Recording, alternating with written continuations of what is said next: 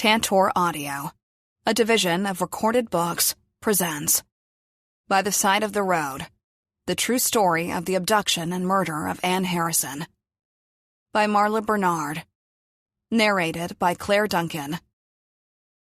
Publisher disclaimer. Any opinions, statements of fact or fiction, descriptions, dialogue, and citations found in this book were provided by the author and are solely those of the author. The publisher makes no claim as to their veracity or accuracy and assumes no liability for the content. Forward.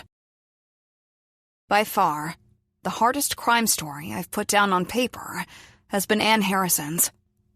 The 6 degrees of separation were short skips rather than giant steps to follow. It might be because, in this case, her parents are friends of ours. David served on the police reserves with Bob Harrison. We consider their family as an extended part of our own family. Anne's killers abducted her on David's birthday, which had fallen during Holy Week that year. Police recovered her lifeless body on Holy Thursday. We attended her wake on Easter Sunday. It was a stark and painful contrast to the massive resurrection we had taken part in a few hours before. Seeing a dead child, no matter what the cause, is tragic. Witnessing the pain her parents experienced because of the unspeakable violence that befell their oldest child drives a knife into your gut. No parent should ever have to experience such a tragic and indescribable loss. Case file information, correspondence to execution witnesses, confession transcripts in their entirety are a part of this book. It is fact-based, supported by this information, so there is no question regarding the story's authenticity. My husband and I witnessed both of her killers' executions, undertakings that one could only carry out for the most cherished companions on this journey called life. Because of what the Harrisons had endured, it was a simple gesture to walk the last steps on the long road leading to the final chapters in each of the killers' lives. We did so with no compulsion and no regret. There is a contemporary song that says, "When you're 15 and you only have 100 years to live." Unfortunately, fate denied Anne the prospect of more than the 5,000 days she lived. Her murderer stayed on death row for 26 years, a quarter of a century. It is mind-boggling to attempt reasoning why that happened. Perhaps by telling her story, it will be as though Anne had a little more time. If you wait by the river long enough, the bodies of your enemies will float by. Sun Tzu, Chinese philosopher. According to ancient Greek mythology, 5 rivers flow to the area they believed was the afterlife, or what we commonly refer to as heaven or hell. First, the river Acheron is the river of pain, or the river of woes. Acheron is also the major river where Charon, the ferryman of the underworld, would transport the souls into the afterlife, good or bad. Next, the river of wailing, Cocytus, flowed into the Acheron. Loved ones sat by these rivers to wait and watch their families, friends, and enemies move to the afterworld.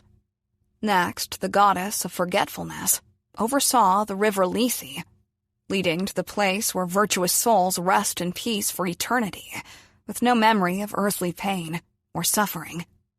In stark contrast, the river Styx was the river of hatred, often thought to be the route to everlasting torment. Finally, it led to the river of fire, Phlegethon, which is considered the place where the worst souls ended up, thus the analogies of hellfire and brimstone we know today. Bob and Janelle Harrison waited by the proverbial river of woe for over 25 years. Bonne Terre, Missouri is a small rural town whose primary industry related directly or indirectly to the prison. The road to the death house at Bonne Terre connects country lanes and rural backroads that flowed 290 miles from their eastern Kansas City home to the town whose French name translates to the Good Earth. For Ann Harrison's family and friends, the only good that came from the many trips down that road was that it brought into focus the prospects of actually moving forward with the executions, as the highway signs came into view. Those roads would be traveled without a conclusion for a quarter of a century before the Department of Corrections could carry out the death sentences.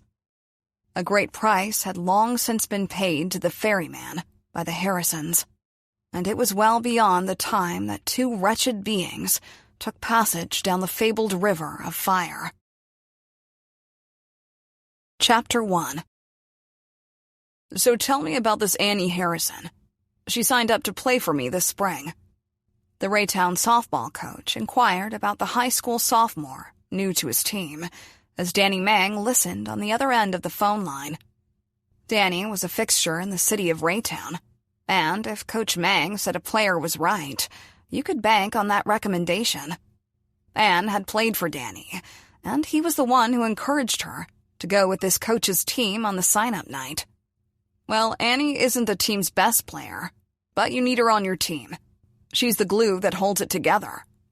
Every team needs an Annie Harrison. She's the daughter that any dad would be proud to have. Trust me, you need her on your team. Ann Harrison, Annie to those she was close to, had just turned 15 years old 1 month before sign-up, and she was looking forward to a new season. Early March and teams were forming, but Annie, the team player, the friend, the universal daughter, would never play for the new coach. She would not play again. She had seen her last season. Michael Taylor and Roderick Nunley were old friends. Taylor had 9 prior felony convictions for burglary, stealing, and tampering, and had absconded from the custody of a halfway house in November 1988. Kansas City police had issued a warrant for his arrest on December 1, 1988. Taylor was well versed in prison and probation operations and escaped custody one more time before his story was over. He still had that outstanding warrant for his arrest when he elected to go on a round-the-clock stealing spree around the eastern Kansas City area with Nunley, a career criminal and a suspect in an unrelated homicide. The two, who specialized in automobile thefts, were riding in a blue 1984 Monte Carlo SS they had stolen between 1 and 3 a.m. on Wednesday, March 22, 1989, from outside a residence in Grandview, Missouri, a suburb just outside of Kansas City. The weather was mild for late March in Kansas City. The sky was clear, and there was a full moon. According to the Farmer's Almanac, we call a full moon in March a worm moon, but it also bears the dubious name of death moon, because it is the last full moon of winter. March 22, 1989's full moon was the death moon for the events about to transpire. The two thieves ripped off T-tops from vehicles in Raytown, Missouri, just east of the Kansas City border, as they smoked drug-laced cigarettes and drank wine. Then they moved on to the next city over, Lee's Summit, Missouri, to see what they could find to sell for cash and drugs at a local chop shop they liked to frequent. Those auto repair businesses were notorious for dismantling stolen cars and selling parts, having opportunities to purchase hot or stolen parts in high demand, such as T-tops, from chumps like Taylor and Nunley, was a bonus for the illicit operators. In the early morning hours, a Lee's Summit police officer spotted the vehicle's broken taillight and attempted to stop the car. A car chase ensued as Nunley sped up to over 90 miles an hour as they crossed city limits into Kansas City. On East US 50 Highway at Unity Village, the road that separated Lee's Summit from Kansas City, the officer suspended the chase at 3:42 a.m. that Wednesday morning. Police procedures did not allow the pursuit of a vehicle into another jurisdiction just for a traffic infraction. After the nature of all the crimes were revealed, the Lee's Summit officer suffered tremendously from the what-ifs that plagued many officers. Had there been probable cause to stop the car, the story would have only been a second-page notation in the local newspaper. Had Taylor not slipped away from the halfway house 5 months earlier, there would have been no stolen car, no stolen property that led the killers to Anne's neighborhood as they drove around, waiting for the chop shop to open, killing time. However, fate would not be so kind. On March 22, 1989, at a little before 7 a.m., Anne Harrison walked to the end of her driveway on the east side of Kansas City to wait for the bus to take her to Raytown South High School. Her mom had called her on the intercom that connected the family's home's first floor with Anne's room. The brown-haired, doe-eyed student set her books and flute case at the end of her driveway. Anne had placed her purse next to them, all items in a neatly stacked pile. The Wednesday before Easter was a cool Midwestern morning, requiring at least a sweater or light coat. Instead, Anne wore a favorite jean jacket, sporting a collection of souvenir pins, and pink slacks with matching socks, the epitome of 1980s fashion. Less than 10 minutes from when she exited the front door, the school bus driver honked the horn to summon the teenager. Janelle Harrison, Anne's mother, responded alone to the sound of the horn. No one could locate Anne. She had only been a little over 60 feet from her front door and had been outside just a little over 7 minutes. Janelle's first thought was that Anne had gone back into the house, but the teenager was nowhere in sight. Anne was not playing with the family dog in the backyard. Janelle went to a neighbor's house to see if Anne had visited one of the neighbor girls who often rode the bus, but the girl's mother had driven her to school that day. It was as though Anne had vanished. Janelle was grappling with every mother's worst fear as she returned to the house and phoned Bob Harrison, her husband, and Anne's father. Bob was at work in Overland Park, Kansas, southwest of the state line, but he made it back to the family home at record speed. Janelle also called the Kansas City, Missouri Police Department to report Anne's disappearance. Bob would also notify the police, but this call was to his brother, Paul, a captain with the KCPD. In rapid succession, ground and aerial searches for the teenager began in earnest. Clad in school clothes and her jeans jacket, Anne seemed to have just disappeared. No sound, no visible struggle. As if waiting for her immediate return, Anne's belongings were still stacked carefully by the side of the road. Still, neither searchers, police dogs, nor even the police helicopter could find any sign of where she might have gone. It was a parent's worst nightmare, and a frustrating set of circumstances for sex crime investigators who were first handed the case. Anne did not fit the profile for a runaway, and the items she left behind were a sign that she most likely had been abducted. But, as much as it appeared to the contrary, she did not just vanish into thin air on an early spring morning. Anne was 5'7" and weighed 135 pounds. Although she was an outstanding athlete, her slender frame would be no match for the adult men who would take her hostage. Her volleyball coach would describe her as tough, having real grit.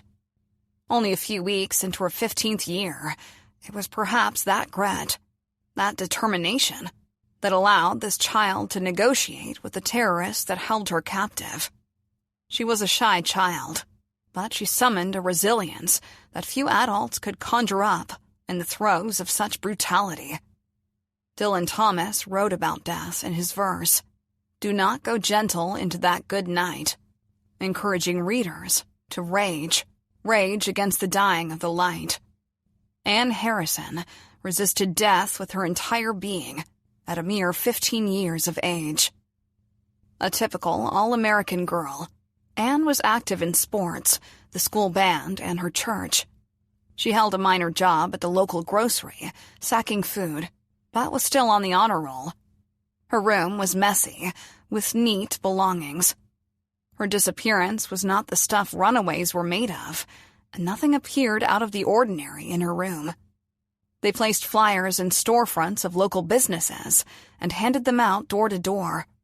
Her softball coaches went to truck stops, handing out flyers to expand the search area. Quickly, word got out, and a convoy of truckers even responded to the site where Anne had been waiting to offer help and broadcast messages across their CB radios. By late morning, volunteers placed a flyer with Anne's picture in the local grocery store window where she bagged groceries. The story of the missing teenager was the breaking news lead on every television and radio station. Bob Harrison described Anne to reporters as an honor student who has been active in sports, girls softball, soccer, volleyball. She loves to play sports. Anne's high school friend, David Cheshire, was her boyfriend for a little over a year. Unfortunately, David was diagnosed with nerve cancer in his right leg in 1986 and relapsed in August 1988. Anne remained loyal through trips to the hospital and chemotherapy, displaying a maturity far beyond her years. Later, before anyone could arrive in person to break the news, David would learn of Anne's death from the television in his hospital room. Friends established a rewards fund, and newscasters repeatedly recited the tip's crime hotline number. The Raytown Softball League made a significant anonymous donation to that reward, hoping the funds would be enough of a temptation for someone to report a potential suspect. Within a week, the tip's hotline reward grew from $1,000 to $4,000. A local company donated $2,000 with the request to remain unnamed, and a private donation of $1,000, also anonymous, was added to the reward. People called with the information they claimed to have received through dreams, eavesdropping, clairvoyance, and one claimed his information was directly from God.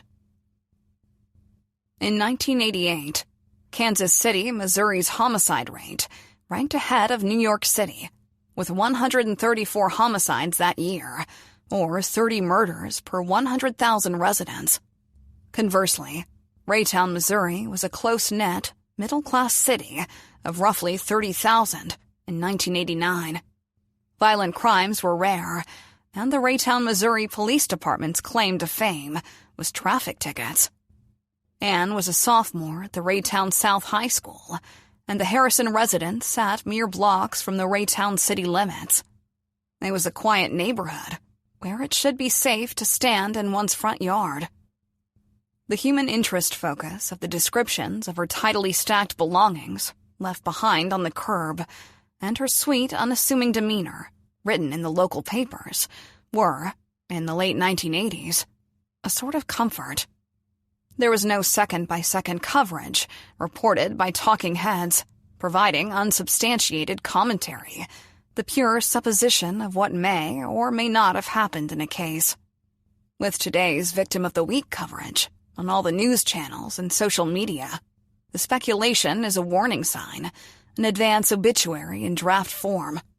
In Anne's case, there was still an air of hope, a prayer, and a whisper that she might still be alive.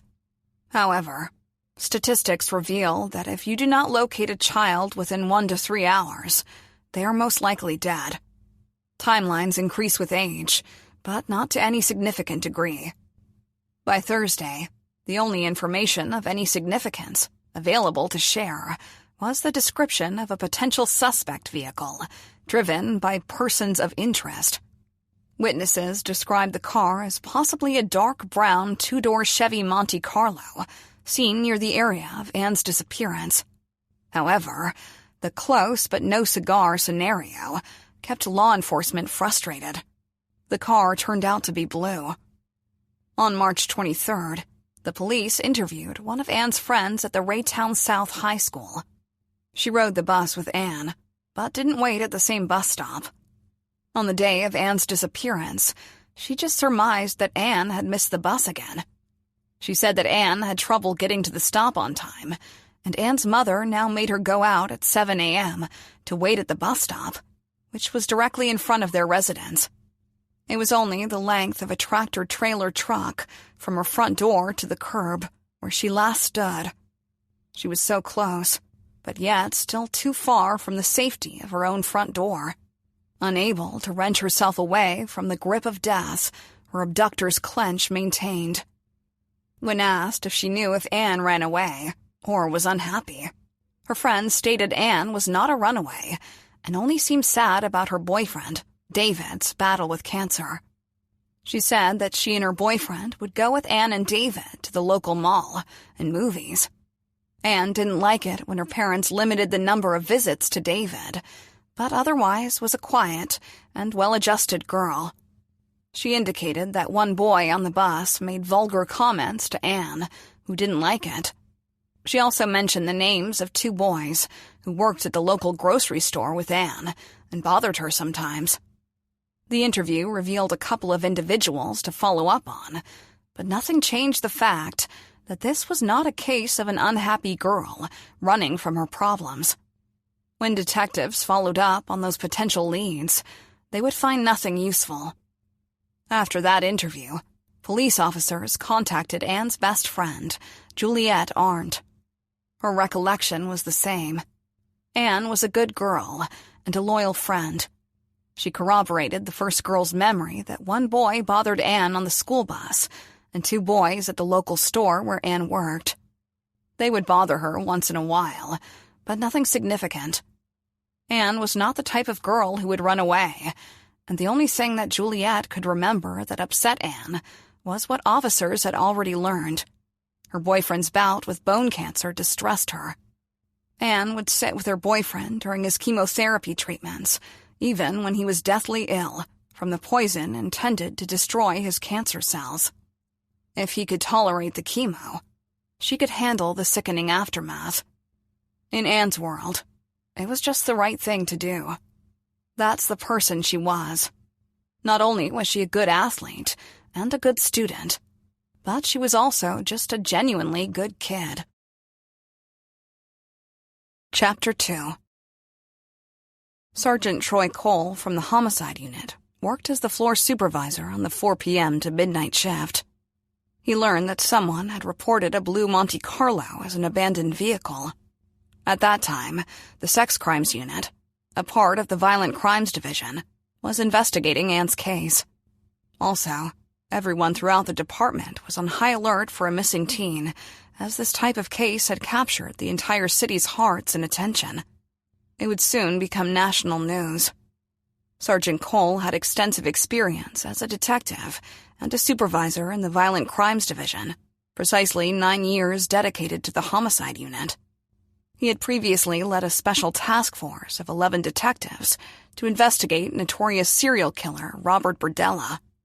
Berdella was dubbed the Kansas City Butcher because he routinely dismembered his victims, disposing of their bodies in the trash, and, according to rumor, cannibalized at least one of his victims.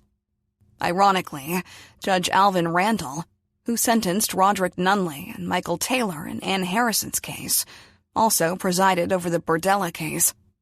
When Berdella died of a massive heart attack during his incarceration at the Missouri State Penitentiary, Judge Randall stated, "Couldn't have happened to a nicer guy." Cole had also led the Special Investigative Squad, formed to probe into the November 29, 1988 explosion that killed 6 Kansas City, Missouri firefighters. He directed that task force until the Bureau of Alcohol, Tobacco, and Firearms took it over as a federal crime. A laid-back, easygoing Oklahoma native, the other sergeants gave Cole the nickname Cornbread. Yet, despite his genial, down-home persona, he possessed a vast knowledge of homicides. At 6:55 p.m. on Thursday, March 23, 1989, the residents of an address on the southeast side of Kansas City had contacted the police dispatcher regarding an abandoned car parked in front of their house. When Officer Tommy Williams arrived, they informed him that the vehicle had been there since about 8:30 a.m. on Wednesday, the day of Anne's abduction. The officer ran the license plate, and the dispatcher responded that someone stole it from a Grandview, Missouri apartment complex sometime between 1 and 6 a.m. on Wednesday. The police had also received a report of another car being stolen from that location the same day. There was now the possibility that the crime scene may have expanded into 2 vehicles and, perhaps, involved several areas. Officer Williams had processed the vehicle for fingerprints while the 911 dispatcher attempted to contact the owner. At approximately 7:40 p.m., the owner and her boyfriend responded to Williams's location with the vehicle's keys. Knowing the vehicle's history, the boyfriend opened the hood and poured radiator antifreeze into the radiator overflow container, spilling some on the ground around the car. Just as the vehicle was about to be released, the boyfriend opened the trunk to store the antifreeze. He jumped back, stating there was a body lying in the trunk. When Officer Williams approached the vehicle's rear, he saw a white female lying partially on her left side, fully clothed, wearing white pants, upper body clothing, and tennis shoes. He had discovered Anne's body. It was now 8:15 p.m., and the vehicle was a blue, not brown, 1984 Chevy Monte Carlo. Officer Williams asked the 911 dispatcher to have the South Zone sergeant respond to the scene and make the notifications to respond to the address. The 911 dispatcher contacted Cole at the homicide unit. It was now 8:20 p.m. She stated officers found a body in a recovered stolen auto. We think it might be Anne. Cole and detectives Victor Zinn, Ed Glenn, William R. Martin, Bill Wilson, Joe Chapman, and Reed Buente responded to the scene in South Kansas City. Captain Gary Van Buskirk, from the Violent Crimes Division, arrived at the scene and called Anne's uncle, Paul Harrison, a captain with the KCPD. Van Buskirk asked him to respond to his location to identify the body. I am sure this is Anne, and I don't want her parents to see her. When Paul Harrison responded to the scene, he made a cursory identification, taking a quick look, walking away and saying, "That's her." After a few moments, a visibly shaken Harrison told the officers, "I think I better look again," and after stepping up to the trunk again, said, "Yes, that's her." Van Buskirk approached the distraught man and said, "I guarantee you one damn thing. We're going to solve this case." Anne Harrison was family, and it was personal, as Anne was the child of one of their own and another's niece. Sergeant Cole took control of the scene and started the crime scene investigation. Cole notified the dispatcher that the family had positively identified the victim. Crime scene investigators Dodd, number 1532, Parker, number 1535, and McMillan, number 1536, responded to the address and processed the scene. A little after 10:30 p.m., police towed the vehicle for further processing at KCPD's number 2 garage. Lying in the trunk on her side, a small amount of blood was visible around Anne's mouth and nose. Drops of blood were on her slacks. They then towed the vehicle to the police garage with the victim inside the trunk to protect the evidence. Sergeant Steve Wright and Steve Warland of the Regional Crime Lab assumed the responsibilities for processing the vehicle. Technicians took standards for processing and sweepings collected from the car, recovering vehicle and trunk contents as evidence. The lab used a superglue technique to lift fingerprints from the vehicle. Detectives recovered her bra, right tennis shoe, and jean jacket from inside the trunk. Her captors would not allow her to get dressed entirely before taking her to the vehicle and killing her. Her killers denied her even a modicum of dignity, even in death. After the body was removed from the car's trunk and transported to the medical examiner's office, the lab determined that she had suffered multiple stab wounds to the chest and neck area and had a large laceration on her throat. The first of several related to Anne's case, the initial crime scene was located outside on a residential public street. Detective McMillan detailed the street description in his report and crime scene drawing. The street runs north and is paved with asphalt and has a downward slope from south to north. The road is approximately 24 feet wide, with a grassy area on the west side. On the east side of the street is an approximate 2-foot grassy area, then a 4 feet wide sidewalk, and another grassy area. The vehicle is a 1984 Chevrolet Monte Carlo SS, blue color, 2-door, with Missouri 1989 license, number HRH 398. The vehicle was parked on the east side of the street, facing north, approximately 145 feet north of Longview Road and 128 feet south of 114th Terrace. There is a working streetlight near this car, and the streetlight is approximately 137 feet south of 114th Terrace and around 11 feet east of the east edge of the street. The vehicle identification number on the car is IG1AZ3761ER 202288. There is a Missouri inspection sticker, number 0143842, on the lower left side of the front windshield. On the bottom right side of the front windshield is a Grandview City sticker, number 7494. On the left corner of the rear window is a red color sticker, which has printed on it, PM parking permit, and has the number 1699 on it. The detectives did as much as they could do that night, chasing down every lead, knocking on doors, wearing out shoe leather as the murder squad took over the case.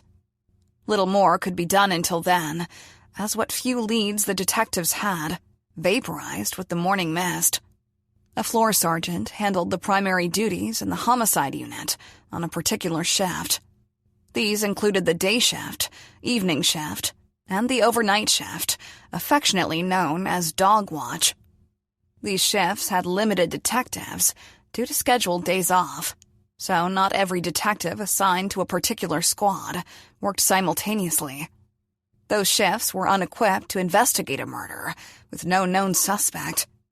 It was up to the murder squad, using the maximum number of human resources, a sergeant and 6 detectives, to work a case like Ann Harrison's, an actual whodunit. That staffing level was essential because alibis were being developed, evidence was being destroyed, suspects were on the run. Time is your enemy. The first 48 hours are critical to an investigation, and the chance of successfully identifying suspects is higher within 72 hours. Captain Van Buskirk formed the murder squad concept in 1988. Before establishing the murder squad, the designated sergeant would pick detectives to create a special investigative team to handle this type of case. The drawback was that the sergeant always selected the best detectives, limiting experience for other detectives and increasing burnout within the homicide unit. Besides being assigned to a special squad, the detective still had to handle in-custody cases, suicides, equivocal deaths, or any other case open to interpretation. Anything but natural deaths and assaults. By developing a dedicated squad plan, the duties rotated among squads, so everyone had the same exposure. Only the detectives assigned to the dog watch shift did not rotate. Van Buskirk's innovative and involved approach to handling violent crimes was legendary. He was a thorough, no-nonsense leader, admired and respected by those he supervised and who supervised him. Troy Cole described him as the best police officer I ever knew, and that he worshipped the ground he walked on. As Cole told it, if someone didn't like Van Buskirk, it was because that person was lazy or didn't care about the job. As captain of the Violent Crimes Division, Van Buskirk would arrive early to review investigative reports. By the time his detectives returned to work, he would have read every document relating to each homicide, robbery, or sex crime generated the night before. As a result, Van Buskirk knew as much as his sergeants and detectives about every open case. Sergeant Pete Edlund was the homicide sergeant on call when someone abducted Anne. Sergeant Cole handed off the case to him. By the time his 42-year law enforcement career was over, he would have served 14 years overseeing homicides. Edlund was Sergeant Cole's alter ego. Candid, brash, outspoken, loud, and driven. But like Sergeant Cole, he was the consummate professional. Homicide sergeants ensure they secure the scene and gain an understanding of it. They confirm that officers keep any witnesses at the scene, determining who they are and what they know.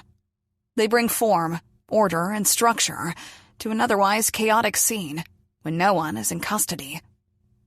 To get a break from the daily grind of violence, unspeakable horror, and gruesome crime scenes that murder cases churned up, Edlund had transferred and worked a different assignment for 2 years before going back to supervisory duties on the legendary second floor in January 1989. Then, Captain Gary Van Buskirk brought him back, and the fortuitous nature of that request would reveal itself quickly. If a field sergeant had a question regarding a crime, any crime, they would call the second floor and ask for the homicide sergeant on duty. A homicide sergeant was an oracle, a fount of knowledge that was reliable and consistent. Edlund was there for a little over a month before he caught the case that would forever change the lives of countless officers who worked so diligently to solve it. Edlund described Van Buskirk as a leader for whom Edlund would march into the jaws of hell. Edlund was thorough to the point of obsessive about his cases, and the captain knew that, with Edlund in charge, no stone would go unturned. Al DeValcanier, Bill McGee, Matt Rogg, Gary Wantland, Chris Jefferson, Rick Pilgrim, and Herb Acklin were assigned to Edlund's squad. Each would play a significant role in finding Anne's killers. Chapter 3. When Anne's lifeless body was found in the trunk of that blue, not brown, 1984 Chevy Monte Carlo on March 23, 1989, about 8:15 p.m., she had been missing for 37 hours. The 10:30 squad was working the murder squad rotation at the time of the murder. Detectives Al DeValcanier, Bill McGee, and Matt Rogg responded to the southeast Kansas City address. Sergeant Cole briefed them and noted a second car, a white 1979 two-door Buick Riviera, was stolen from an address in Grandview, Missouri, between 20:30 hours on 3/21/89 and 04:40 hours, 3/22/89. The Grandview Police Department provided copies of both stolen auto reports to include in the Anne Harrison murder case file. This vehicle, too, would become a part of the murder investigation, as it would ultimately prove to be the car driven away by one of the killers as they moved Anne's body in the Monte Carlo. No one knew at that time that when the killers moved the car with Anne in it, she was still alive and would remain so for the next 2 hours. Her attackers kidnapped, raped, and stabbed her. Then, in the most horrific aspect of this brutal crime, they left her alone in the trunk to die by the side of the road. A pickup order for the second stolen auto, the 1979 white Buick Riviera in Missouri, was given to the communications unit for an all-car broadcast every 30 minutes until officers found the vehicle. After clearing the crime scene in the early morning hours of March 24th, Sergeant Troy Cole and detectives Al DeValcanier and Matt Rogg began searching the areas of South KC and Grandview to find that stolen white 1979 Buick Riviera. There would be no sleep that night as they worked straight through what was now long past dawn. This was the beginning of many a sleepless night for each of those detectives as they plunged into the nightmare that was the murder of Anne Harrison. However, no stone was left unturned, and the sheer determination to locate Anne's killers pushed those investigators to keep going. When Grandview, Missouri police officers ultimately discovered the vehicle at 129th and Cambridge, the Kansas City, Missouri Police Department had it towed to the KCPD's No. 2 garage for crime scene investigators to process. Reports of car break-ins and suspicious vehicles with unknown occupants watching pedestrians and casing neighborhoods came in by the dozens. KCPD officers, Jackson County Sheriff's deputies, and Missouri State Highway Patrol officers conducted canvasses of residential areas and businesses with little new information. Within hours, enough evidence from the abandoned vehicle gave officers an idea of the perpetrator's race and sex, along with a sign that the suspects were experienced in auto thefts. Officers had eliminated several in-custody auto theft suspects through the wonders of forensic science. There was not much pushback to get voluntary hair standards. A charge of auto theft was business as usual for most of these individuals. The addition of kidnapping, rape, and murder didn't sit well with those guys. The adage, honor among thieves, applied, even if only for fear of being charged with heinous acts. When suspects were interviewed, investigators got hair standards, fingerprints, and DNA samples from each. Again, no one seemed to have a problem providing samples. People continued to offer stories of suspicious cars, folks who did not belong in the area, tales of burglaries, and suspected drug use in parking lots and public spaces. There was a time when no one considered telling what you knew as snitching, and law enforcement was not the bad guy. Sharing any potential evidence or information was considered the honorable thing to do. No one wanted a killer in their midst, as death should not hang in the air like a specter that moved throughout the neighborhood, tolerated like a lawn that needed mowing. Broken auto parts, discarded women's clothing, bits and pieces of anything appearing to be related to Anne's murder were reported, documented, and investigated. No proverbial stone went unturned, but nothing of substance regarding Anne's killers panned out. However, a plethora of information came in regarding stolen property, auto thefts, burglaries, and other crimes, with good leads and even actual evidence. Detectives would clear unrelated crimes, and the jails filled up. But there was a killer, or killers, still lurking, whose accommodations at the Jackson County Jail had remained unfilled. Involuntary guests of the jail had information to share with the detectives, but nothing credible. It's not unusual for inmates to try to cut a deal with prosecutors if they believed it would benefit their cases. Sometimes there are facts, often just snippets of information from the rumor mill, but more often than not, they simply offer crapshoot guesses based on what they've learned from newspapers, television, and their unsavory practices. These came as no surprise, as Anne's kidnapping and murder were the lead stories for every news outlet in the region. After formulating a plan at the scene, Detective William Wilson and Detective Reed Buente began an area canvass of over 50 residences in the area of 113th to 114th and Dittman Avenue, as well as the 8600 block of Longview Road. Still, nothing of use came from those contacts. Patrol officers searched the site for any sign of the other stolen car that might be related to Anne's abduction, but nothing had surfaced yet. They found an unusual dent on the left rear fender when officers inspected the outside of the blue Monte Carlo, 4 inches up from the molding strip and 5 inches back from the left rear wheel well. Looking closer, they discovered it came from the trunk, as though someone pushed it outward. Someone also pried out the driver's door lock. The vehicle's interior was blue, with cloth bucket seats in the front and a bench seat in the rear. The bench seat appeared to be slightly misaligned, as though it had been dislocated. They found carpeted floor mats in both the front and back of the car. A blue ice scraper was found lying on the floor mat on the right front floorboard. Suggestive of a stolen vehicle, the steering column was broken, and the steering wheel center horn ring was missing. The ashtray and the cigarette lighter were gone, and the radio, later described by the vehicle's owner, as a Kenwood AM/FM stereo cassette player had been removed. They strung the radio wires across the right side of the center console. Under the right rear floor mat were a black color pin, a single dark color eyeglass lens, and a cassette tape case. An interior car light bulb was lying on the rear floorboard, but they did not find the dome light bulb and the light cover in the vehicle.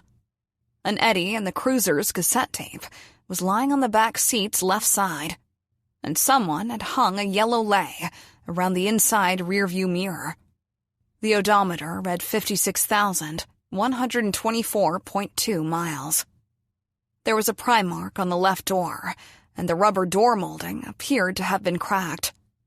Detective Dodd and Detective McMillan of the CSI unit responded to the crime scene, photographed the scene, and recovered some evidence from the car. The following is an excerpt from the report taken by Detective McMillan. Directing my attention onto the trunk of this vehicle, which was observed open upon our arrival, the victim was lying partially on her back and left side up against the rear of the trunk. The victim's head was pointed west, and her right leg was straight and pointing northeast. The left leg was bent at the knee, with the foot pointing east. The victim's left arm was extended out and bent at the elbow with the left hand pointing to the west. The right arm was laying across the victim's chest. Both the victim's hands appeared to be stained with apparent blood. The victim's face was observed to be partially stained, also with apparent blood. The victim was wearing a maroon-color long-sleeve sweater that was pulled up just underneath her breasts, which exposed her stomach area. On the left side of her stomach were observed blood smears. The victim was wearing light pink-color slacks that had a medium pink-colored belt that was undone. The slacks were observed to be zipped up. Dirt smears were observed on the right leg of the victim's slacks. There were also apparent blood smears on the right front pocket and right front leg of these slacks. On the victim's right foot were 2 pairs of socks, with the inside sock being a dark pink color and the outside sock being a light pink color. On the left foot were the same socks, but this foot had a white tennis shoe on it. An apparent bruise was observed on the victim's right shin. Also, in the trunk, and laying under the upper body of the victim, was a green-color canvas tarp, which was partially covered with apparent blood. Laying under the victim's right hand was a white-colored bra, which was partial up covered with apparent blood. Laying over part of the victim's left arm was a stonewashed jean jacket. Next to the jean jacket was a white-colored tennis shoe, which still had the shoelaces tied. Lying under the tennis shoe was a white clothing hanger that has a round cardboard bottom that also had an apparent blood smear on part of it. There was a closed purple-color umbrella lying next to the inside of the victim's leg. Lying next to the outside of the victim's right leg was a cardboard car window sunscreen. Next to this was a plastic bottle of windshield washer fluid. The spare tire was observed to be securely fastened to the right side of the trunk. The entire floor of the trunk was covered with a black-colored trunk mat. A white-color metal-type button with Disneyland on it was found under the jean jacket. On the front wall of the trunk is an unknown type of matting that separates the trunk from the back seat. On the right side of this matting were 5 noticeable gouge marks. On the left side of this matting were 3 noticeable gouge marks. On the trunk lid was an apparent dirt smear that was approximately 6 inches in from the left edge and was in the center of the trunk lid, running from front to rear. Near the rear of the trunk lid, approximately 12 inches in from the left edge of the trunk lid, was an unknown white substance. Approximately 3 inches from this was what appeared to be a fresh scratch in the paint. On the right side of the trunk lid, approximately 12 inches in from the right side, was an unknown white substance. On the right side of the rubber trunk molding was observed an unknown type of red-color fabric. In the left side and the right side of the water drain channel that runs around the trunk were observed an unknown type of light brown-colored tree bugs. A partial shoe impression was found on the left side of the rear bumper. On top of the plastic cover for the license plate and gas tank filler were some type of fabric impressions in the dust. It should be noted that the vehicle was towed to the No. 2 garage for the majority of this crime scene processing. The car was left in the garage paint room for further examination by the Regional Crime Lab. Chapter 4. By 7 a.m. on March 24th, Matt Rogg and Al DeValcanier had conducted a roadblock at 114th and Dittman Avenue to glean any potential witness information from drivers who may have seen the car. Later that day, detectives contacted the owner of the Monte Carlo. They asked if she recalled anything missing from her Monte Carlo from the previous night, hoping she would remember something she might not have recognized at the scene. She described her car's interior and exterior portions as having been in excellent condition. The vehicle's dome light lens, cigarette lighter, ashtray, center hornpiece, radio, and gas cap were all intact when she drove it last. She noted that her center console contents included an Eddie and the Cruisers cassette tape, a Tiffany cassette tape, a Dirty Dancing cassette tape, safety goggles, a red hairbrush, a brown book in which she kept the vehicle's mileage and gas log, and $4 in quarters. In addition, she stated her glove box contained a map, insurance papers, and a silver flashlight with a yellow button that turns it on and off. She also said she had hung a yellow lei over her interior rearview mirror. The previous owner stated there had not been previous damage to the trunk, and the trunk contained a green canvas tarp, a purple umbrella, a bottle of windshield cleaner, and a cardboard window sunscreen. She did not remember a white metal button with Disneyland inscribed on it anywhere in the car, but said perhaps her boyfriend might have given a button like that to one of her children at one time. She stated she would assist the police any way she could, but was afraid, and had moved in temporarily with her boyfriend's mother, who lived in Belton, providing both a contact address and phone number to the detectives. On Thursday night, detectives interviewed a classmate of Anne's when he reported passing a fast-moving vehicle driving down Manchester with Anne in the front seat. He stated it was a blue or black General Motors car, and he remembered it because he had to swerve his vehicle to avoid hitting it. He noted a white male and a black male were in the car, and it was early morning, between 7 and 7:15 a.m. He indicated that, later in the day, he saw the police tow the vehicle today, 3/23/89, escorted by motorcycle officers in front of and behind the car, and it was the same one he had seen on Manchester. He was adamant that Anne had attended the same school and worked at the same grocery store. He could not identify either male occupant as anyone he knew or had seen before, but described Anne's jacket and said her hair looked wet. When officers asked why none of this was reported on the day she went missing, he stated he gave information to some officers who came to Anne's place of work, but felt that his statement was just blown off. He could provide no specific information about the officers he discussed this information with, or any other details about his report. He came forward to the KCPD when his dad told him that Anne had been found dead inside the vehicle's trunk. Officers could not corroborate the student's story, nor was any information he claimed he gave to officers ever substantiated. Despite the gaps in his story, the student would not back down, insisting that the suspects were black and white males. Officers would spend far too many precious hours running down a story that contained inaccuracies that complicated an already complicated case.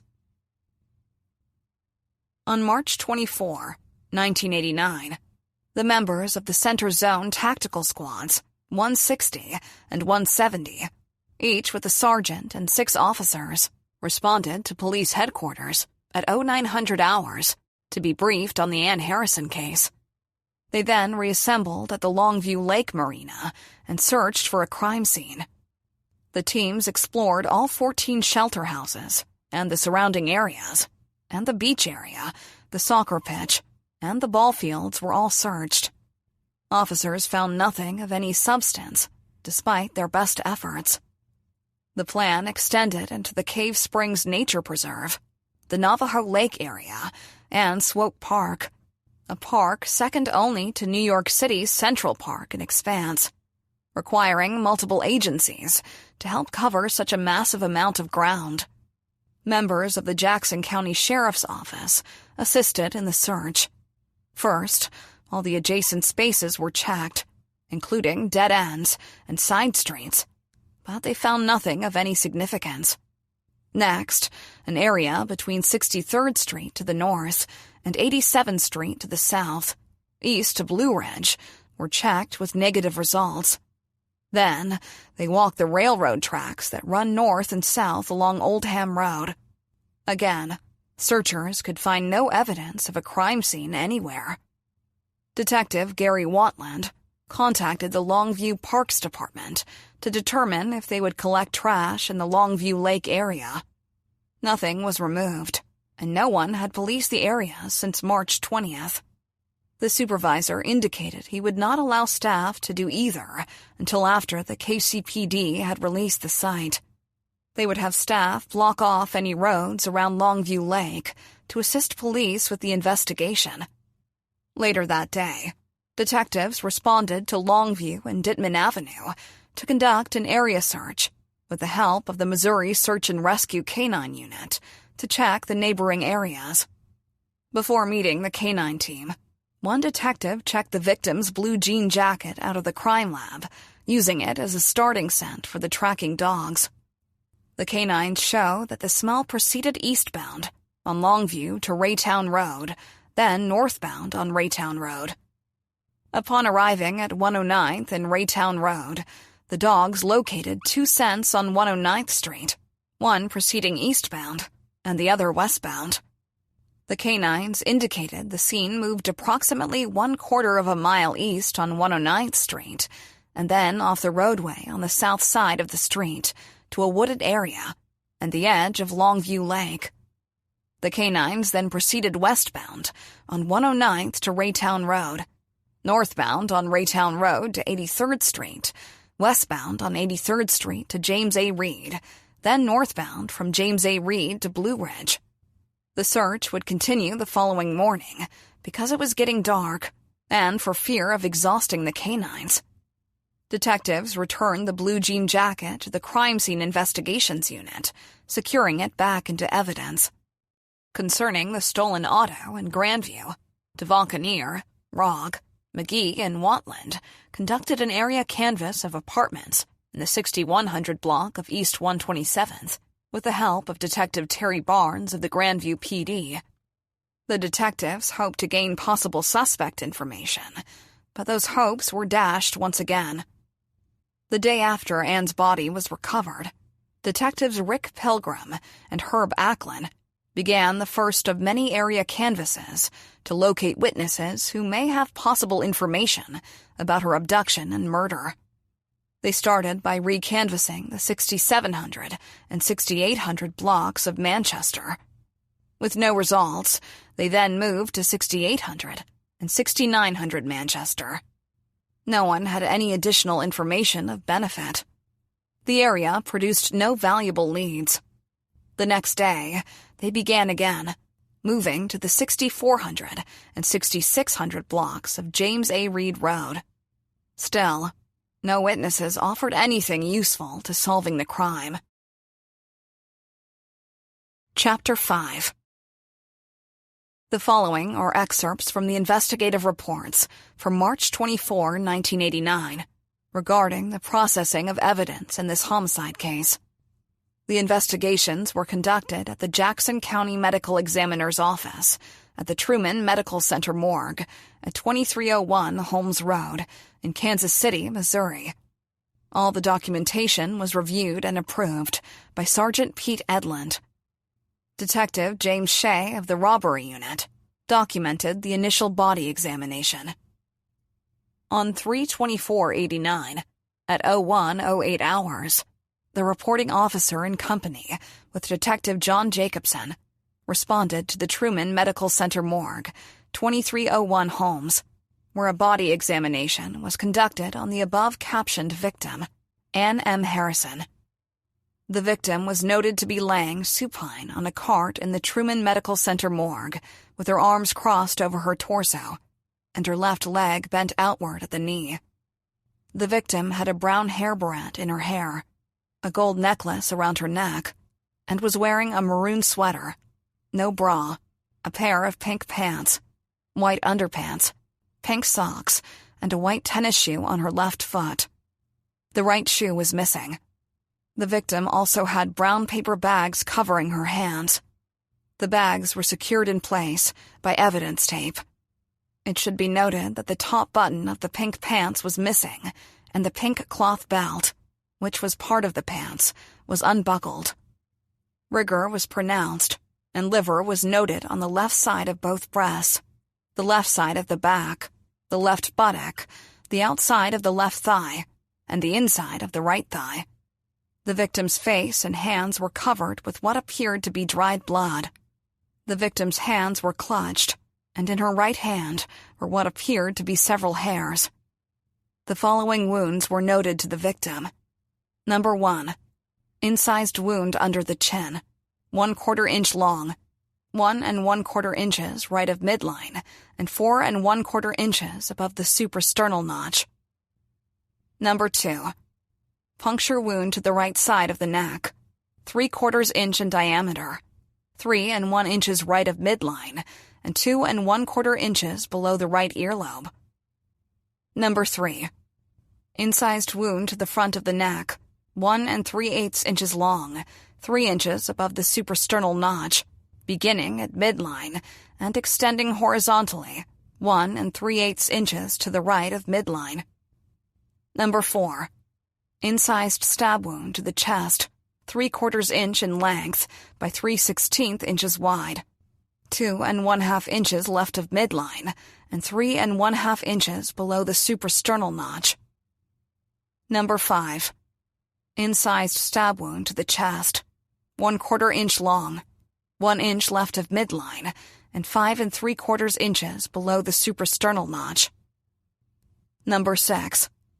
Incised stab wound to the chest, 3/4 inch long by 1/4 inch wide, 1 1/4 inches left of the midline, and 6 1/4 inches below the suprasternal notch. Number 7. Incised stab wound to the right side of the chest, 1/2 inch long, 7 inches right of midline, and 6 1/2 inches below the right armpit. Number 8. Incised stab wound to the right side of the chest, 1/2 inch long, 9 inches right of midline, and 6 1/4 inches below the right arm. Number 9. Incised stab wound, 3/4 inch long, 3 inches right of midline, and 12 inches below the base of the right shoulder. It should be noted that the victim also had a small bruise, approximately 1/2 inch in diameter, on the shin of her right leg, midway between the knee and the ankle. Just below this bruise was a bruise approximately 3 inches long by 1 inch wide, which began in the center of the right leg and extended outward. It should also be noted that a piece of brown unknown debris was recovered from the victim's upper right back. Detective George Barrios of the Homicide Unit recorded the autopsy that was conducted. On 03/24/89, at 0700 hours, Detective David Ray and I observed Dr. Benita Peterson conduct an autopsy on the listed homicide victim at the Truman Medical Center morgue. During the course of the autopsy, blood was drawn from the victim, and blood was put into a gray-topped glass tube and a blue-topped glass tube. 2 vital, 2 oral, mouth, and 2 vaginal swabs were also obtained. Rectal, vaginal, and oral slides were obtained from the victim. A section of the victim's ribs was also obtained from one area where she was apparently stabbed. A silicone knife blade impression was taken from the victim's liver by Ralph Blaney of the Regional Crime Lab. The tubes of blood, the slides, the swabs, and the silicone impressions of a knife blade were hand-carried to the Regional Crime Lab. In his confession, Taylor claimed that he didn't finish, but blood typing and DNA testing of semen found in the victim's genitals and on her clothing established that the source of the semen was Taylor. As a result of his forcible sexual assault, Anne suffered lacerations to her vagina. While Anne Harrison, bound and blindfolded, lay in the trunk, Nunley went upstairs and got 2 knives, a large butcher knife and a small serrated steak knife. He gave Taylor the steak knife and kept the butcher knife for himself. According to Taylor's statement to police, Nunley urged they kill the victim to prevent her from identifying him. Taylor was reluctant to take part because Anne had not seen Taylor. By Taylor's account, Nunley grabbed the victim's neck and attempted to cut her throat, but the butcher knife was too dull, producing only scratches on her throat. Nunley then stabbed Anne Harrison through the throat and chest, while Taylor stabbed her 2 to 4 times in the torso.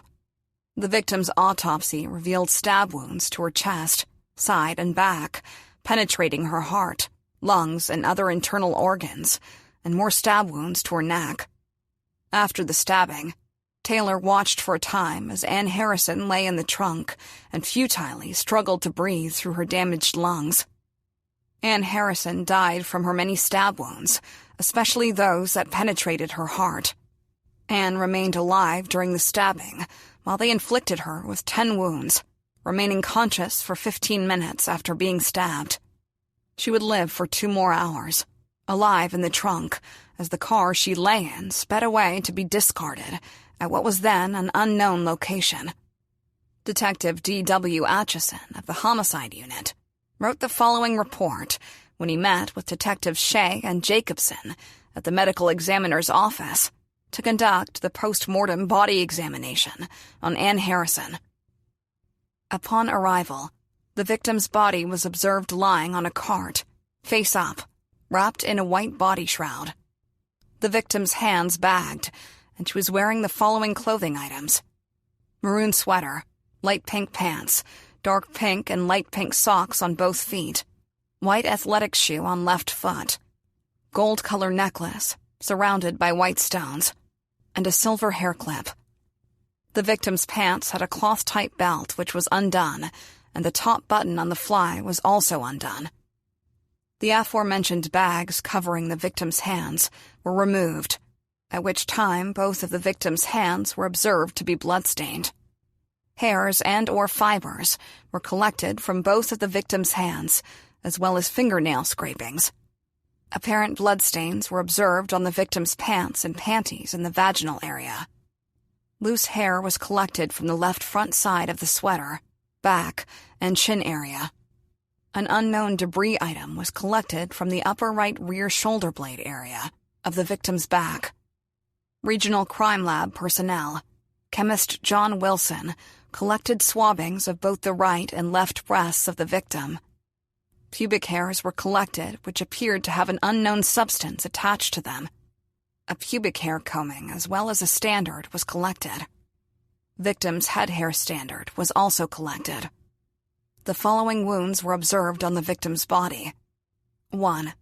Incised stab wound, 1/4 inch length, 3/16 inch wide, 2.5 inch left of midline, 3.5 inch below suprasternal notch, left breast area.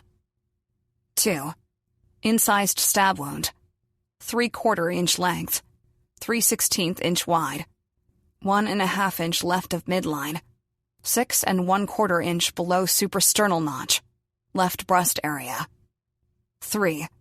Puncture wound, 3/4 inch diameter, right side of neck, 3.5 inch right of midline, 2 1/4 inch below right earlobe. 4. Incised stab wound, front of neck, 1 3/8 inch length, 3 inch above suprasternal notch, horizontal, beginning at midline to 1 3/8 inch right. 5. Incised stab wound, 1/4 inch length, 1 inch left at the midline, 5 3/4 inch below suprasternal notch, left breast area. 6. Incised stab wound, 1/2 inch length, 7 inch right of midline, 6 1/2 inch below right armpit, right side of body. 7. Incised stab wound, 1/2 inch length, 9 inch right of midline, 6 1/4 inch below right armpit, right side of body. 8. Incised stab wound, 3/4 inch length, 3 inch right of midline, 12 inch below base of right shoulder, back of victim's right shoulder. 9. Incised stab wound, 1/4 inch length, 1 1/4 inch right of midline, 4 1/4 inch above suprasternal notch, under right chin area. Lividity was observed on the victim's left side of back, buttocks, thigh, and inside portion of right thigh. Lividity was also observed on the inner midline portion of the victim's right breast. Bruising was observed on the victim's right shin area. A smear-type pattern of blood was observed on the left side of the victim's face, which was closely photographed. The victim's left shoe was processed for fingerprints, at which time 1 latent card of lifts were recovered. This card and 2 sets of victim's eliminations were recovered from the victim's body and were sent to the fingerprint ID section. All aforementioned items of evidence collected were packaged and sent to the Regional Crime Laboratory for processing, with the exception of the fingerprint items. While the medical examiner conducted the autopsy, the police dispatcher notified detectives that a car, reported stolen between 8:30 p.m. on 3/21/89 and 5 a.m. on 3/22/89, a white 1979 two-door Buick Riviera, was stolen from a residence in Grandview, Missouri, and was later recovered at 129th and Cambridge. The location and time frame of this auto theft was eerily like the theft of the vehicle that held Anne's body. Crime scene detectives responded to photograph the car and conduct some initial processing before towing it to the KCPD No. 2 garage for processing. The vehicle was a two-door Buick Riviera with a white vinyl top. There was a pry mark on the door, similar to the one found on the blue Monte Carlo, and it damaged the steering column on the left side of the column. Shoe impressions were found on paper, lying on the passenger side of the front floor. The interior was red velour, with a split bench front seat. The steering column displayed damage along the left side of the column, and the dome light had been removed. A glass T-top was found in the back seat. All the damage to the vehicle was in keeping with the observations made on the blue Monte Carlo. On March 25, 1989, the Kansas City Star newspaper published Ann Harrison's obituary. It read as follows: Services for Anne Marie Harrison, 15, East Kansas City, who was found dead March 23, 1989, in southeast Kansas City, will be at 10 a.m. Monday at Blue Ridge Presbyterian Church. Burial in Mount Olivet Cemetery, Raytown. Friends may call from 2 to 7 p.m. Sunday at the Shale Colonial Chapel. The family requests no flowers and suggests contributions to the Lost Child Network, 8900 State Line Road, Leawood, or the Dream Factory. Officer, Box 12373, North Kansas City. Anne was born in Kansas City. She was a freshman honor student at Raytown South High School, where she was a member of the volleyball team and the freshman band. She was a member of the Raytown Girls Softball League and the Raytown Girls Basketball League. She was a member of the Blue Ridge Presbyterian Church. Survivors include her parents, Mr. and Mrs. Robert Harrison, and 2 sisters, Deborah Harrison and Lisa Harrison, all of the home. her paternal grandfather, Phil Harrison, Raytown, and her maternal grandparents, Mr. and Mrs. Ivan Schinkel, North Hollywood, California. On March 26, 1989, Grandview Police notified the homicide unit that their officers were involved in a car chase from High Grove and Donnelly in Grandview, Missouri, to a residence on Herrick. The vehicle, a green 1980 Chevrolet Citation, 4-door, with a Missouri license plate, was abandoned at that location, and the suspects fled the scene. License WC-057, Missouri 90, had been recovered at the Herrick residence after the suspects had fled the vehicle and were still at large. Homicide detectives responded to the scene and contacted a Grandview, Missouri police sergeant who advised them that this vehicle had been involved in auto thefts at Skateland, no longer in business, on South 71 Highway. He had located it in Grandview and chased it into Kansas City, Missouri. The suspects, 2 black males, jumped from the car and ran westbound from the scene.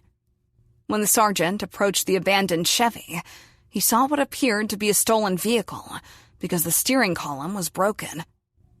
The door cylinder lock on the car's front passenger side had a pry mark. It looked like someone stuck a screwdriver under the door cylinder to break it. In addition, someone had pulled the car radio from the wiring and placed it on the passenger side floorboard.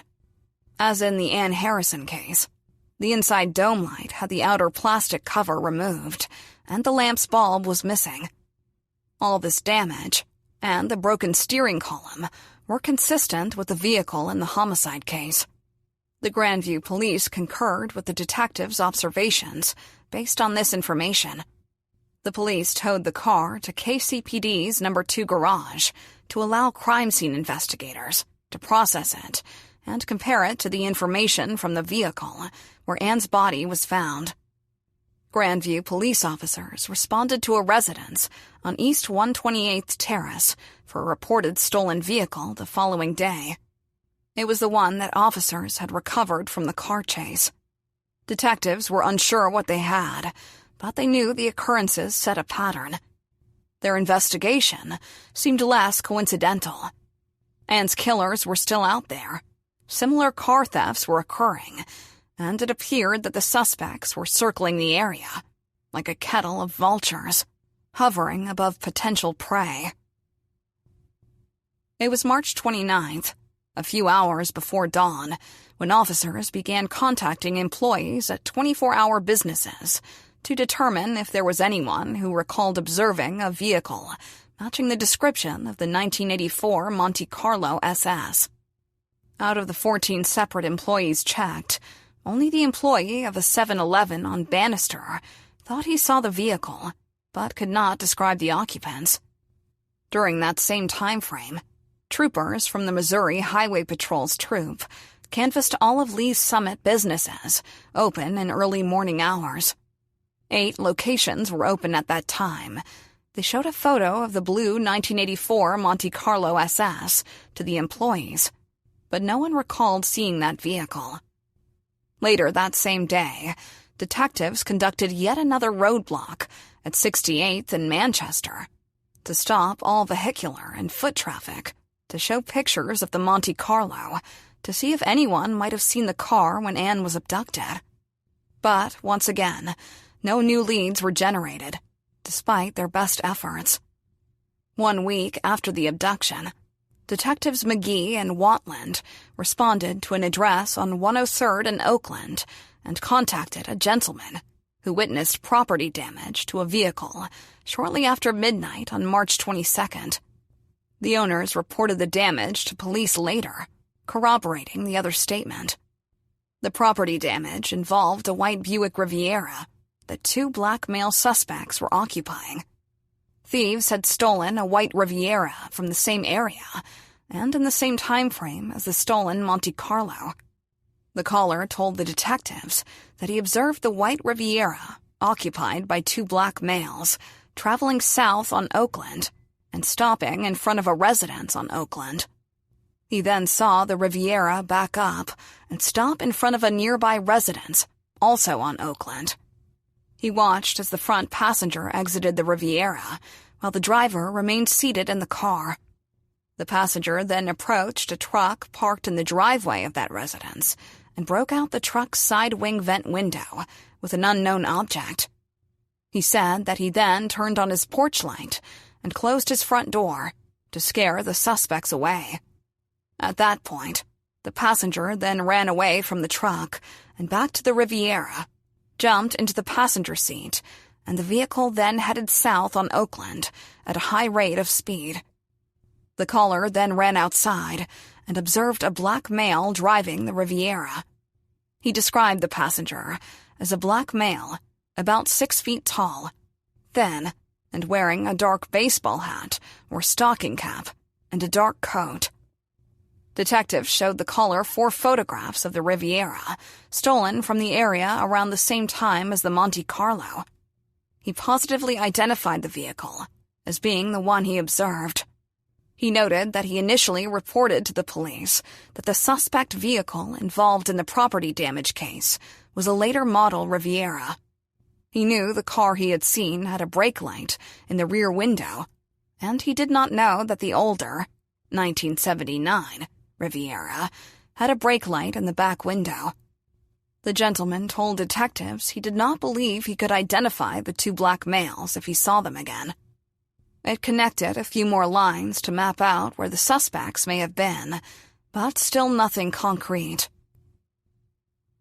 The next day, a woman provided information to homicide detectives, following up on a report to police regarding a car being driven erratically on 350 Highway in Blue Ridge, before it turned off Blue Ridge and headed west on 67th Street.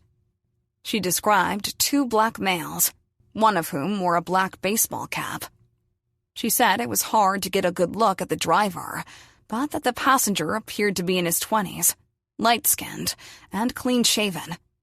She estimated that the incident took place at about 10 minutes before 7 a.m., because she arrived at her office at 63rd and Raytown Road 5 minutes later, at 5 minutes before 7 a.m. Unfortunately, she could not get a license number. Calls continued to come in, with no substantial leads. One report stated that a satanic cult was responsible. Rumors claimed there were stab marks on the body and a satanic design. How stab wounds of any type were common knowledge 5 days after the killing was anyone's guess. Bearing in mind that this was long before the days of social media, bad news still traveled fast. Customers at a local drinking establishment claimed to have overheard a conversation by questionable-looking characters discussing crimes concerning themselves. "You should not have killed that girl." Second-hand information proved to be just another dead end on this endless highway of misinformation. Hearsay was the subject of the day. The intelligence proved to be helpful in unexpected and unrelated ways. Helpful information on unrelated crimes came in, but nothing helped the detectives move the crystal ball forward. Both sides of the state line reported leads, and detectives followed each one. It was a massive undertaking. This was a case that locals would remember for decades to come. Chapter 6. Several local high school administrators reported information brought forth from students. A local senior center turned in the name of a person fired from his job for possessing pornographic photos. Another individual shared information on an alleged religious cult in Grandview, Missouri. In addition, there were rumors of a bloody mattress in an abandoned house in Raytown. These were the types of calls that surfaced from tips, direct calls to the homicide unit, and the 911 dispatcher. The tips hotline also received hundreds of calls about known auto thieves. Roderick Nunley's name would surface 2 months later on the hotline. The Crimes Against Property Unit had also contacted the Homicide Unit to provide the name of an auto thief, whose standard practice matched those of the stolen Monte Carlo. His name was Roderick Nunley. Leads came in on this, and a multitude of other similar crimes. Detectives got head and pubic hair samples and fingerprints given voluntarily by a host of suspects arrested for auto theft, rape, assault, and robbery. These individuals always agreed to provide samples, which eliminated them as murder suspects. Auto theft victims also provided fingerprint and hair standards. Detectives hoped that something would break to link the cars together and generate substantial leads. While Nunley and Taylor were on the street after Ann's murder, numerous recovered and attempted stolen autos displayed the same characteristics found in the stolen vehicles involved in Ann's murder. Nunley and Taylor's trademarks were pry marks on the door locks, the broken steering columns, the missing radio, front ashtray, and dome lights. Taylor had learned his disreputable trade from Nunley, who was notorious for auto thefts in the greater Kansas City area. He made an excellent apprentice felon, studying under a master at his illicit craft. Ironically, by mirroring Nunley's techniques, he would place himself in the crosshairs of the investigators who followed that signature method until they affixed the virtual rifle scope upon both criminals. On April 17th, Detectives DeVauconeer and Watland headed to the address on 118th Place. They learned that Officer David Ferber was at that location regarding another stolen auto he thought might interest them. The 1986 white Chevrolet Cavalier, two-door, had been stolen from an address on East 54th Street on April 15th. The damage to the vehicle was consistent with the damage to the car involved in the Harrison investigation. Someone had attempted to remove the lock cylinder on the driver's door. The steering column was broken, the interior dome light was removed, and the ashtray was missing from the vehicle. These were all Taylor and Nunley's trademarks. When the car was towed to the Kansas City Police Service Station for processing by CSI Detective Hadaway, he found the car was wiped clean, apparently by the suspect or suspects, just like in the Harrison case. Hadaway could recover no prints of value. A check of stolen auto reports showed that on April 22, police recovered a vehicle at 51st and Myrtle, within blocks of where Michael Taylor lived. Someone had stolen it during an armed robbery at an address on Prospect, and police could lift latent prints from the automobile. The 1976 Cadillac was missing tires, wheels, the front grille, the radio, and speakers. A T-top was lying in the back seat, and the ashtray was missing. Detectives could attribute this type of work to Taylor and Nunley, and the list of comparable crimes continued to grow. By April 18th, Ralph Bainey, the Regional Criminalistics Laboratory Forensic Firearms and Toolmark Examiner 3, had been given Ann's maroon sweater, her right tennis shoe, 2 knives, and silicone casts of the knife impression of her liver, and a section of the victim's ribs for analysis. A gruesome, yet tragic assortment of evidence to examine. During the first week of May, Grandview Police contacted the KCPD Homicide Unit about another stolen auto, found in their city limits at an address on E125th Street. The car was a maroon 1985 Chevrolet Monte Carlo SS with the dome light removed and a broken steering column on the left side. In addition, the radio was gone, the wires were hanging out, and the ashtray was missing.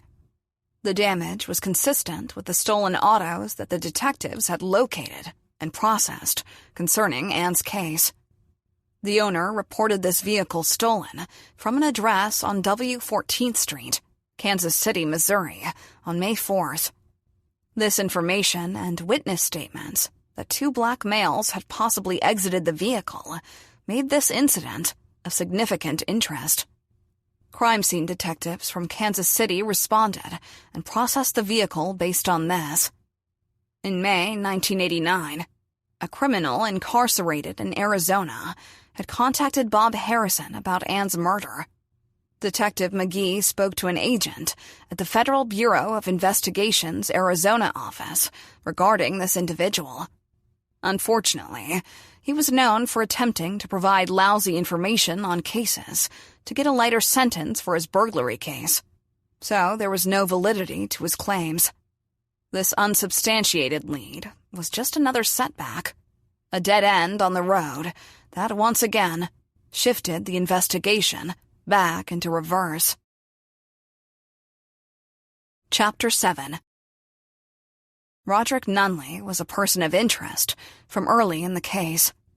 Officers brought him to the homicide unit for questioning twice in May 1989 to get a statement regarding the Ann Harrison case and see if he would allow detectives to take head and pubic hair standards. Detective Robert Ransburg checked Nunley out of the Jackson County Detention Unit in mid-May. He transported him to the Crimes Against Persons Division, hoping to get Nunley to sign a consent form and allow for the hair standards to be collected. Instead, officers found information that led to the arrest of Nunley for a car theft he had committed in February 1989. The damage Nunley caused in the process of breaking into that vehicle was eerily like the damage found on the Monte Carlo containing Ann's body.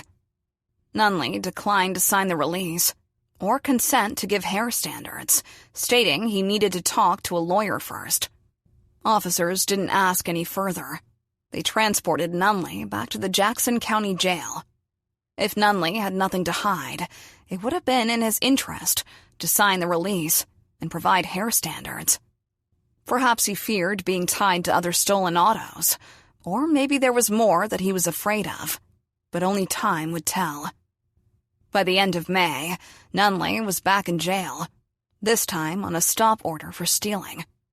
Detective DeValcanier signed Nunley out of the Central Detention Unit, escorting him to the Homicide Unit to question him about the Harrison case. They immediately advised Nunley of his rights and provided the Miranda Form 340 PD, which he refused to sign.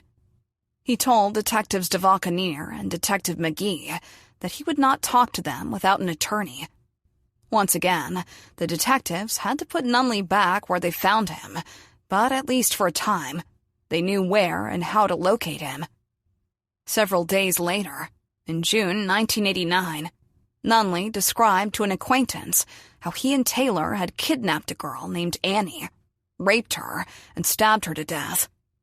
He told the confidant that Taylor always wanted to have sex with a white girl and that grabbing Ann was Taylor's idea.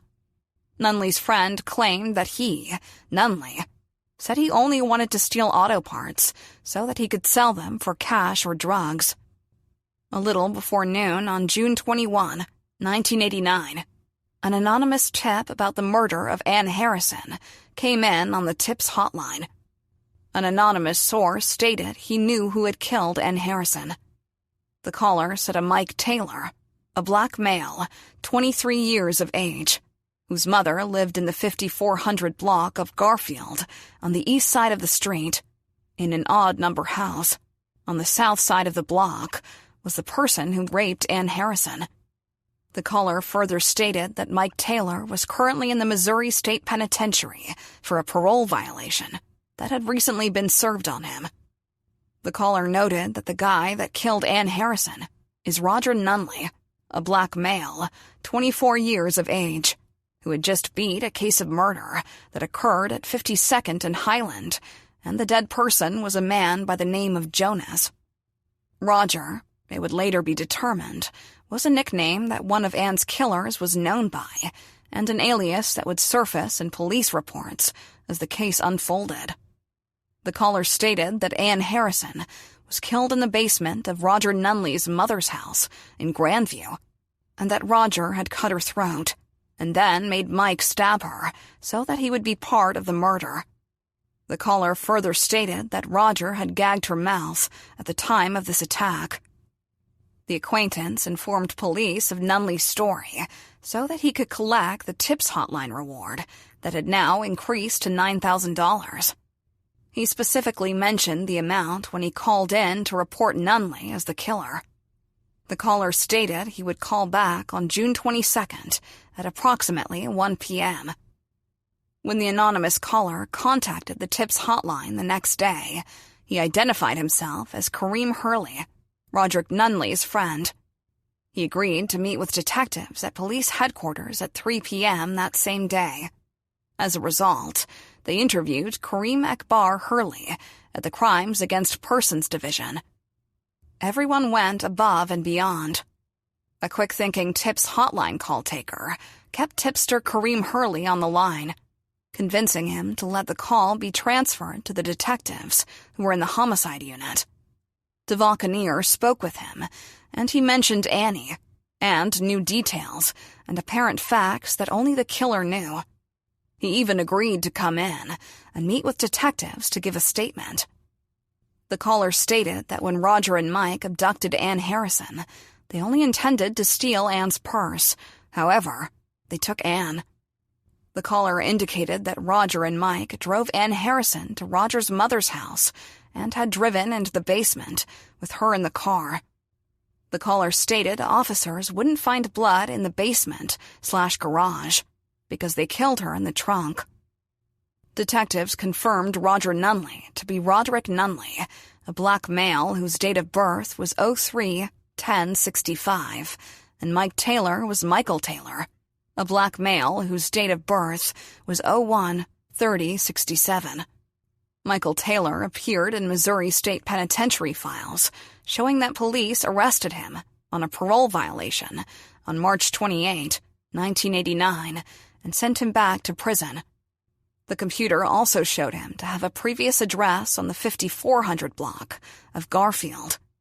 Roderick Nunley, who had an alias of Roger Nunley, was found because he was a suspect in the Jonas Dickerson homicide at 52nd and Highland. Detective Al DeValcanier recalled, "The caller stated we could make Mike on pubic hair because Mike was the one that raped Ann. However, Nunley would be a hard nut to crack. The caller advised us to try to get Taylor to talk first. I should note that information relayed from the caller to us was not information ever disclosed to the media, nor was it information that any person other than the killers of Ann Harrison, or someone they may have told, would know. That information had been held in strict confidence. Only the detectives assigned to the case knew about it." Hurley claimed that Roderick Nunley had killed the victim in the basement of Nunley's mother's house. A computer check revealed Nunley's mother, Maddie Nunley, lived at an address on the 7400 block of East 118th Street. The calling party stated that Nunley had told him about the killing, providing details that were not previously released about the crime. The information had to have come from someone involved in the victim's death. Case Review sent a detainer to the Department of Corrections on Jackson County felony warrant number CR89-3324 for first-degree murder, armed criminal action, kidnapping, and rape. Nunley and Taylor would each have a $125,000 bond. Based on these additional facts, Detectives DeValcanier and McGee got a search warrant for the address on the 7400 block of East 118th Street from Jackson County Circuit Court Judge Robert Iannone. After getting the search warrant, the detectives responded to 7405 East 118th Street to execute it.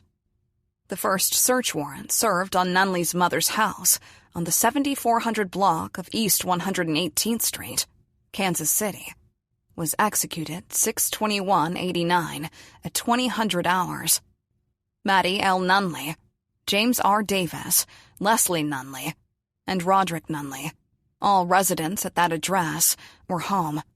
They executed the search warrant based upon the detailed and otherwise undisclosed information the caller provided to the tips hotlines, which showed that Roderick Nunley and a second individual identified as Michael A. Taylor, B/M, 01/30/67, had been involved in the abduction, rape, and murder of Ann Harrison. The tips caller said the victim was abducted from her residence and taken to Nunley's mother's house, on the 7400 block of East 118th Street. The caller stated the suspect gained access to the house by driving Nunley's vehicle into the garage on the back side of the house. He described it as a white, two-story house. Captain Dean Kelly, Sergeant Steve Rice, Detective Steve Bronninger, Detective Marion McMillan, and Gary Howell of the Regional Crime Lab took part in the first search, along with crime scene staff. Also present were Sergeant Klippinger, Sergeant Pete Edlund, Detective Al DeVauconeer, Detective Dresselhaus, Detective Rogg, and Detective McGee. Crime scene investigators recovered carpet standards from the middle of the carpet area of the recreational room on the east side of the basement, along with a 1-inch square of wood paneling, which produced a reaction to luminol testing. CSI also recovered a green-checked shirt from a box sitting along the basement bathroom's east wall. They took carpet sweepings from the recreation room floor and photographed the entire lower level. What appeared to be a piece of burned carpet was retrieved from a fireplace insert positioned along the south wall of the recreation room. While serving the search warrant on the house where Nunley's mother lived, Detective Matt Rogg and Detective Joe Dresselhaus conducted an area canvass of the residences surrounding the house and in the 7400 to 7600 block of East 118th Street to locate witnesses. Unfortunately, no one had information of any value for the case. The investigators had the community's support, and those with helpful pieces of information were all too happy to share it with detectives. Roderick Nunley had worked at Baptist Memorial Hospital on June 8, 1989, but failed to return to work after June 21st. Nunley knew he was now a suspect because of the warrant served at his mother's house. The hospital's head of security contacted Detective DeVauconeer at the homicide unit on the morning of June 26th. He was aware of Nunley being a suspect in Ann's murder, as he had seen it in the media reports. He provided the detective with the phone and address contact information Nunley gave to the hospital when he applied for a housekeeper's position. Lee Edwards contacted the hospital security office, where he spoke with Officer Thompson. The detective had confirmed that Nunley was a no-show and had been discharged from his job, and that he had a final paycheck that would be ready for Nunley to pick up at the end of the month. The detective advised Officer Thompson that he requested that hospital payroll forward the check to the security department and place a hold on Roderick Nunley's paycheck. He further stated that if Nunley showed up at the hospital, security officers should hold him for pickup by the KCPD. Officer Thompson noted he would share all the information with the entire security department. Should Nunley show up at the facility, they would put these procedures into place. On June 26th, a call came from an individual who said that Nunley had just started employment at the House of Lloyd in Grandview, working the 0645 to 1530 shift. However, no one could ever confirm that Nunley was employed there. On June 27th, detectives received a telephone call from the credit manager for the Ford Motor Credit Company. He stated that Roderick Nunley was currently behind on his car payments, and the Ford Motor Credit Company was actively trying to locate Nunley. He advised the detectives that their office would contact the homicide unit if his company located Nunley. People who had potentially helpful information supported the police in any way possible. Each tidbit of information, each little detail, helped to turn over another puzzle piece to get closer to bringing the big picture into focus. Chapter 8. Police served another search warrant on the Nunley residence on the 7500 block of East 118th Street on June 21st. The items listed in the search warrant included kitchen knives. 2 knives were recovered during the search, matching the description provided by Michael Taylor, and were sent to the Regional Crime Lab for processing. This time, The responding officers were crime scene investigator Buchanan, the Central Patrol Tactical Response Unit members, supervised by Sergeant C. Walker, Detective DeVauconeer, Detective Rogg, Detective Jefferson, and Detective Bill McGee. When detectives attempted to execute the search warrant, there was no response within the residence. Assuming that the home was unoccupied, investigators gained entry by removing a window from the west bay door of the garage. After entering the garage area, the inner basement door was forced open, allowing access to the upper floor of the residence. Although they did not come to the door, officers discovered that Leslie and Maddie Nunley were home. Leslie Nunley spoke to the officers about the victim's death and said it did not involve her brother Roderick. She stated it could not have happened because she was at the address on East 118th on the day the victim turned up missing, and she would have known if something had happened in the basement. Sergeant Edlund held a post-search conference before leaving the scene and determined that no carpet sweepings had been taken initially, only a carpet standard or sample. Edlund's take on crime scenes was get it all, get it right, get it the first time. So he sent the team back in and instructed crime scene investigators to vacuum the carpet and collect the sweepings. They would never know if there was anything relevant to the case if they didn't try once more to get evidence. As soon as the tactical unit determined Taylor remained incarcerated, McGee and DeVauconeer drove directly to the prison in Cameron and confronted Michael Taylor with Hurley's information. There was silence after detectives presented all the incriminating details that the tipster gave. Then, Taylor said, "Well, your information is good, but..." And the detectives fully expected him to ask for an attorney. Instead, he asked to talk to his mother. Prison officials allowed Taylor to make the call, placing him in a room where he could have privacy, but remain in plain view of the detectives. A correctional officer dialed the phone for him, and he told the person on the other end that he wanted to speak with his mother. Taylor said that detectives were at the prison, inquiring about his role in a rape and murder in Kansas City. After several minutes on the phone, he said, "Well, goodbye. I love you." Taylor's mother was not home when he called, so he spoke with his sister, who told him. She said if I did it, to tell you. It took no time for Taylor to shift all the blame on Nunley. Nunley was high on a drug binge and could not get an erection, but attempted to rape Anne. However, DNA showed that the only person who raped Anne was Michael Taylor. The prison had a new camcorder with an exterior boom microphone, which they made available to the detectives to record Taylor's confession. The statement was recorded, and Taylor signed a consent form for blood samples and hair samples to be taken for examination by the crime lab. He would end up confessing twice because, when the tape was checked at Detective DeVauconeer's request before they left, detectives learned the microphone failed to record the audio portion of the video. They discovered that the boom mic disabled the internal microphone and that batteries needed to be placed in the device to allow the record function to work. They took the second confession with the audio functioning correctly.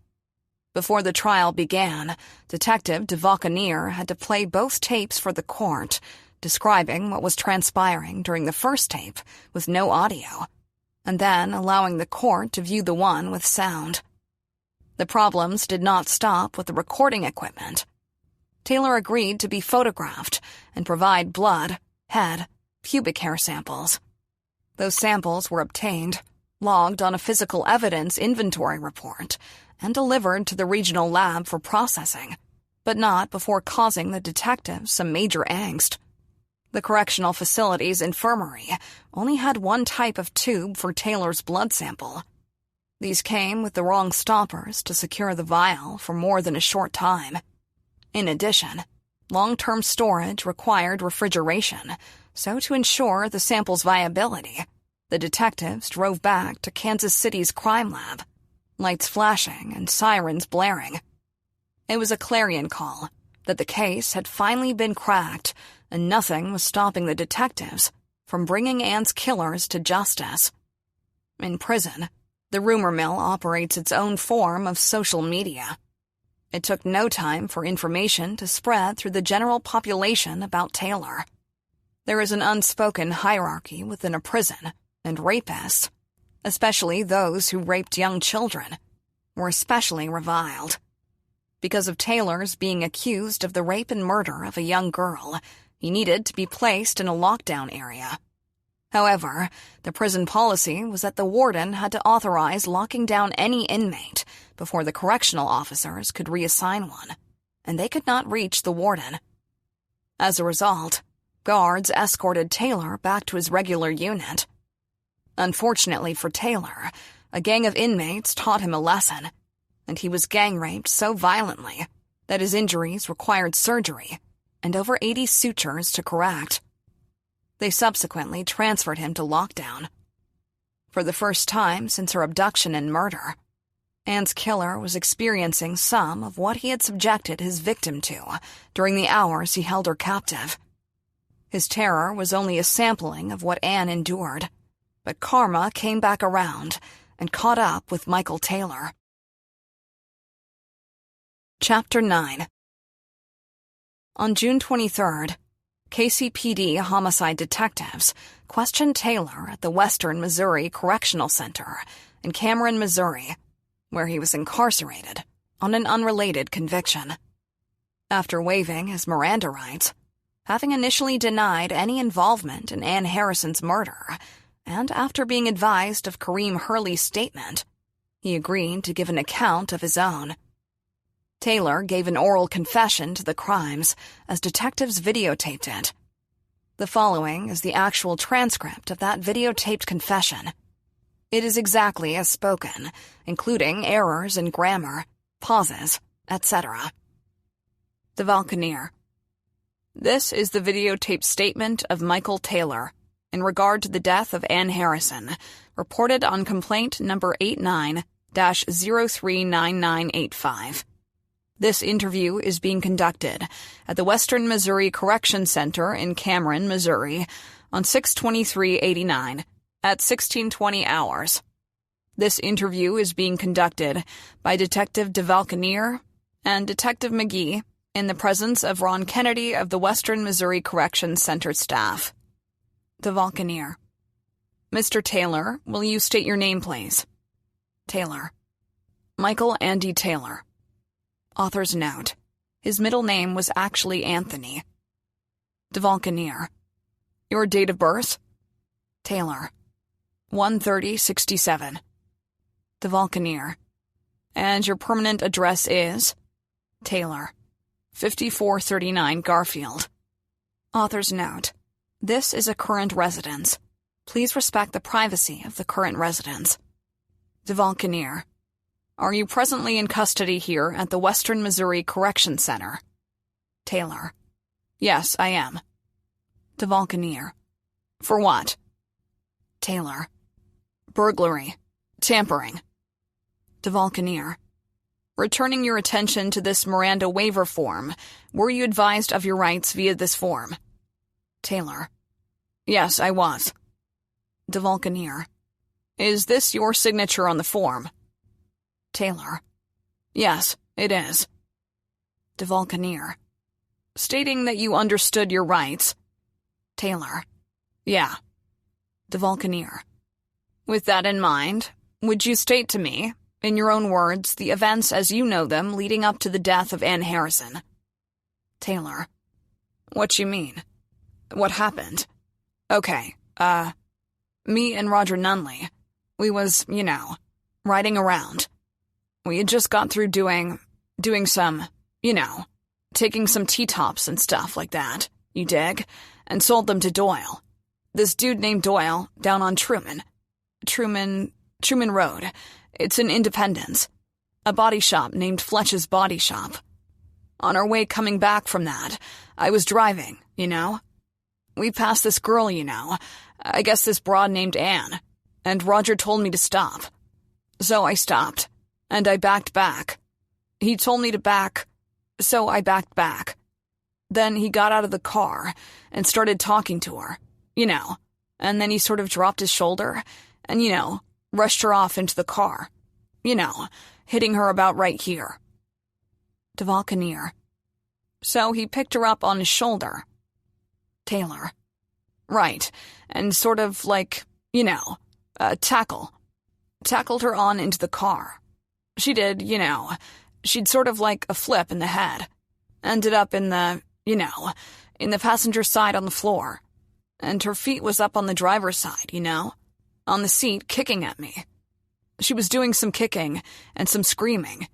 And, sort of like when you're on crack and, Roger, was telling her, be quiet, be quiet. We're not going to do nothing to her. And she kept on screaming and stuff. Saying all kinds of stuff. And he grabbed a screwdriver and put it at her ribs. Down here somewhere. And he told her if she did not be quiet, he was going to stick her with it. So she'd be quiet, And, he told me to drive to his mama's house. So I drove to his mama's house. And, I backed the car up into the garage and, we parked it right there, And, I got out the car.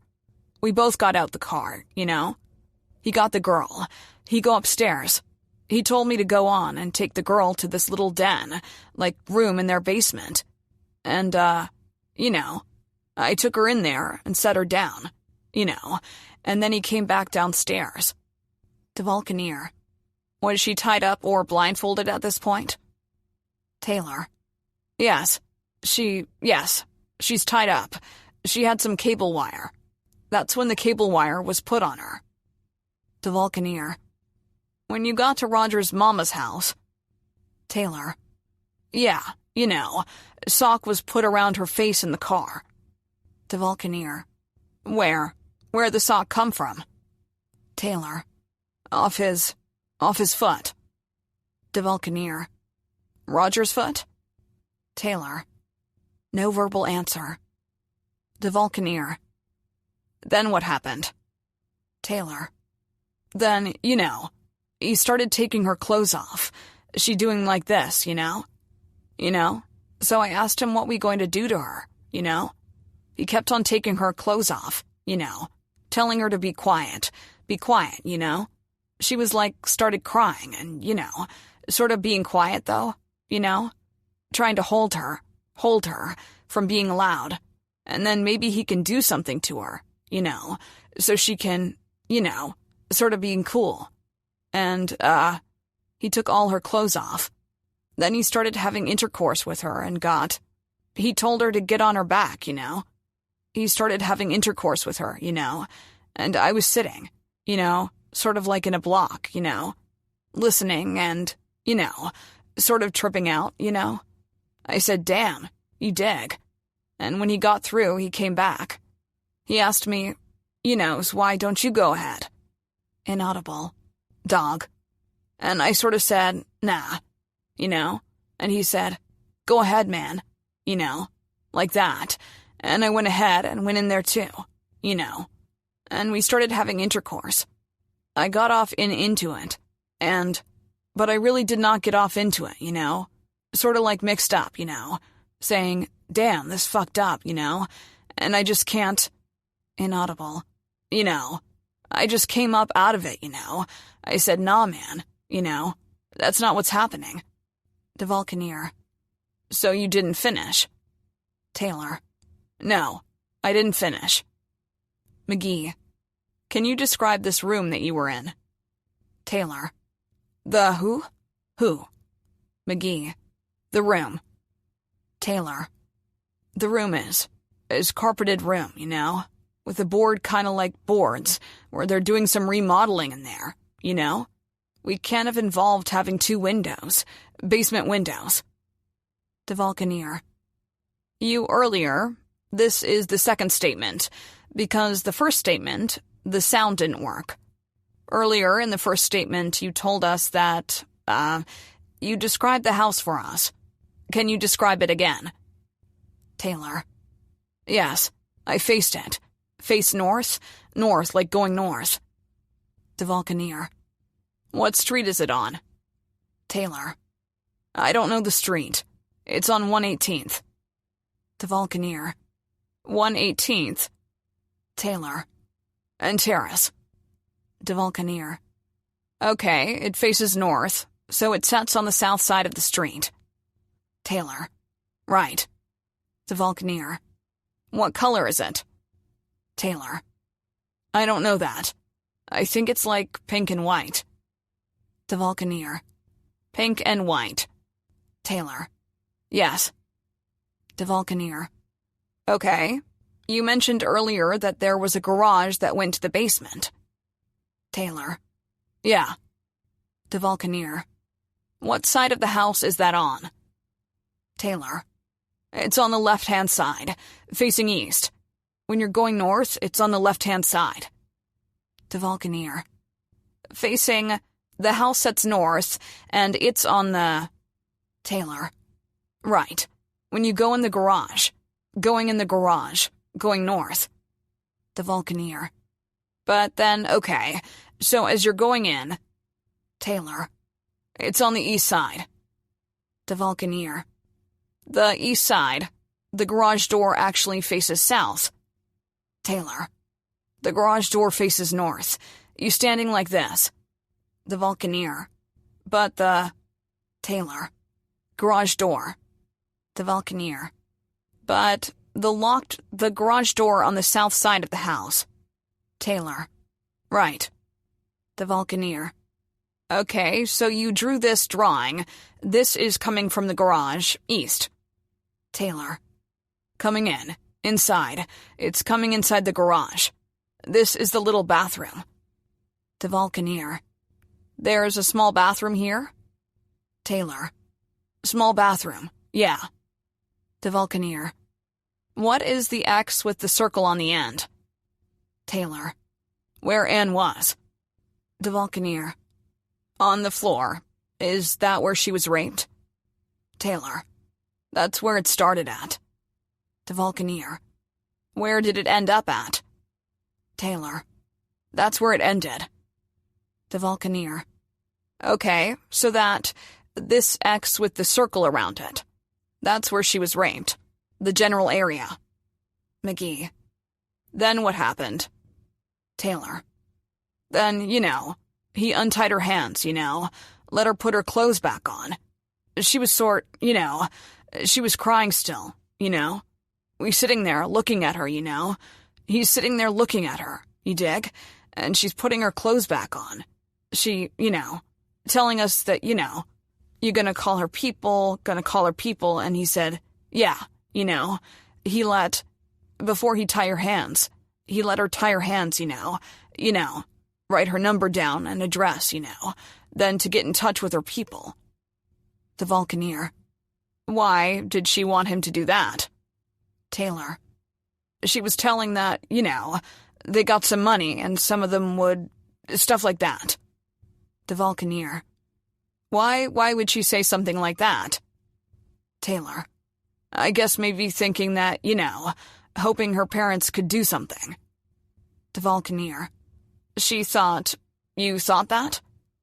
Taylor. Yeah. McGee. And then what happened? Taylor. And, we brought her back in. We both was leading her, because, we had put that blind back on her. The sock back on her. She was tied up. Then we let her back on into the garage and, helped her into the trunk.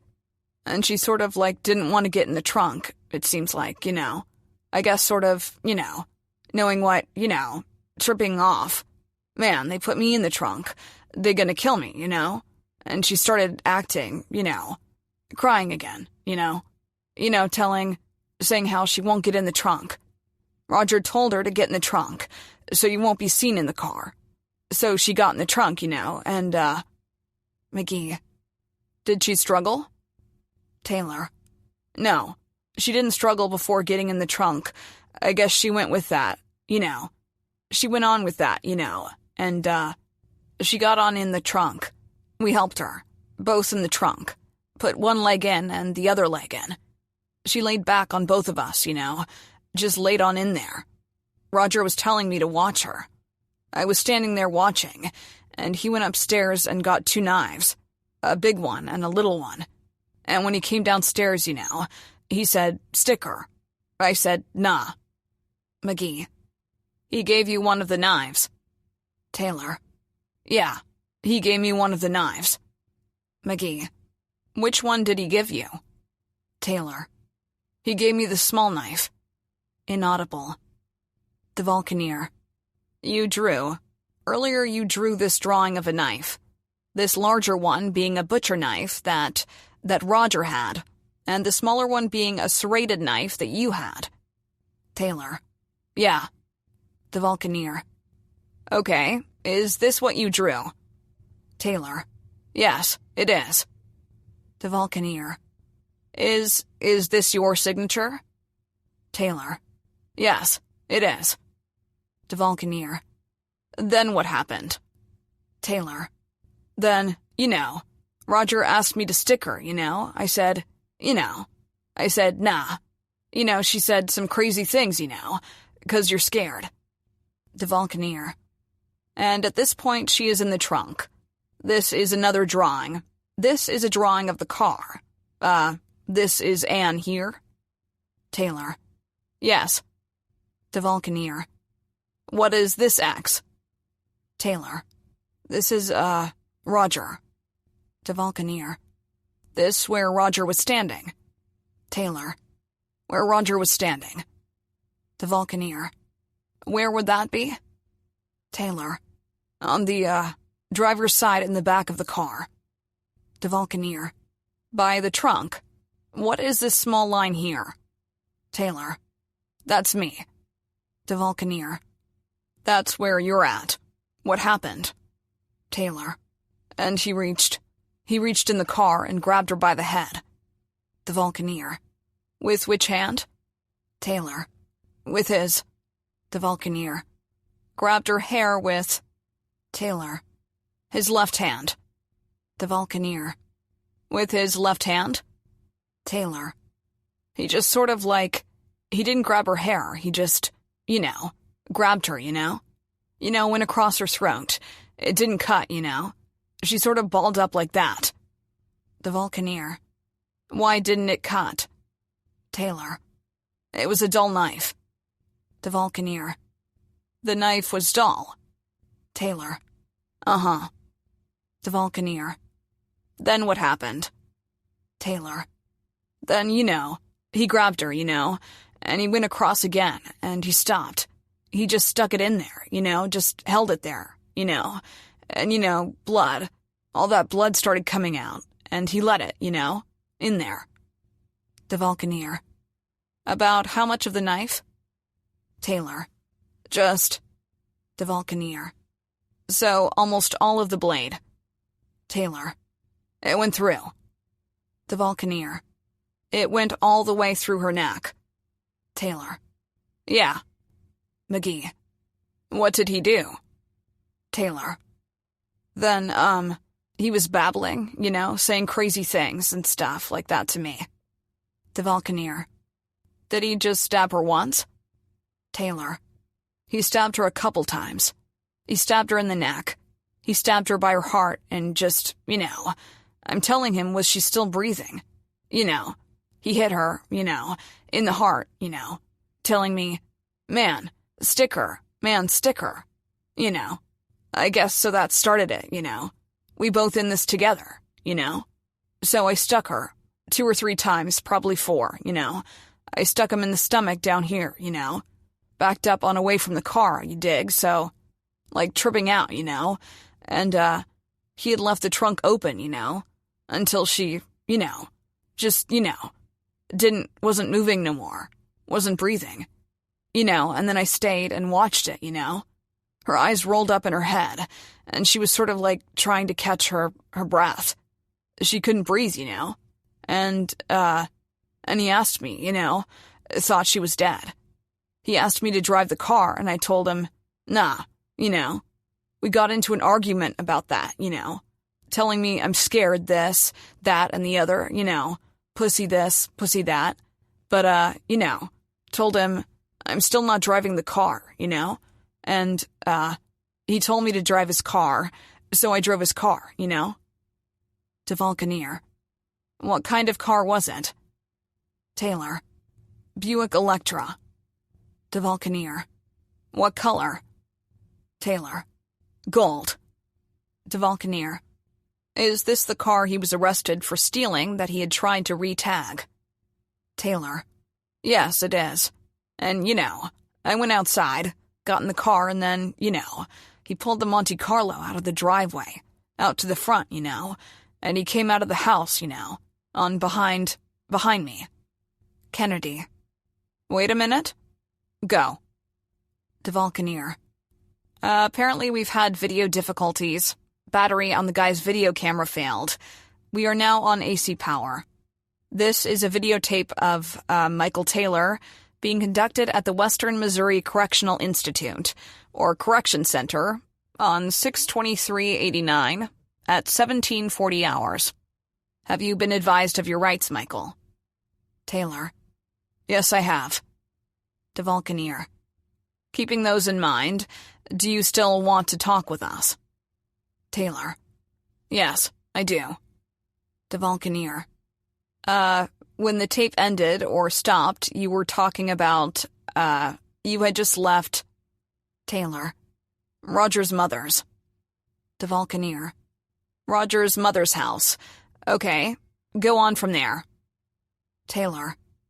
We left Roger's mother's house, and he was trailing me, And prior to the time before we left, he said he was going to blink his lights, wherever he was going to dump the car at. But we was going along the road, and got to some lights, and we turned right, and he followed me. Went down 2 blocks and made a left, and went on to the residential area, He'd do his lights, and turned down left, going left, and I went a block extra, and, I picked him up. He was coming through a park, and I went back on that busy street and turned off the busy street, and there was a park right there. I seen him walking through the park, and he got in the car and stuff like that, and went on back to his crib. To Vulcaneer. So, prior to leaving his mother's house, you had arranged for, he'd be following you, and he would signal when he was going to turn off, 'cause he flashed his lights, and then you would turn on the next street after that? Taylor. Around the block. To Vulcaneer. Okay. Come around the block, 'cause he didn't want his car being seen. When you picked him up. What happened when you got back to his mother's house? Taylor. When he got rid of, the cable wire. What he did with that. To Vulcaneer. And that's what the cable wires is what she was tied up. Taylor. The sock that was around her eyes had blood on it, and he flushed that in the toilet. To Vulcaneer. Flushed the sock with the blood on it that was around her eyes down the toilet. Taylor. Yeah. To Vulcaneer. Was the cable bloody? Taylor. Yeah. To the best of my knowledge, it was. It was around her hands. She was holding them like that. To Vulcaneer. Okay. Earlier you said something about you didn't see him get rid of the knives, but... Taylor. I don't know. I don't have the slightest idea what he... To Vulcaneer. But he asked you to get rid of them because he didn't want his mom to cook with them. Taylor. Right. To Vulcaneer. You also said something about later on he would have a knife in his hand and make some kind of statement. Taylor. We would be eating, He would have a knife in his hand. He said, "Here, man, here's the knife. The knife that killed Anne, This chicken shit, To Vulcaneer. Earlier in the evening, or the night before you picked up Anne, you said that you were driving around stealing T-tops from the cars. Where was that at? Taylor. It was in the Raytown area. McGee. Raytown area. What car were you in then? Taylor. The SS. To Vulcaneer. The Monte Carlo SS, the same car you picked up Anne in. Taylor. Sure is. The Vulcaneer. Same car she was found in. Is this a photograph of that car? Taylor. Yeah. McGee. Do you know who owns that car? Taylor. No, I don't. McGee. Do you know where that car came from? Taylor. No, I don't. It was just parked in a driveway, and it was parked against the garage. That day that me and him drove around in it. The Vulcaneer. But earlier when you were stealing the T-tops, did anything happen? Taylor. Well, one instance we got chased by the police. The Vulcaneer. What happened during that instance? Taylor. We was coming from Raytown, and we were in Raytown. We was on the highway, and, police got behind us, you know. I was in the back seat, you know, rearranging the T-tops, 'cause they were clashing together, you know, and I didn't want them to break, you know, so I put some towels in between them, you know, to give a little cushion, you know. The police got behind us, you know. He said to me, "Police behind us," and I ducked, you know, and the police turned on his lights, and, started going real fast, and I climbed back over the front seat, you know, just in cases, you know, get stopped somewhere and I can jump out. You know, we lost the police. The Vulcaneer. Do you know where you lost them at? Taylor. On the highway. We left them. McGee. During the time that you were with Roderick, had anything to drink alcoholic? Taylor. We smoked some weed, marijuana, and some coolers. The Vulcaneer. Wine coolers? Taylor. Yeah. McGee. How much had you smoked during that time? Taylor. We smoked a lot of weed. McGee. From that time that you were chased by the policemen up until the time that you picked up Ann Harrison? Taylor. Yes. McGee. How much do you think you had? Taylor. Maybe 5 or 6 joints. McGee. A piece? Taylor. No, together. McGee. 5 or 6 joints together. Taylor. Yes. McGee. And how many wine coolers have you had? Taylor. A whole pack. 4. Come 4 in a pack. McGee. As I understand it, you were stealing T-tops in the south part of town. Where did you take those to? Taylor. Down to, Truman Road in Independence. To, a dude named Doyle. I don't know. The Vulcaneer. Doug? Taylor. Doyle. Doyle. The Vulcaneer. Doyle. Taylor. Yeah, then Doyle. Be at Fletch's body shop. The Vulcaneer. That's Fletch. Taylor. Yeah. McGee. Where's that at? Taylor. Down on Truman Road in Independence. McGee.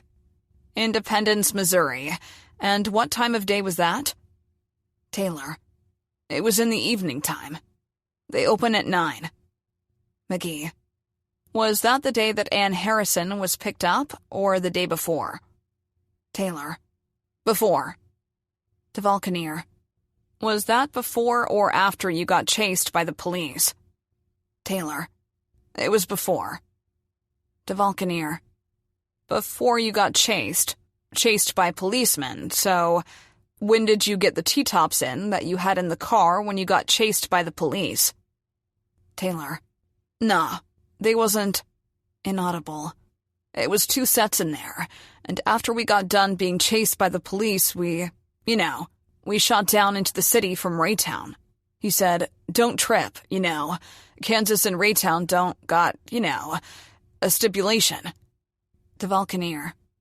Okay. Taylor. Inaudible. McGee. Inaudible. Stay at the body shop? The Vulcaneer. Yeah, the same one? Taylor. Yeah, Fletch Body Shop. The Vulcaneer. Okay, so the police chased you sometime after midnight before the sun comes up. Taylor. Yeah. The Vulcaneer. Okay, prior to that, you said that you don't know where the car was stolen from. You told me that... Taylor. He was already using it. The Vulcaneer. When you got down to his mother's house... Taylor. In his car. The car was already in the garage. The Vulcaneer. And this was the evening before Anne was picked up. McGee. Have you ever been with Roger when he stole a car? Taylor. Yes, I have. McGee. How does he break into them? Taylor. Well, either he can do it, or I can do it, you know? There's a keyhole. The hole, you put the key in it, you know? Pry that off the frame of the car. McGee. With what? Taylor. With a screwdriver. So there'll be no tool. Just jar it off a little bit and turn and pop the door open. The Vulcaneer. Pop the door open. Taylor. And you pop the door, then you tilt it. McGee. After you get the door open. Taylor. Tilt it. The Vulcaneer. Tilt it means... Taylor. You break the steering column. McGee. What items are removed from the cars? Taylor. Cassettes. McGee. Cassette stereos, radios? Taylor. The dome light be taken, because when you open the doors, the light pops on. McGee. Were there any other items taken out of the car for any reason? Taylor. Cassettes, you know. The Vulcaneer. You mentioned the ashtray. Taylor. The ashtray we take 'cause fingerprints might have been put on it, or, you know, fingerprints on cigarette butts. McGee. So you can just toss it out the window. Was the ashtray that was in the Monte Carlo still in there when you parked it, or was it taken out? Taylor. I don't know. I'm pretty sure it was gone, but, you know. But I checked, and it was already gone. McGee. The reason why that would have been thrown out, just to dispose of any evidence that may have been in it. Is that correct? The Vulcaneer. In prior instances where you went in, you and Roger had stolen cars. One of you would have thrown it out? Taylor. Yeah, thrown it out. The Vulcaneer. I'm showing you 6 photographs of black males. I realize number 2 is a picture of you. Is there anyone else in this photograph spread that you recognize? Taylor. Number 5 and number 4. The Vulcaneer. Who is number 5? Taylor. Roger Nunley. The Vulcaneer. For the record, that's a picture of Roderick Nunley, a black male, 31065. Are these your initials? Taylor. Yes, it is. The Vulcaneer. On the back of the photograph, number 4 is who? Taylor. A guy I did some time with. The Vulcaneer. Is he related to this offense? Taylor. No, he's not. McGee. Before this date, did you have any knowledge of Anne Harrison? Did you know her? Did Roger that you know of? Taylor. No verbal answer. McGee. Did you have any idea when you stopped Harrison? Did you know what Roger's actions were going to be? Taylor. No, I didn't. The Vulcaneer. I'm showing you a consent to search form, signed by you. Is that your signature? Taylor. Yes, it is. The Vulcaneer. Did you sign it of your own free will? Taylor. Yes, I did. The Vulcaneer. Have you been offered anything to make this tape?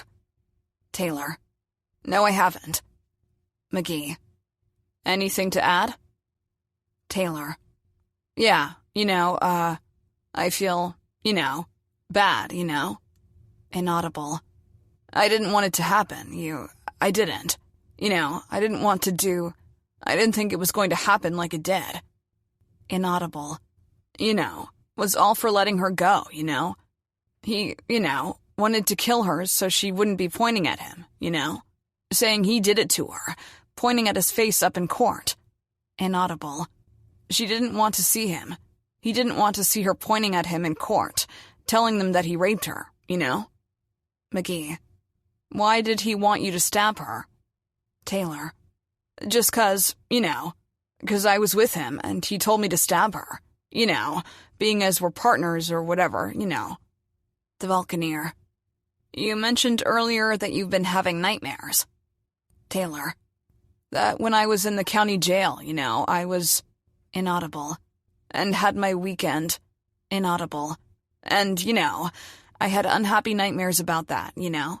So that's why I'm getting my say here, you know, of my own free will. The Vulcaneer: This concludes the videotaped statement of Michael Taylor on June 23, 1989, at 17:50 hours. Sergeant Cole instructed Detective William R. Martin to issue the following pickup order for Roderick Nunley after they got Taylor's confession. Issue pickup on 89-039985 for homicide.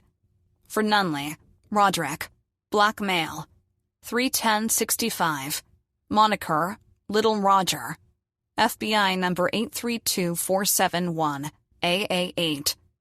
Social Security number, X. 5'5", 130 pounds, black hair, brown eyes, small build, dangerous, and will resist arrest. KCPD number 160029, 1914 East 55th Street. Mother lives at 7405 East 118th Street. KCMO drives a Buick 4-door, Brown, Missouri 1989, RRB 674. Authorizing Detective W. Martin Capers, DA, EOMR. Chapter 10.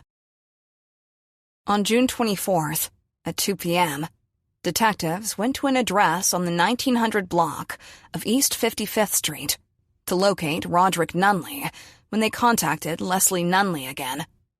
At that point, Miss Nunley admitted she had lied to the detectives on June 21st to protect her brother Roderick. Miss Nunley declined to say anything further and refused to accompany the detectives to the homicide unit so that they could take a formal statement. A warrant for arrest was issued on June 24, 1989, and Judge George Aylward signed it, setting the secured bond amount of $125,000. It charged Roderick Nunley with 1 count of murder in the first degree, 1 count of armed criminal action, 1 count of kidnapping, and 1 count of rape as a Class A felony. The 160 Squad, as it was known in department nomenclature, kept Nunley's mother's home under surveillance from June 24th at 1:30 p.m. until 3 a.m. the following day to apprehend Roderick Nunley. However, they could not capture him, as he never came or went from home. By then, he was once again staying near Troost Lake, a high-crime area in the central part of the city. Locating Nunley in Kansas City was not as successful as finding his incarcerated accomplice. He had successfully eluded tactical officers and car chases until they finally caught him in July 1989. On July 8, 1989, a caller contacted the 911 dispatcher at 1836 hours to report a sighting of Roderick Nunley near Troost Lake. The city would dredge the lake periodically, locating stolen cars, various stolen items, guns, and even bodies. The lake was between the Paseo to the west, Vine Street to the east, 27th Street to the north, and Troost Lake Drive to the south. Adjacent is an area known as Troost Lake Park, 3036 the Paseo, notorious for assaults, narcotic transactions, and drug-related shootings. Kansas City constructed the park and the spring-fed lake as part of a city beautification project in 1899 as the city expanded southward. However, during the desegregation of schools in the 1950s, Troost Avenue became the racial dividing line for the city. As a result, when Kansas City redistributed funding for the development of Ward Parkway, monies for the upkeep of the Paseo dwindled, and the area declined rapidly. Officers Rick Smith, Pat Delaney, and Sergeant Asa Steen were dispatched to the area to locate Nunley. Sergeant Steen spotted Nunley and directed Officer Delaney to his location. Delaney approached Nunley to question him, and Nunley took off on foot. He ran eastbound between houses in the area. Sergeant Steen and the two officers caught up with Nunley at 28th and Highland, where Nunley identified himself and was taken into custody on the outstanding Jackson County warrant CR 893323. They transported him to police headquarters for booking and interrogation. When Nunley was questioned, detectives presented him with the information that Taylor provided in his confession. Nunley insisted Taylor would never give him up to the police and said, "If he confessed, show me the video." Detectives brought a 13-inch TV/VCR into the room and played the tape for Nunley. He sat motionless, his face no farther than 18 inches from the screen, watching as his accomplice not only gave him up, but placed the blame on Nunley. "That's bullshit. I'll tell you what really happened," was Nunley's reaction to what he saw. The interrogation lasted approximately 90 minutes, and nothing of significance surfaced that differed from Taylor's statement, except who took the lead in Anne's abduction, rape, and murder. Both suspects confirmed Anne was murdered in the trunk of the vehicle they had stolen. Neither denied stabbing Anne, but each blamed the other for initiating the decision to kill her. For Detective DeValcanier, who had been to the crime scene, helped move the victim's body, and observed her autopsy, this proved to be the most personally painful part of the investigation. It was beyond the pale to sit there listening to Nunley describe how, after being violently raped, Anne was made to crawl to the garage on her hands and knees, where he and Taylor forced her into the vehicle's trunk. The young girl had been kidnapped, psychologically tortured, physically assaulted, and then required to crawl like an animal to the place where they executed her. Nunley casually related it all. The dedicated detective who doggedly worked this case would later say that he had to move his hands from a folded position on the table in the interrogation room and place them underneath him to keep from lunging across the table at Nunley. "For the first time in my career, I truly wanted to do that." Before being interviewed, Nunley read his rights and was presented with a Miranda waiver form, 340 PD. After being advised of his rights, Nunley stated, "I'm not stupid. I know I have the right to have a lawyer." Detective DeValcanier stopped Nunley from saying anything else and asked him if he was requesting a lawyer. Nunley replied no, but he refused to sign the Miranda waiver form and added he would sign the form when he was ready to talk. He said that, for now, he was just going to listen to what the officers had to say about the known physical evidence and what the second suspect, namely Michael Taylor, had said about him in Taylor's videotaped statement. After listening to the detectives and viewing Taylor's statement, Nunley willingly signed the Miranda waiver form and said he was ready to tell what really happened. Nunley was incensed that his so-called friend would provide a statement of any sort to the police, let alone one implicating him. By this time, it was 21:30 hours. The detectives videotaped Nunley's statement as he detailed the events leading to Anne's death. Everything that Nunley stated directly opposed Taylor's confession. It was to be expected. Taylor blamed Nunley, and Nunley pointed the finger at Taylor. For example, Nunley said Taylor had raped the victim and inflicted all the stab wounds to the victim's body, whereas Taylor had claimed that Nunley had raped the victim and inflicted most of the stab wounds on the victim's body. Not only did Nunley willingly sign the Miranda waiver, but he also signed a consent to search, giving the detectives his permission for them to take standards of his head hair, pubic hair, and a sample of his blood. The crime lab would use those samples to compare physical evidence found on the victim's body. CSI Detective Atchison recovered the hair standards from Nunley at the homicide unit. He then transported Nunley to the Truman Medical Center emergency room, where a registered nurse on staff at Truman took an evidentiary blood sample. All the samples were recovered by Detective Atchison and taken to the regional crime lab. Finally, officers transported Nunley to the Central Detention Unit and booked him for Jackson County warrants, charging him with Ann Harrison's murder. It was now midnight on the 9th of July. It had taken 60 days to identify the suspects, with Taylor already behind bars on unrelated charges.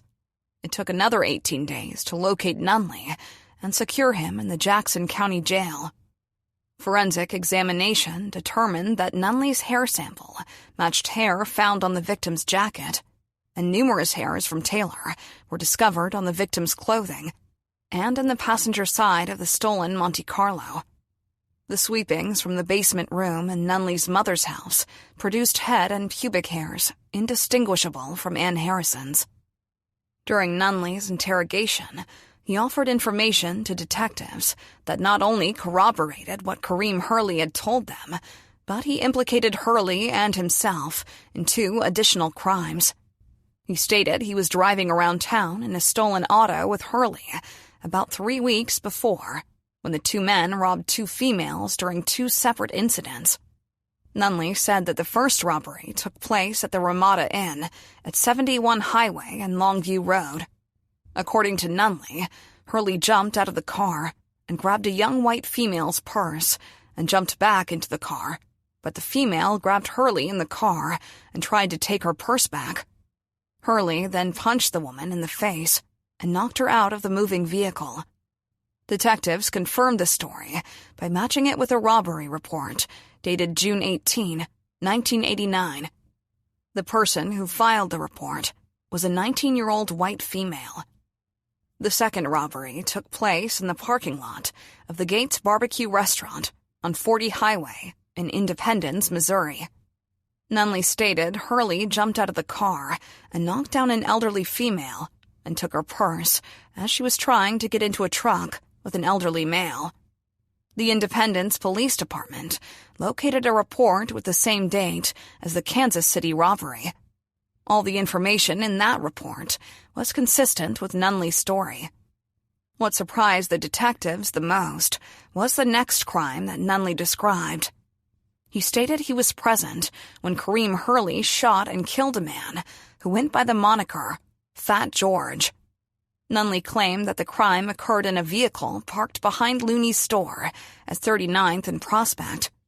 Fat George was allegedly sitting in the car's front seat when Hurley, seated in the back seat, shot Fat George in the back of the head. Nunley said that Hurley only fired once because the gun jammed. Records in the homicide unit revealed an open file naming Hurley and another individual, Carl Branch, Jr., listed as suspects in the death of George C. Taylor, a.k.a. Fat George. However, prosecutors had declined to file charges against them. In a bit of twisted irony, both Nunley and Hurley were quick to point their trigger fingers, each accusing the other of murdering their friend they so affably referred to as Fat George. Chapter 11. The following is the transcript from the July 8, 1989 videotaped statement of Roderick Nunley regarding the homicide of Ann Harrison that occurred on March 22, 1989. As with Taylor's account, it is exactly as spoken, including errors in grammar, pauses, etc. This interview is being conducted by Detective DeValcanier and Detective McGee on 07-08-89 at 22:40 hours at 11:25 Locust in the Homicide Unit. DeValcanier. What is your full name? Nunley. Roderick Nunley. DeValcanier. Your address? Nunley. 1914 East 55th. Author's note. This address is a current residence. Please respect the owner's privacy. DeValcanier. And your date of birth? Nunley. 03-10-65. DeValcanier. Have you been advised of your rights? Nunley. Yes, I have. The Vulcaneer. I'm showing you a Miranda waiver. Are you familiar with this form? Nunley. Yes. The Vulcaneer. Is this your signature? Nunley. Yes, sir, it is. The Vulcaneer. You signed it of your own free will? Nunley. Yes, I did. The Vulcaneer. Keeping those rights in mind, would you state in your own words the events as you know them, leading up to the murder of Ann Harrison? Nunley. Yes, I will. Well, the night before, the day before this stuff happened, before the murder occurred, me and Michael Taylor, we were out in Grandview in an apartment complex. We was trying to find a ride, so we could get back down, so we could get down in the city. And Michael stole, a white Riviera, a white-on-white Riviera. I think it had burgundy interior. And we went to a shopping center, like over on 95th. I think it's about 95th Street. Over by where the old skating ring used to be. And we stole, one T-top off a blackish, grayish-colored IROC. It was sitting out in front of a bar. And we stole that, T-top, and we left, and we rode around out in Grandview for a little while. We was trying to find some more T-tops, where we could get the both of them off, and, after we rode around for a while, we realized that the white Toronado that Michael had stole, didn't have very much gas in it. The Vulcaneer. Was that a Toronado or a Riviera? Nunley. I think it was a Riviera. I'm pretty sure it was a Riviera. And so we went back out to the apartment complex that Michael had stole the Riviera from, and there was a red Z sitting out there. It was a red Z28 Camaro sitting out there, and I helped Michael get into the door I grabbed the window and pulled the window back. He stuck his arm around in the door and unlocked the door, and, he started taking the T-tops off. So I knew that we had left the car around a couple of blocks, the white car, and we had left that one T-top inside of that white car. And after we'd done that, while Michael was getting the T-tops off of the red Z28, I went over and I stole, the blue Monte Carlo SS. I stole that. And Michael had got the T-tops off and ran across the street. We put the T-tops in the car, and we left. We left from out that way, and we was down in the city. We had went down in the city first, came back out, went out to Lee's Summit, and the police chased. I was driving. While all this was going on, I was driving, and, Michael said the police was behind us. We was out in Lee's Summit, and so the police pulled up behind us and turned his lights on, and so I took off. And the police chased us, and I lost the police and jumped on this one street and came back over into the city and we came back down to the city. We cut through Grandview, was South Kansas City, and it wasn't Grandview, it was South Kansas City. We went on back down into the city, and we was getting high and stuff, and we was hanging around and stuff like that. The Vulcaneer. When you say you were getting high, what were you getting high on? Nunley.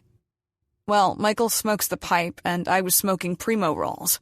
Weed with cigarettes, and weed and cocaine, or either cigarette and cocaine, rolled up into a rolling paper. And, so, the next time we had left from down in the city, morning had started breaking. We had been down in the city messing around all night, so morning had started breaking. So me and Michael, we, decided to go out in Grandview, over to my mother's house. Well, it's not Grandview, it's actually South Kansas City. So we was on our way out there. We cut through the Pepsi-Cola plant, over on 63rd Street, and went out 63rd, until we got to Manchester Heights. Got to Manchester, we made a right up into Manchester and went past the apartment complex, and we was heading out toward Grandview, back through those back streets. The Vulcaneer. Uh-huh. Nunley. After that, we ran, okay. Well, we was both thinking about, how we was gonna get some money. We had about 3 or 4 sets of T-tops, maybe. And, but we wanted some money now. We had to wait till later on for the guy to open up. That was gonna buy these T-tops from us. So, we're riding down the street. I'm driving, and Michael says, "There go a purse. There go a purse." So, Michael was supposed to get out and snatch that broad's purse. Well, actually, her purse was sitting. I think her purse was sitting on the ground. If I remember it right, her purse was sitting on the ground. Anyways, Michael was supposed to get out and get the girl's purse. So I'm sitting over on the driver's side, like this, with this hand on the steering wheel, and I leaning over here like this. Well, Mike gets out of the car first. We pull up, and Mike asks her something. So then, so we pull off, and then, the Vulcaneer. What did he ask her? Nunley. He asked her, it was an address. It was just an address he just made up in his head. The Vulcaneer. What, he was asking her directions? Nunley. Yeah, he was asking her some directions. It was just an address he just made up in his head, you know. So he said, "Stop the car, man. Pull back. I'm gonna go on and get her purse." So I back the car up. So he gets out of the car, you know. He is looking down the street, faking it off real good, talking about some directions to her. So, I'm waiting on him to snatch this purse and jump back in the car. So instead, Mike grabbed the girl and jumped back in the car with the girl. So, we took off.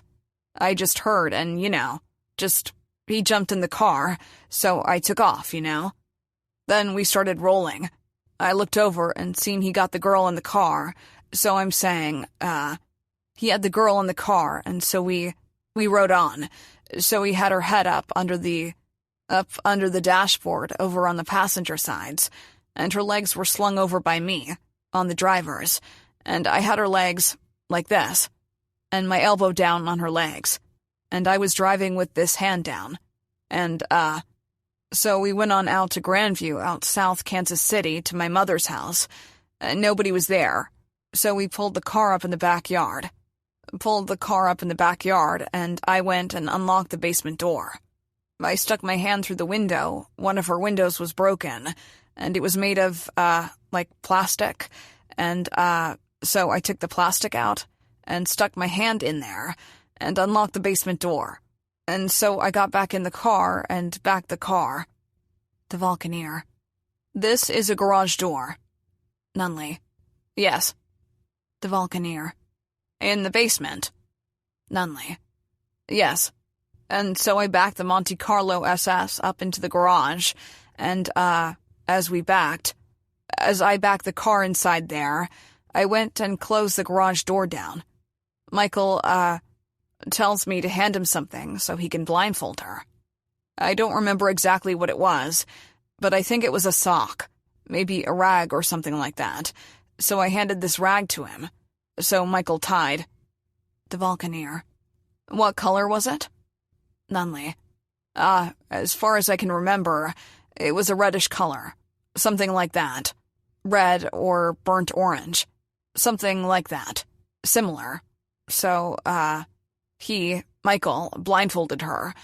After he blindfolded her, he got her out of the car, on the passenger side, over close by the wall.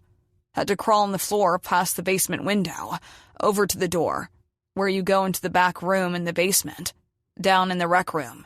And so, he took her back in there, after we, took her in there and everything. So, Michael had her. I made her go sit down. She wasn't. I did not tie her up at this time, so had her to go and sit down. After she went and sat down on this car seat that we have back there, sitting on top of this wood partition that's made into the floor, from where somebody was going to start remodeling. But anyway, she sat down there. So Michael got her up, and he had standing over in the middle of the floor, and Michael started taking her clothes off. He started up here and started taking her clothes off and stuff. McGee. How was she dressed? Nunley. She had on a blouse, some type of shirt, and... McGee. What type of jacket? Nunley. I don't remember if she had a jacket on. I don't remember, sir. I do not remember that, but I know she had on a blouse, a bra, and she had on some, I think maybe pink-colored pants or something like that. And anyway, Michael started taking her clothes off, so, I'm getting high, right? I'm smoking these primo joints, so, I'm paranoid, you know? I'm paranoid, and so I go on upstairs and stuff. And then, Michael called me, he told me, say, "Damn, man, this bitch is tight, man. Why don't you get me some grease or something?" So I went upstairs and I found some TCB grease. I remember that very well. It was some TCB grease because of the smell to it. I remember the smell to it. So, I gave Michael this TCB grease, and so, the Vulcaneer. TCB grease being, grease that you put on your hair. Nunley. Yes, sir, some hair grease. So, I gave him the hair grease. So I went on back upstairs and, the Vulcaneer. What did he do with the grease? Nunley. I guess he used it for a lubricant, you know, to lubricate himself, you know, to have intercourse with the girl. So, I went on back upstairs and stuff. So Michael Dunn had sex with her and everything. So I came back downstairs. Well, he had called me again. That's when I came back downstairs. I was upstairs just getting high, walking through the house, tripping off of what's going on. So, I came back down there. Michael had called me, so, I came back down there. So he said, "Man, I'm through fucking with her. Don't you want to get you some?" I said, "Nah, man." So he, you know, I could just look at him and tell like he wanted me to participate in it. So I got down and I act like that I was going to have intercourse with her, but I didn't have intercourse with her. And so, after that, Michael, no, let me see, what did we do? After that, we took the girl and put the girl into the trunk of the car. We took her and put her in the trunk of the car, and Michael, so we was standing there for a few minutes, you know, debating what we was going to do.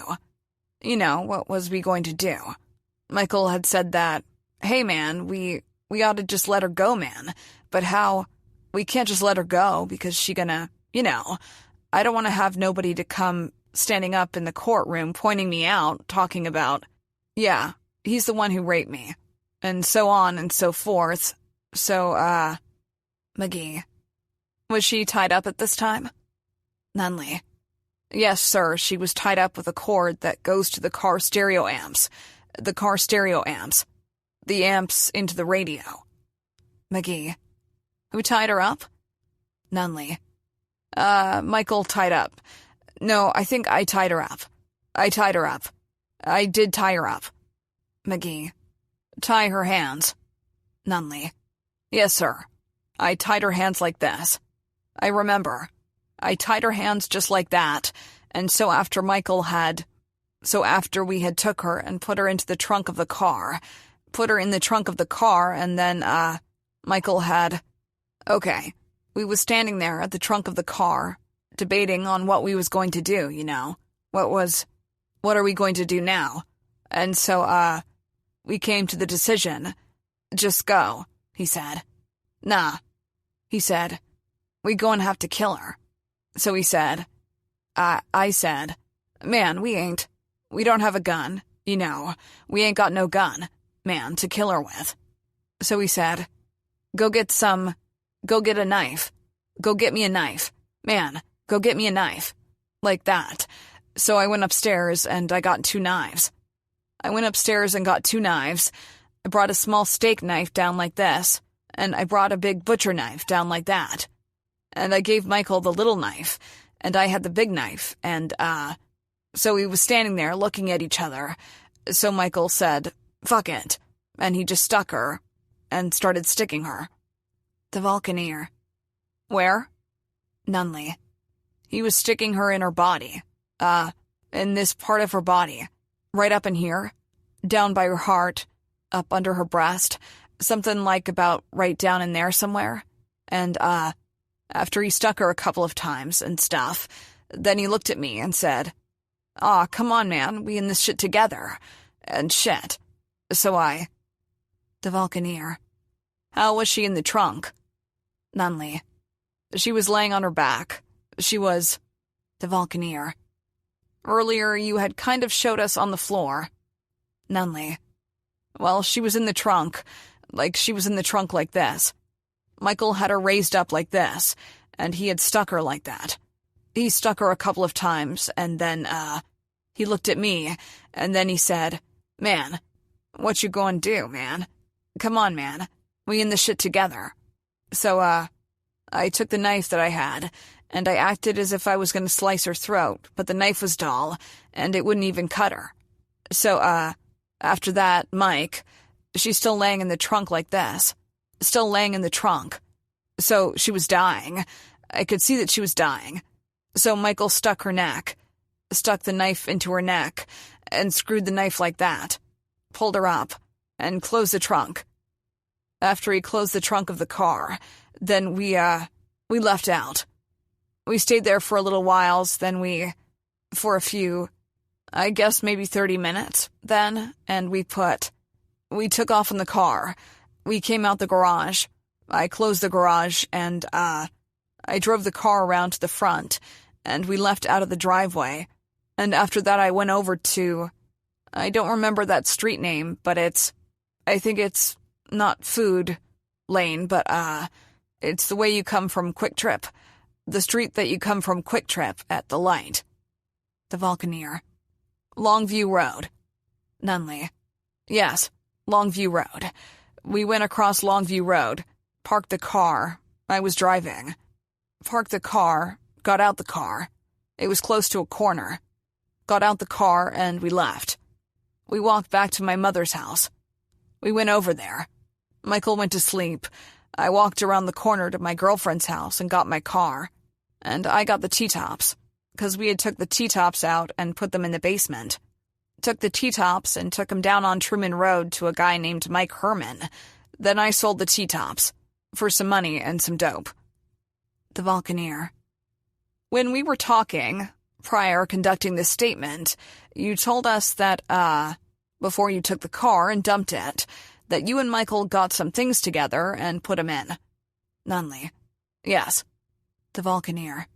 A paper bag. Nunley. We had took the rag.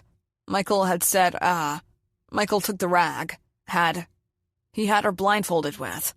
That he had her blindfolded with. It was a rag, or either a sock. I don't remember very well which one it was. But I remember she was blindfolded with something that I handed him. And he took it, and it had blood on it. Because he had stabbed her in the neck, and the rag, I guess it fell down and it had got blood on it. The Vulcaneer. Uh-huh. Nunley. And so, we took that, and we put all the stuff in the sack. It was that, and it was some little buttons that she had. I'm not sure if she had a jacket on, but I know they was stuck onto her blouse. The Vulcaneer. Nunley. Like little buttons that you would, with little names and little skits and stuff like that. The Vulcaneer. Little sayings. Nunley. Yeah, those type of buttons. She had about 2 or 3 of those. And he took those and put all that stuff into a sack and... The Vulcaneer. The buttons. The rag from... that she was blindfolded with. Nunley. Yes. The Vulcaneer. What else?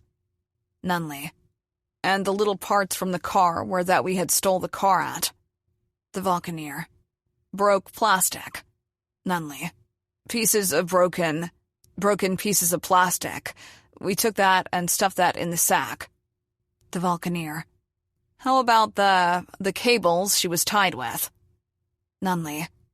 I don't remember if we put the cable in there. I think we did put the cable in there too. The Vulcaneer. And what did you do with that? Nunley.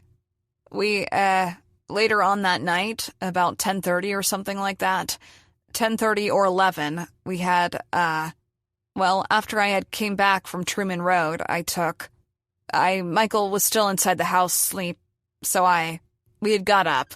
We had went around to my girlfriend's house for a while, and after we left from around there, then we came back, and that's when I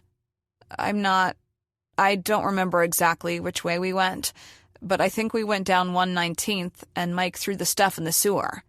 It was inside a brown paper bag. The Vulcaneer. On Food Lane around 119th.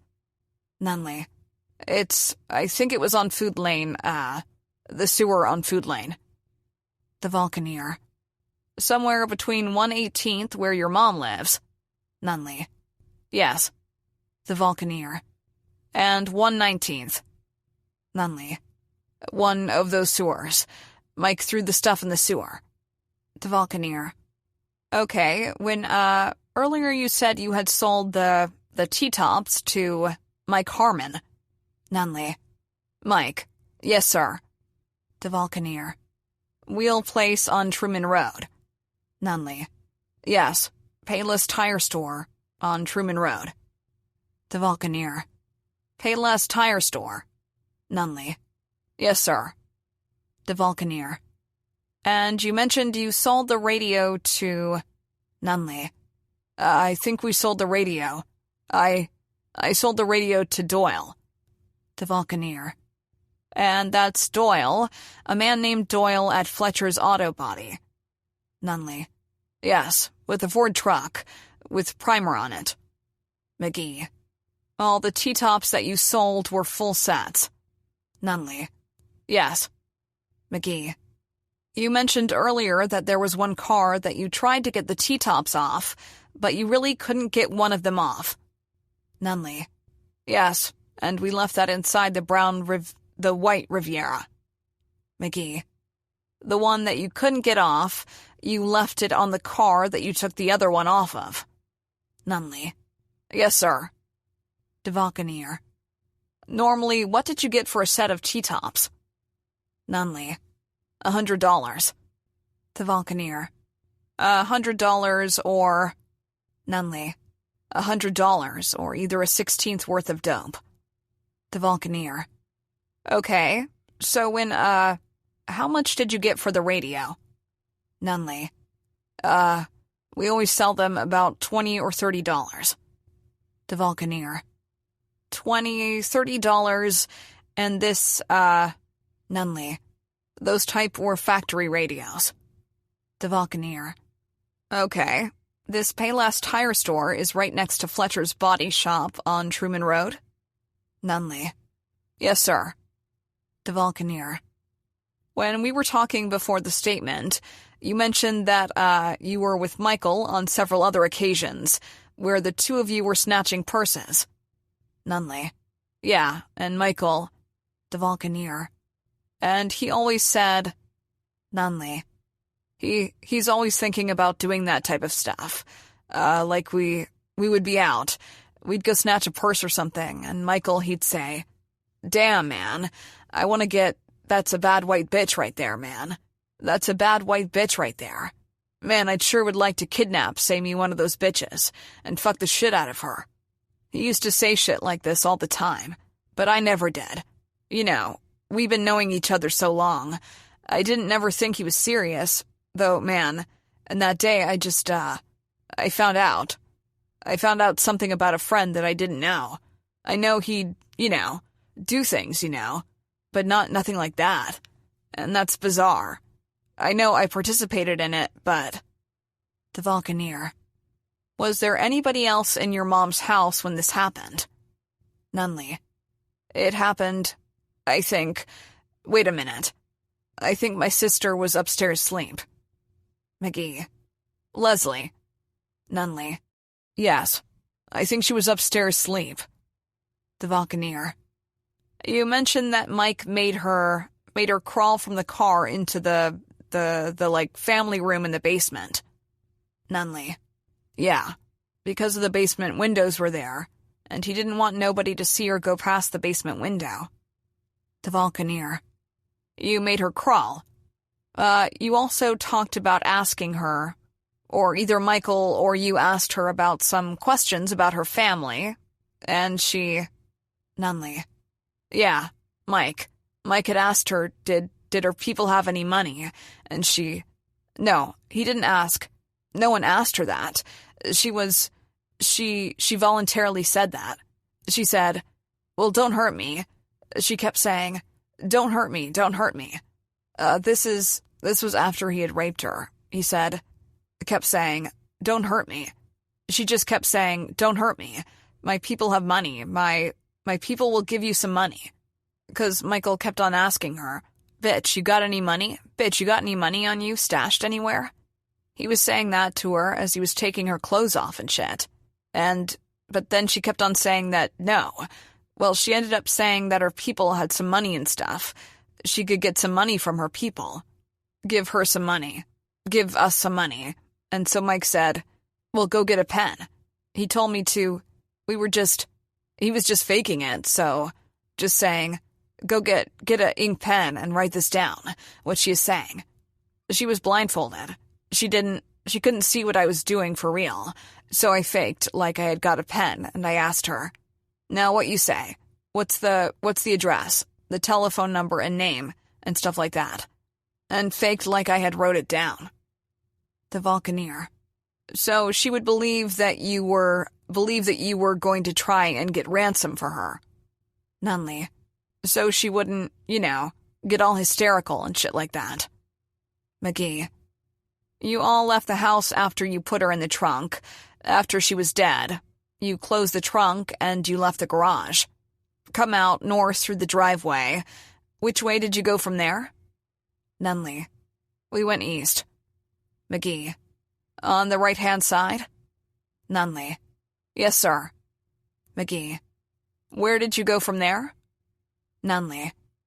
Down to the end of that corner. Made another right. Went back around there. We is going to park the car around there. But people was out at that time.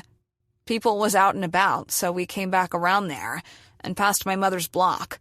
Went around to the block before you get to Sycamore, and we made a right there. And went around this little alley-like street. Made curve. It curved under down at the end, and we went across, Longview Road, and we parked the car, got out, and walked back over to my mother's house. McGee. Who was driving the car then? Nunley. I was. McGee. Was Michael with you? Nunley. Yes, sir. McGee. Where was he at? Nunley. He was in the passenger seat. We was together. We was both in the car. I was doing the driving, and he was in there with me. The Volcaneer. We talked earlier. Any time you are in a stolen car, you mentioned you always drive. Nunley.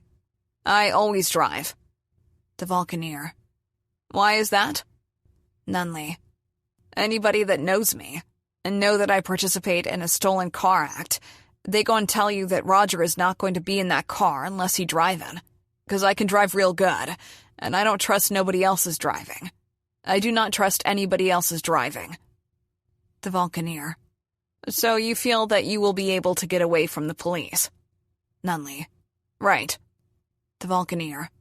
About what time was it? You said that you were chased by a police car? Nunley. Oh, between 12 and 1 o'clock. The Volcaneer.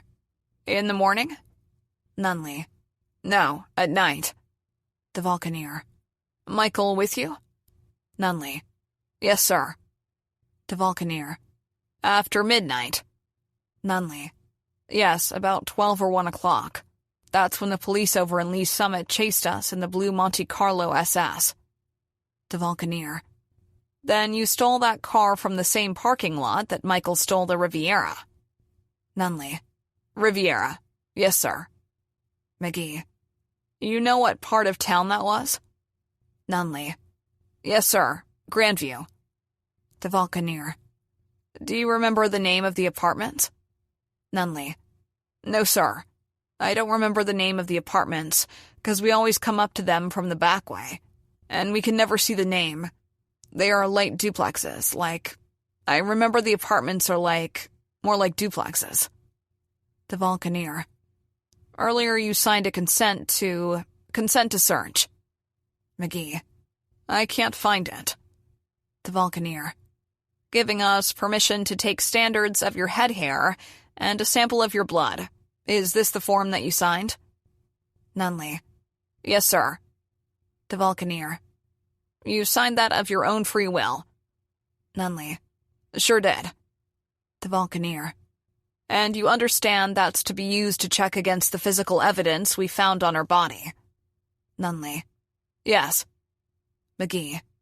What happened to the knives that you and Mike used? Nunley. I had put him back upstairs in the kitchen. McGee.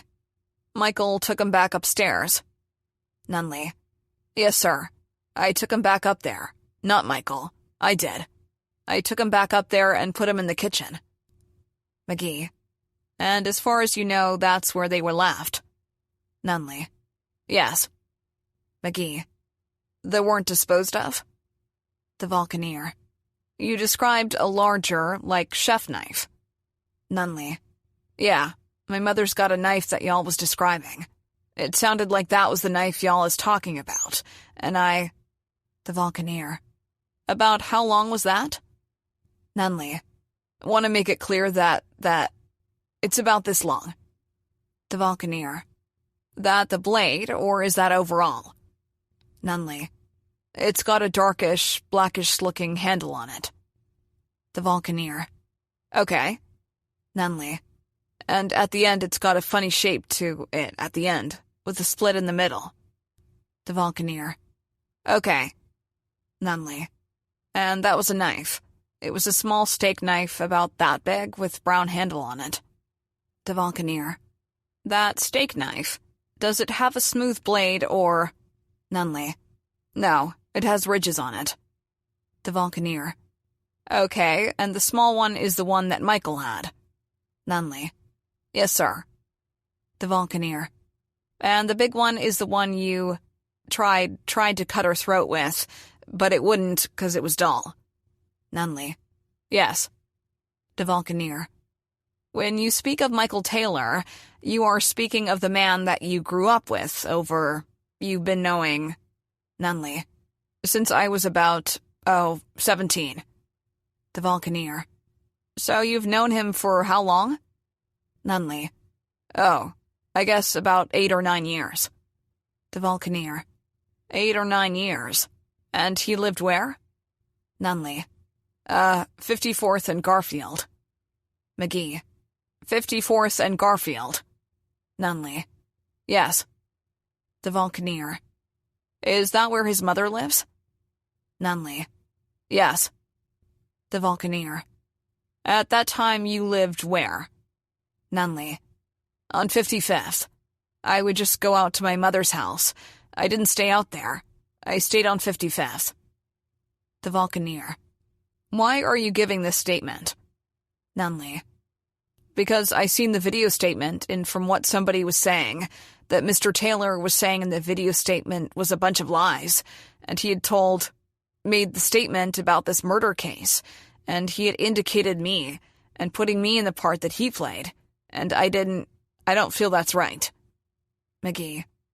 Was there anybody else involved in this other than yourself and Michael Taylor? Nunley. No, sir. The Vulcaneer. But you are giving this statement of your own free will? Nunley. Yes, sir, I am. The Vulcaneer. Is there anything you want to add to this? Nunley. No, sir, not really. The Vulcaneer. This concludes the video statement of Roderick Nunley at 23:05 hours on 7/8/89. Finally, on July 8, 1989, Detective Dan Klein canceled the pickup order for Roderick Nunley, who officers had just booked for Ann Harrison's murder. Chapter 12. On July 28, 1989, a Jackson County grand jury indicted Roderick Nunley and Michael Taylor on first-degree murder, forcible rape, kidnapping, and armed criminal action. But, between the state and the defense, They would move the case 3 times before the two could appear before a judge instead of a jury trial for the murder of Ann Harrison. The first move was to have Judge Levitt of Division 13 removed at the defense attorney's request. The second reassignment, requested by the state, was to send the case to Division 11 to be heard by Judge Donald L. Mason, who would disqualify himself. Finally, the case was assigned to Division 4 in Judge Alvin Randall's court. On December 18, 1990, while in custody for Ann's murder, Taylor eloped briefly from Jackson County Jail custody. This escape would be the second time Taylor could slip from the grasp of his jailers. Taylor was being taken to Truman Medical Center for a medical appointment, and police apprehended him nearby after being gone only a short time. Taylor had been planning an escape for months after stealing wire cutters from a maintenance cart, left unattended in the jail. The inmate had made a compartment in the sole of his shoe to conceal the tool and used it to cut his leg irons. Then he slipped out of the handcuffs and broke away from the guards, who escorted him to the hospital. He had bolted from the facility, but did not get very far before police captured him. The hospital sits less than a mile south of police headquarters. When officers apprehended him, the coward had the nerve to ask them, "Why didn't you let me go? You know what I'm facing." Why did he not let Ann go, when he knew what she faced that day in March after he savaged her, or when they forced her back into that stolen car and stabbed her repeatedly, leaving her alone to die a slow and dreadful death? At his January 29, 1991 trial, Roderick Nunley stated the original plan was to rob Ann of her purse. Nunley admitted to abducting and murdering the girl, but denied ever raping her. Instead, he stated only Taylor had raped her, and that he, Nunley, only pretended to do so to appease Taylor. He said his reasoning for killing Ann was because Taylor said they were both involved and that she could identify them, and so they needed to kill her together. His logic was bewildering and bizarre. He did not want to go to jail for kidnapping and rape, so he elected to commit murder. Criminals do not think. There is no imagination. There is no ability to project ahead and see the potential consequences of the immediate actions. They live in the moment, with no preconceived thoughts on what the aftermath could unfold. The immediate gratification found in Ann's abduction, robbery, and rape spilled over into the actions taken to hide the crime. Criminals are lazy. No work or thought was expended to conceal the evidence or clean up after the crime. The two offenders put more effort into disposing of ashtrays and other items they may have touched in the theft of an automobile. They exhausted the least possible amount of energy required to cover up the ultimate offense. At Roderick Nunley's plea hearing, he explained his involvement in Ann's murder this way. Question. Starting with that night, March 21, 1989, who were you with? Answer. Michael Taylor. Question. Okay, were you two smoking... Well, let me ask this. Were you smoking or doing any drugs that night? Answer. Yes, we were. Question. Okay. At some point that night, did you two steal a car? Answer. Yes. Question. Okay. Who was driving that car? Answer. Me. Question. At some point that morning, March 22, 1989, did you two see a girl with a purse? Answer. Yes. Question. And did Michael Taylor tell you that he wanted to snatch that girl's purse? Answer. Yes, he did. Question. Did Michael Taylor then get out of the car and talk with the girl? Answer. Yes. Question. Did Michael Taylor, after speaking with her, grab her? Answer. Yes. Question. And did he put her in the car? Answer. Yes, he did. Question. Did you two force her to stay in the car? Answer: Yes. Question: You then drove to somewhere in Grandview, Missouri. Answer: Yes. Question: You went specifically to your mother's house. Is that correct? Answer: Yes. Question: Once you got to that house, you then put the car in the garage. Is that right? Answer: Yes. Question: And at some point, did you give Michael Taylor something to blindfold the girl? Answer: I think I did. Yes. Question: Okay. And then at some point he took her out of the car and forced her to crawl down to the basement. Is that correct? Answer: Yes. Question: Once the three of you were in the basement, you told her to sit down. Did you not? Answer: Yes. Question: And while you were in the basement, you saw Michael Taylor taking her clothes off. Did you not? Answer: Yes. Question: You then went upstairs. Answer: Yes. Question: When you came back downstairs, did you see Michael Taylor forcing her to have intercourse with him? Answer: Yes. Question: At some point, did Michael Taylor then ask you to go get him some lubricant? Answer: Yes. Question: And in fact, did you do that? Answer: Yes. Question: Okay. You never stopped him from committing the rape, did you? Answer: No. Question: After that was over, you two then put her in the trunk of the car you had stolen. Is that correct? Answer: Yes.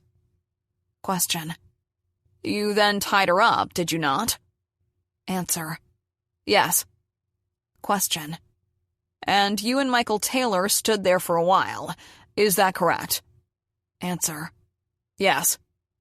Question: And the two of you had a conversation, did you not? Answer: Yes. Question: Michael Taylor said that he did not want her identifying him in court later on. Did he not? Answer: Yes. Question: So at that point, you two discussed what to do, did you not? Answer: Yes. Question: And you two decided to kill her, did you not? Answer: Yes. Question: You did not have a gun, is that correct? Answer: Yes. Question: So Michael Taylor suggested using knives. Answer: Yes. Question: And you went upstairs and got 2 knives from the kitchen. Answer: Yes. Question: And then you took those 2 knives back down to the garage where Michael Taylor was. Is that correct? Answer: Yes, I did. Question: You gave Michael Taylor the little knife, and you took the big knife. Answer: Yes. Question: And Michael Taylor then stabbed her, did he not? Answer: Yes, he did. Question: And initially he stabbed her in the heart and the chest area a number of times. Isn't that correct? Answer: Yes. Question: And Michael Taylor actually told you that he thought you two were in this shit together. Do you remember that? Answer: Yes. Question: So you took your knife, and you also attempted to stab her, did you not? Answer: Yes. Question: Your knife was dull? Answer: Yes. Question: Was Michael Taylor then the one that ended up stabbing her in the throat, where you had tried to? Answer: Yes. Question: While you were stabbing her and while Michael Taylor was stabbing her, you never left to go call the police or to get help, did you? Answer: No, I did not. Question: You then took both of the knives back upstairs. Is that correct? Answer: Yes. Question: And Michael Taylor closed the trunk of the car? Answer: Yes, he did. Question: And you knew that she was going to die, did you not? Answer: Yes. Question: You drove the car away. Is that correct? Answer: Yes. Question: And you parked it in some neighborhood fairly close to the house? Answer: Yes. Question: And on July 8, 1989, you gave a videotaped statement regarding your participation in this offense, did you not?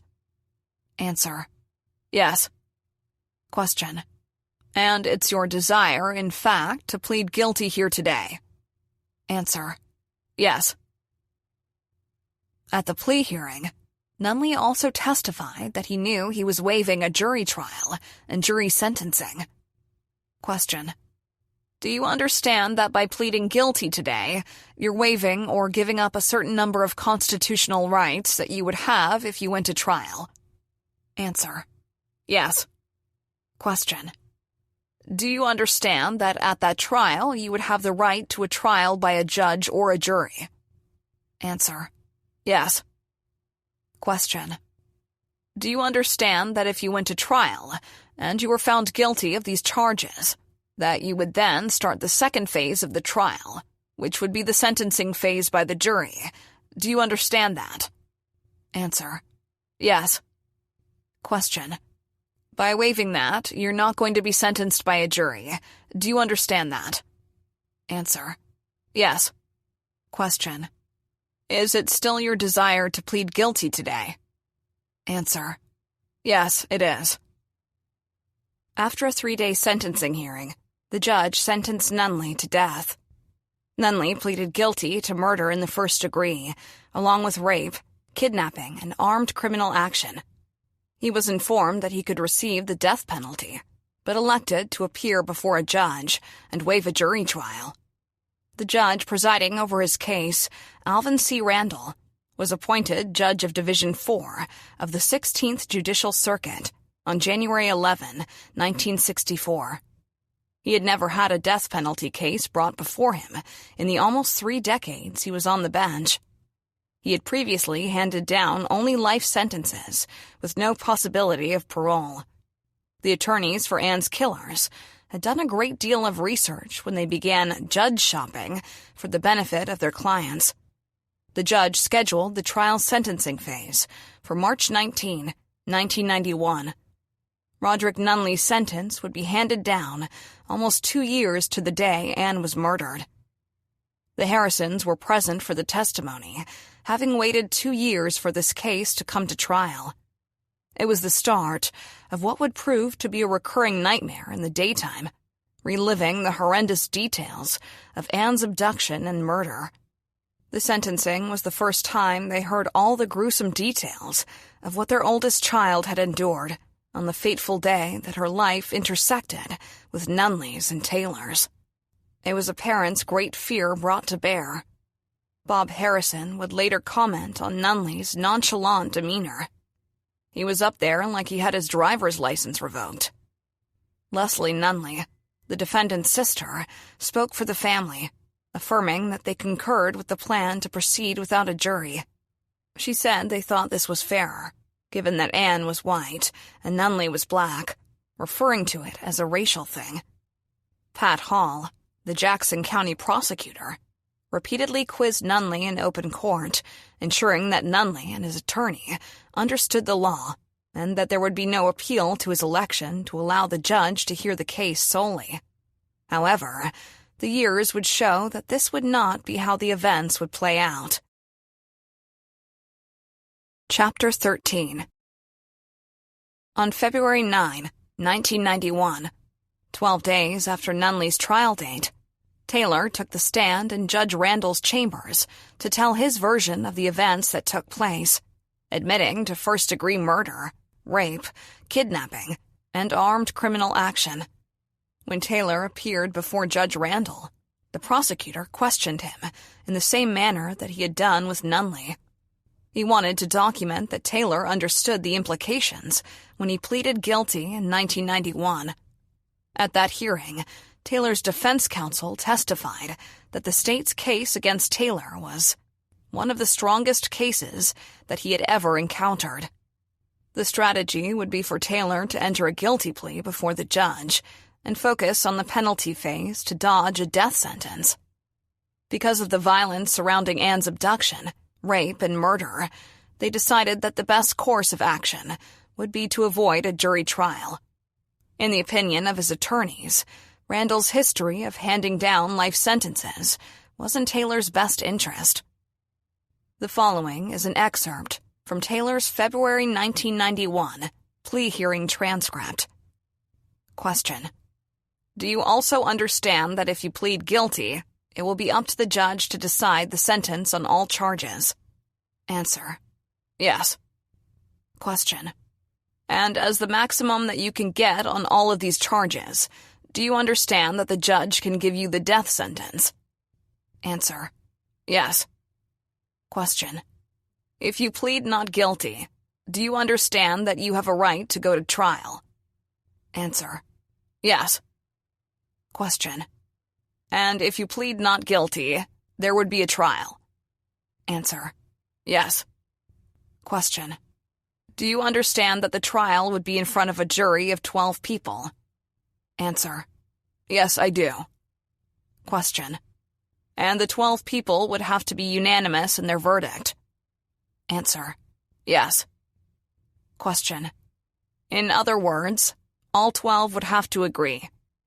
Answer: Yes.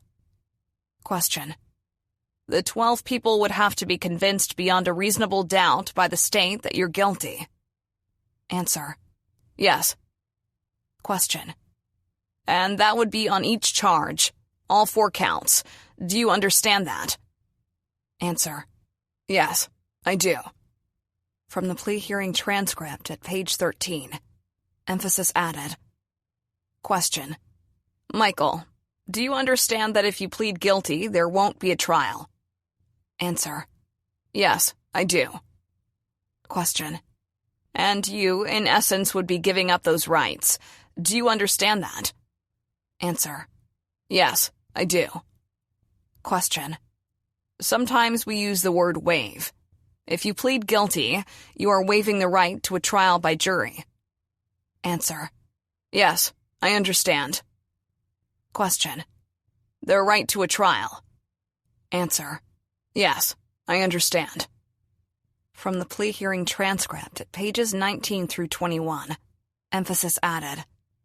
Question: Has anyone made any promises to you about how this is going to turn out if you plead guilty? Answer: No, they haven't. Question: You know that if you plead guilty, the state is going to ask for a death sentence, and the judge could impose death? Answer: Yes, I do. Question: Now, if you plead guilty, do you understand that all that would be left for the court to do would be to sentence you? Answer: Yes. Question: Do you understand, Michael, that there would still be a sentencing hearing where the state will be presenting evidence, and we, on your behalf, will be presenting evidence to the judge as to what sentence to propose on the murder charge? Answer: Yes.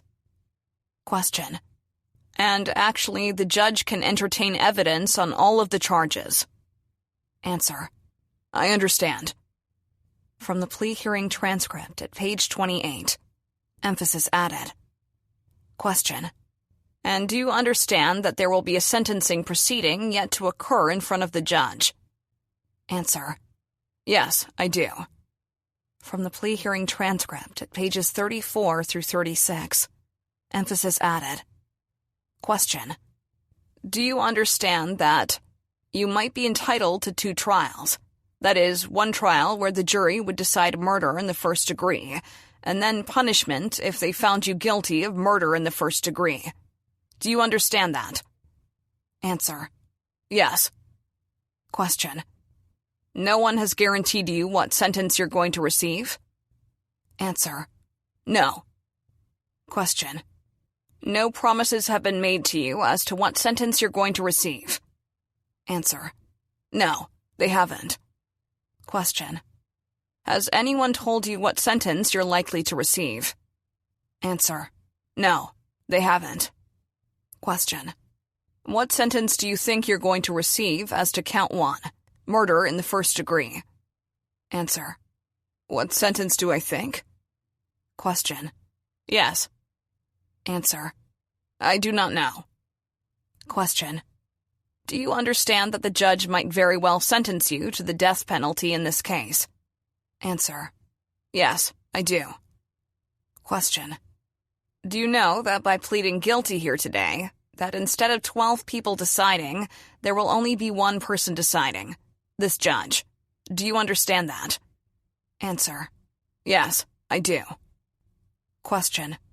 As to the other counts, the judge could sentence you to the minimum, or he may very well sentence you to the maximum on each of the other counts charged. Do you understand that? Answer. Yes. From the plea hearing transcript at pages 38 to 42. Emphasis added. Question. Have your attorneys gone over with you the different stages that occur at a murder in the first-degree trial? Answer. Yes. Question. Now, the second phase would be a separate trial in front of the same jury if they do find you guilty of murder in the first degree. Do you understand that? Answer. Yes, I do. Question. It would be like a trial. There would be opening statements. The state would present evidence, and you could present evidence. Do you understand that? Answer. Yes, I do. Question. You would have a right to confront the witnesses, to subpoena witnesses in. Do you understand that? Answer. Yes. Question. The court would then instruct the jury. The attorneys would argue, and then they would deliberate. The jury would deliberate. Do you understand that? Answer. Yes. Question. During their deliberations, all 12 jurors must find, beyond a reasonable doubt, at least one aggravating circumstance. Do you understand that? Answer. Yes. Question. And if they do not find at least one aggravating circumstance, then they must sentence you to life without parole. Do you understand that? Answer. Yes. Question. Now, the state has filed notice of 9 aggravating circumstances, statutory aggravating circumstances. Do you understand that? Answer. Yes. Question. Have you talked about those with your attorney? Have you seen those? Answer. I'm not real familiar with seeing them, but I have talked with them about them. Question. When I say that the jury must find at least one, they must find at least one statutory aggravating circumstance. If they do not, it's life without parole. Do you understand that? Answer. Yes. Question. If they do find at least one statutory aggravating circumstance, then they can determine if there are any non-statutory aggravating circumstances. Do you understand that? Answer. Yes. Question. And the state has filed notice, I believe, of 25 or 26 non-statutory aggravating circumstances. Are you aware of that? Answer. Yes. Question. And the jury would determine if the statutory aggravating circumstances, non-statutory aggravating circumstances, and the evidence in the case, whether they warrant the death penalty. Do you understand that? Answer. Yes. Question. And they must unanimously find that they do warrant the death penalty. Do you understand that? Answer. Yes. Question. And if they do not, then it's life without parole. Do you understand that? Answer. Yes, I do. Question. And then if they find that there are sufficient aggravating circumstances to warrant death, then they must consider whether there are mitigating circumstances. Do you understand that? Answer. Yes, I do. Question. And your attorney has supplied me with notice of 5 statutory mitigating circumstances that would be presented to the jury. Do you understand that? Answer. Yes. Question. And the jury would then consider whether those mitigating circumstances, or the evidence in the case, whether it outweighs the aggravating circumstances. And if they found that the mitigating circumstances outweigh the aggravating circumstances, then they must sentence you to life without parole. Do you understand that? Answer: Yes. Question: And do you understand that when they consider the mitigating circumstances, that they do not have to all unanimously find the same mitigating circumstances? Do you understand that? Answer: Yes. Question: And do you understand that even if they find that the mitigating circumstances do not outweigh the aggravating circumstances, that they still are not obliged to sentence you to death? Do you understand that? Answer: Yes. Question: The final decision would rest with the jury. Do you understand that? Answer: Yes. Question: But again, in this case, it will all be up to one man. Do you understand that? Answer: Yes. Question: Is that what you want? Answer: Yes, it is. Under oath, Taylor insisted he wanted to let the little girl go, but was pressured by his companion to stab her. By his own admission, he lacked the moral courage to stand up to his partner in crime, finding it easier to kill an innocent teenager in cold blood than to offend his friend. Taylor spoke of Anne fighting to keep from being pulled into the car, claiming Nunley had done it. He described how she resisted getting into the car's trunk and begged for them to call her parents, insisting that they would pay for her release. For a little girl who had just turned 15 a few weeks before, she had shown courage and logic well beyond her years, traits that her abductors clearly did not possess. Taylor was 24 years old, and he had already been in the system for years. He had gone to prison and was on parole, serving 3 years of a 6-year sentence for 7 different crimes, all to run concurrently. He was not exactly a model prisoner. He had over 40 violations for conduct. Taylor was and had always been a problem. Had he not been released early, and if the courts had required him to serve his entire sentence, perhaps Anne would still be alive. Instead, he did not attempt to change his life, reach out to his family for help, and keep out of trouble. Taylor's family was in the courtroom that day, sobbing as he told his version of what transpired on that early morning in 1989. The minister of their church spoke to the media and said that the Taylor family was a good one, but said of Michael, "That boy's always been trouble." Taylor's criminal history alone would substantiate the minister's description of his demeanor. When Pat Hall cross-examined Taylor, he repeated the warning that he had delivered to Roderick Nunley just weeks before. He reiterated that there was to be no appeal to the sentence from Judge Randall, even if Taylor's sentence was the death penalty. Taylor stated in open court that he understood that. However, the future would show that he never really believed it. In the same way, he eluded police and twice slipped the grasp of the corrections officers. He was convinced he could escape the executioner. Chapter 14. Set previously by Judge Randall, the sentencing phase of the trials began on March 19, 1991. Nunley's attorney made a plea to the court, telling a story of his early life, abandonment by his father, his use of drugs since 3rd grade. It was hard for the victim's family and friends watching the trial to garner even an iota of sympathy. He had a mother who raised him and a sister who not only defended him, but lied to the police on his behalf. He was not homeless. He had access to his mother's home and stayed there occasionally. It was in his mother's house that he and Taylor murdered Anne. He had family and a girlfriend who were in court on his behalf. Nunley was not the only person ever faced with a tough childhood. He more closely fit the profile of a career criminal. Nunley was a car thief, a purse snatcher, and allegedly a murderer of at least one person besides Anne Harrison.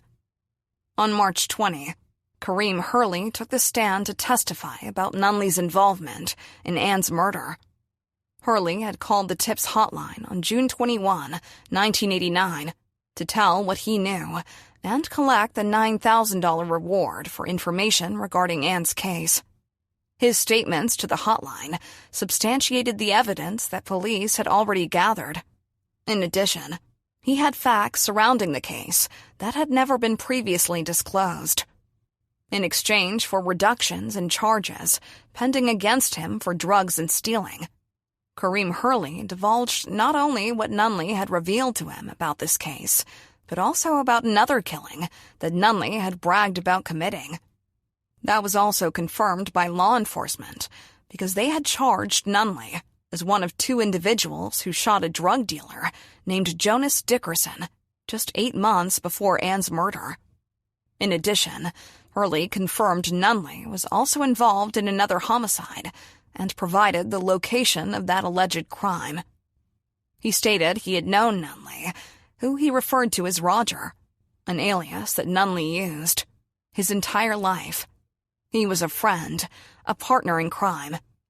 Hurley described him as paranoid, always watching his surroundings, and said that Nunley was using drugs more frequently in recent years, as though he were trying to block out things that were troubling him.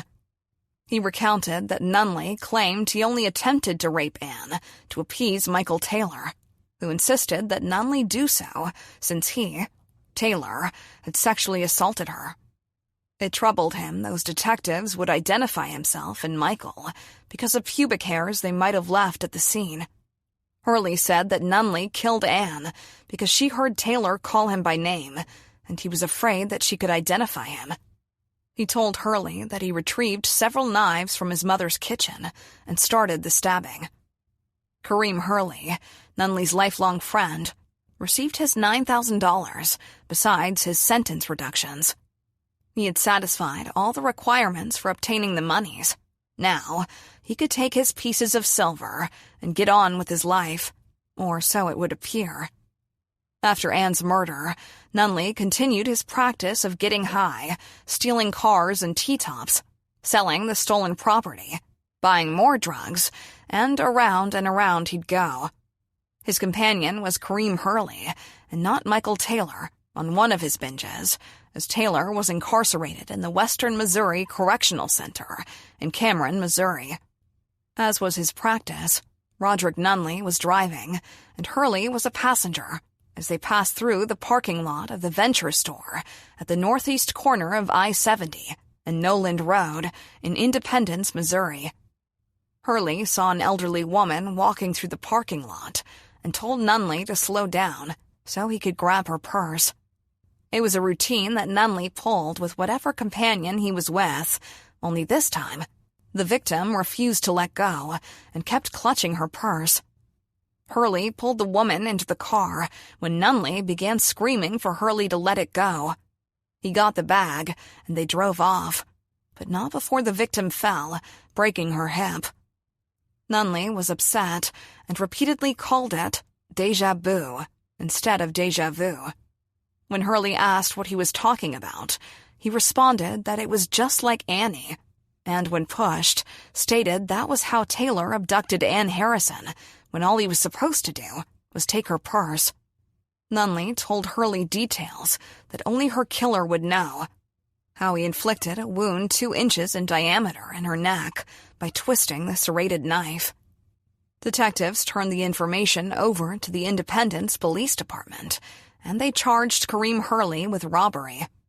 In a strange twist of fate, Hurley spent his $9,000 reward money on a defense attorney in that case. Ironically, years later, Kareem Hurley would face his own rape and assault convictions. Crimes ironically close to the ones he helped get Nunley and Taylor convicted for a decade earlier.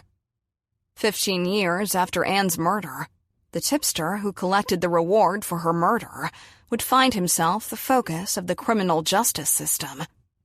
In 2003, police arrested Kareem Hurley for armed criminal action, forcible rape, and second-degree assault against a female acquaintance.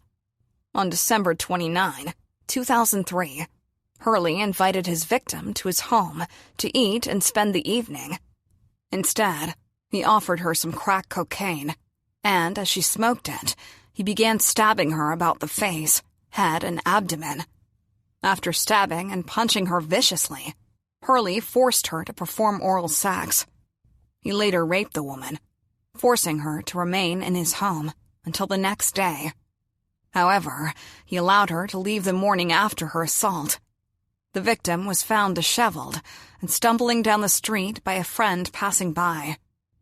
Hurley received a life sentence for forcible rape, armed criminal action, and second-degree assault. Having been sentenced to life in prison for his actions, Hurley remains a permanent guest of the Missouri Correctional Facility in Jefferson City. Chapter 15. At his sentencing hearing on April 25, 1991, Taylor's mother, Linda Taylor, begged the court for mercy for her son. She testified that a few days after the murder, he came home looking disheveled and dirty. She offered to get him some help for his drug use. Instead, he told her, "Mama, only God can help me now," and walked out. Taylor was cognizant of what he had done. However, he was also streetwise enough to know that if he claimed he was innocent and Nunley alone had committed the murder, he could turn on his friend, become the state's witness, and have a chance to avoid what lay before him. He tried it, but was unsuccessful in convincing the court that he was merely a bystander to the brutal stabbings that took Ann's life. Assistant Prosecutor Pat Peters led the last part of the penalty phase for the state against Taylor on April 26, 1991. He appealed to the court, referring to what happened to Ann as every parent's nightmare. If this man does not get the death penalty, there shouldn't be a death penalty. His impassioned plea was peppered with details that outlined the brutality that happened to Ann. He described her wounds as carving, as he referenced the 10 gashes that the coroner identified. The child had multiple deep wounds that penetrated her internal organs, resulting in her bleeding to death. The state's physical evidence included hair matching Taylor's, collected from Ann Harrison's body, and the passenger side of the Monte Carlo, hair matching Ann's collected from Nunley's basement, and sperm and semen belonging to Taylor, found on Ann's clothes and body. An autopsy revealed a lacerated vagina, 6 stab wounds to Ann's chest, side, and back, which penetrated her heart and lungs, and 4 stab wounds to her neck. The medical examiner testified Ann Harrison was alive when all the wounds were inflicted, noting that there was no singular blow inflicted that resulted in immediate death. Although there did not appear to be any defensive wounds, showing that she could fight back, the autopsy revealed that Ann was conscious for at least 15 minutes and alive for about 2 hours, as she slowly bled to death. In 1991, courts did not permit victim impact statements in Missouri, although many other jurisdictions throughout the United States permitted these to be introduced at the sentencing phase of criminal cases. It was not until 1994 that the Missouri Supreme Court approved these actions in the State v. Wise. That case permitted the use of victim impact statements to be presented to the jury at the sentencing stage of a capital punishment case. The Missouri statute, Missouri Revised Statute Section 217.762, 1994, reads, "A victim impact statement shall 1. Identify the victim of the offense. 2. Itemize any economic loss suffered by the victim as a result of the offense. 3. Identify any physical injury suffered by the victim as a result of the offense, along with its seriousness and permanence. 4. Describe any change in the victim's personal welfare or familial relationships as a result of the offense. 5. Identify any request for psychological services initiated by the victim or the victim's family as a result of the offense. And 6. Contain any other information related to the impact of the offense upon the victim that the court requires." The Harrisons were denied their only chance to give Anne a voice in court because of rulings that stated that it infringed on the defendant's rights. So Anne had no rights in court, no voice, no one to beg for her, as both Nunley and Taylor did. On May 4, 1991, Taylor and Nunley each appeared separately in court, with each proceeding taking less than 30 minutes each. Both killers pleaded guilty to first-degree murder, armed criminal action, kidnapping, and forcible rape. Under the advice of counsel, each elected to do so because their respective attorneys believed that Judge Randall was one of the few Missouri judges who might be lenient in sentencing Taylor. They were wrong. The Harrisons remained stoic as the judge read the verdicts. The judge imposed the death sentence for Anne's murder and consecutive terms of 50 years for armed criminal action, 15 years for kidnapping, and life for rape. Nunley's girlfriend acted out, trying to run out the courtroom door to leave. She could not exit the locked doors and sobbed at the back of the courtroom. Nunley's illegitimate children would grow up without him in their lives. When it was time for Taylor's sentencing, he knew his fate as he entered the courtroom, his sister crying when the guards escorted him into the room. In October 1991, both Nunley and Taylor appealed their sentences, claiming that the judge was drunk, that the prosecutors were racially biased, and their attorneys were incompetent. It was the beginning of the long road to death. The court had appointed 2 new defense attorneys to represent Taylor and Nunley. In addition, Judge Randall recused himself from hearing further post-conviction motions because of the accusations lodged against him. The defense attorneys claimed that the prosecutor's office did not ask for the death penalty because of Anne's vicious attack. Instead, they made it a racial issue, claiming it was because black men murdered a white girl. The judge assigned Pat Hall and Kramer Anderson Russell to represent the state for these appeals. The state countered the request, citing no facts to support the accusations against either the judge or the prosecutor's office, and pointing out the defendant's statements and court transcripts about their levels of satisfaction with their defense attorneys. Soon, the presiding circuit court judge would disqualify all the Jackson County Circuit judges from hearing further arguments about the convictions. Several judges had already recused themselves because of any appearance of bias from having worked with Judge Randall. As presiding judge, he appealed to the Missouri Supreme Court for a magistrate outside the Jackson County area to oversee the case. It seemed reasonable and appropriate for this action so that no further issues could be brought forth.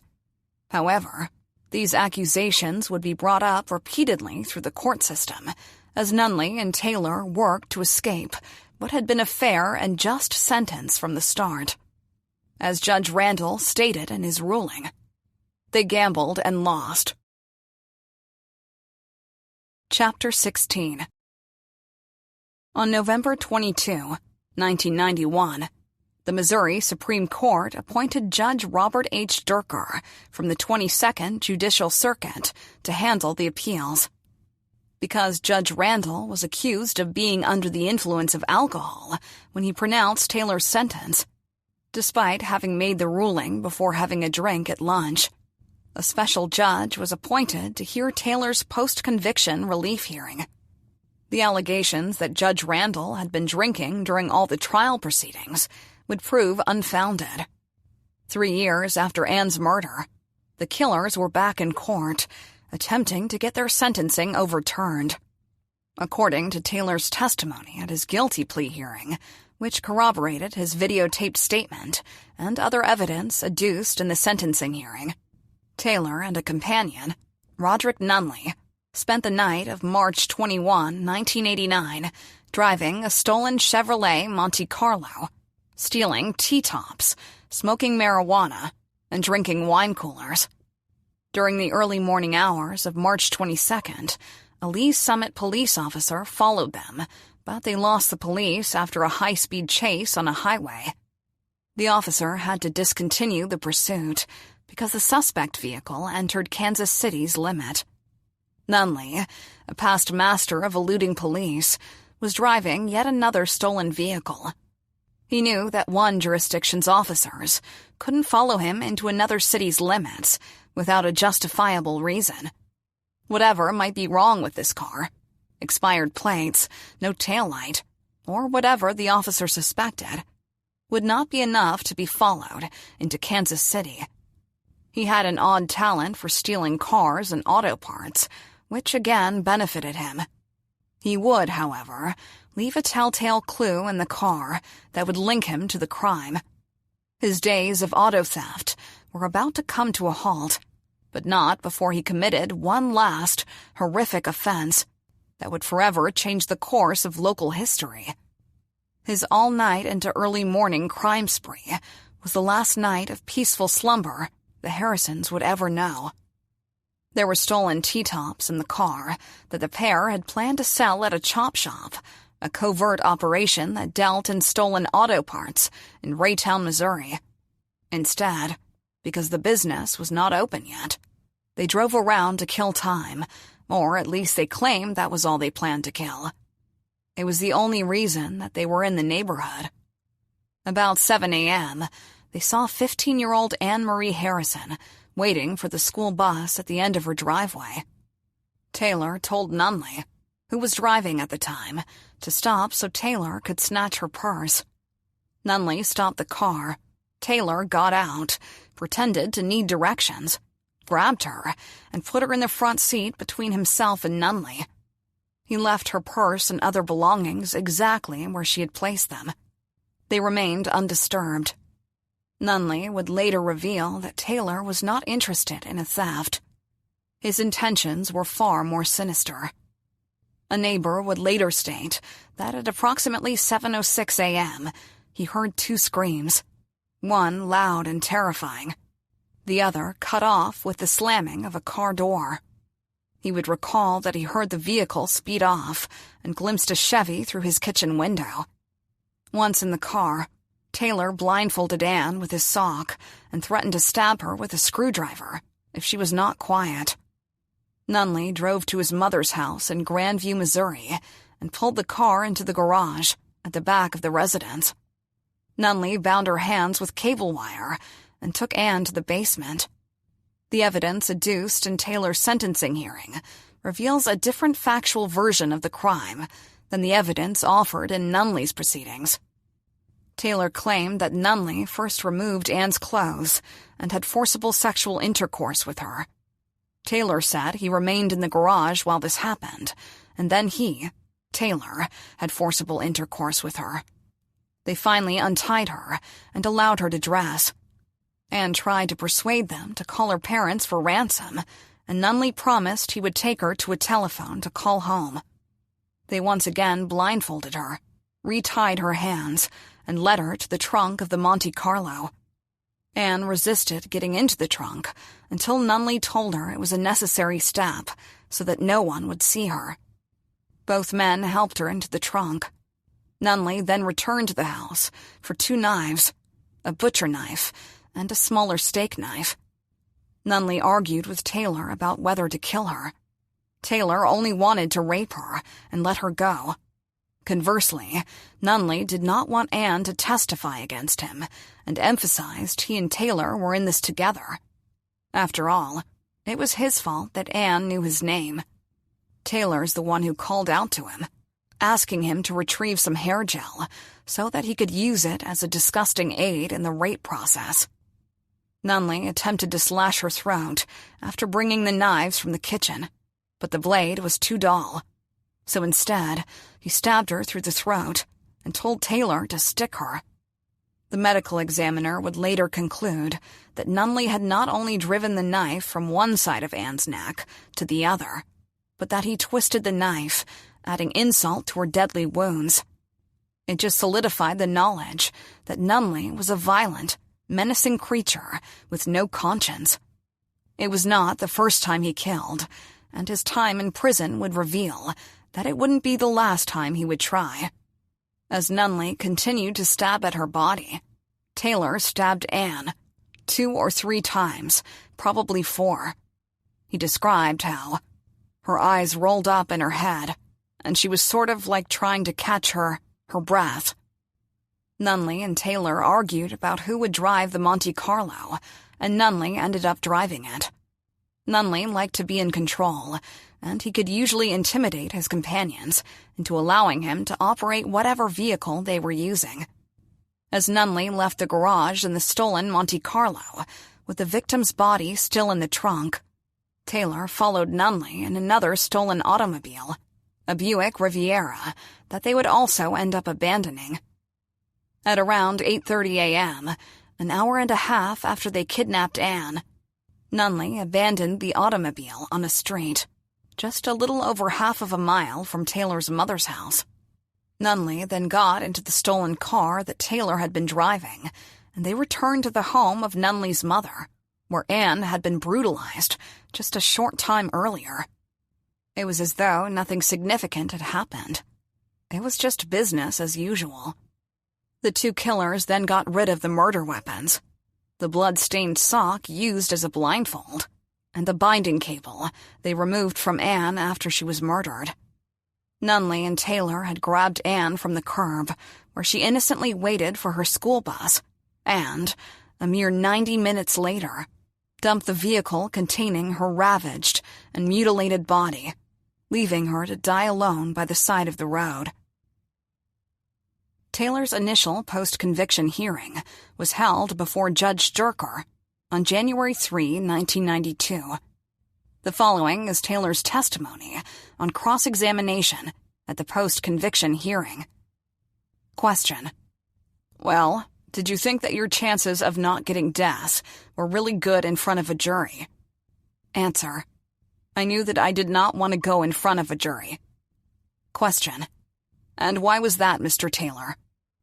Answer: Because I was admitting my guilt. Question: I'm not talking about the issue of guilt. I'm talking about the issue of punishment. Did you want to go in front of a jury for them to decide whether you would live or die? Answer: Not then, but now I do. 2 subsequent hearings would be held in March 1992 before Judge Durker finally handed down his decision. Judge Durker ruled on the appropriateness of the plea entered by Taylor and the subsequent sentences imposed by Judge Randall.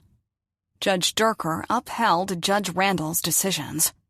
Taylor's appeal was denied in July 1992, and Taylor was resentenced to death. Nunley's attorneys had petitioned the judge for a post-conviction relief hearing, and it was also rejected.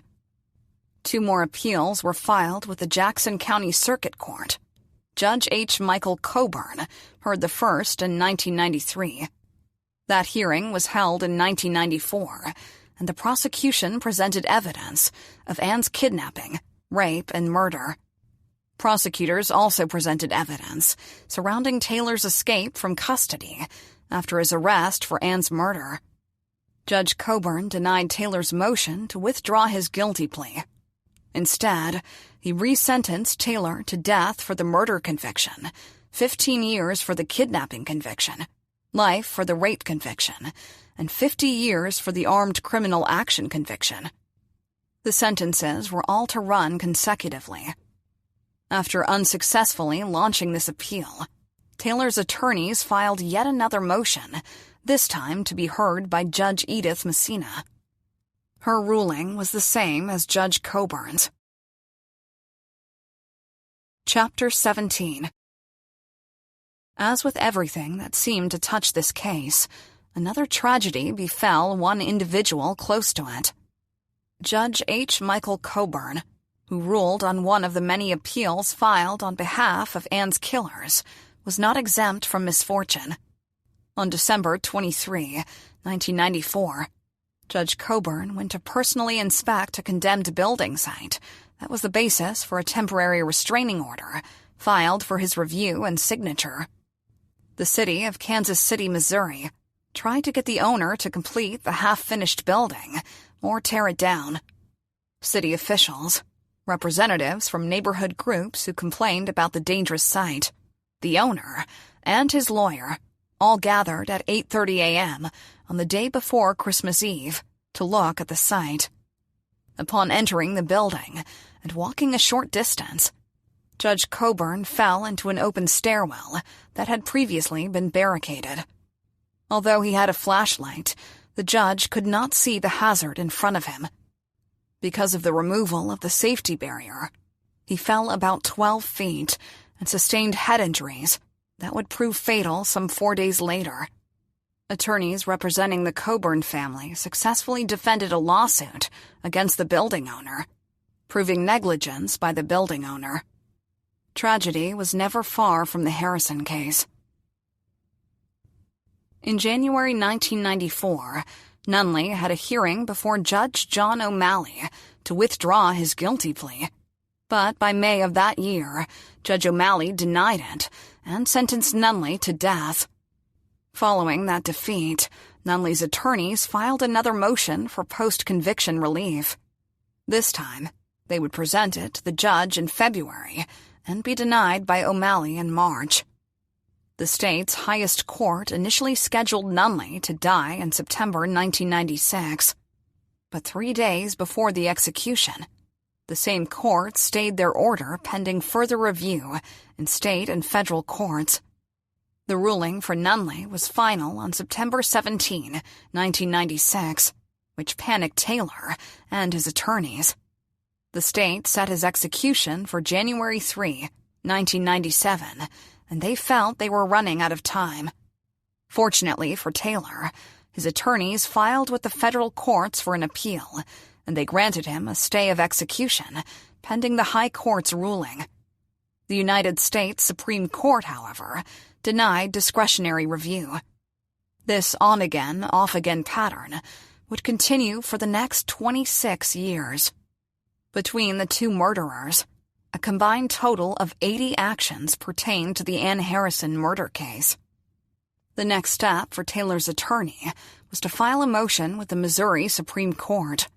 In the case of the State v. Taylor, 929, Southwestern Reporter, 2nd Series, 209, Missouri, 1996, the court held that 1.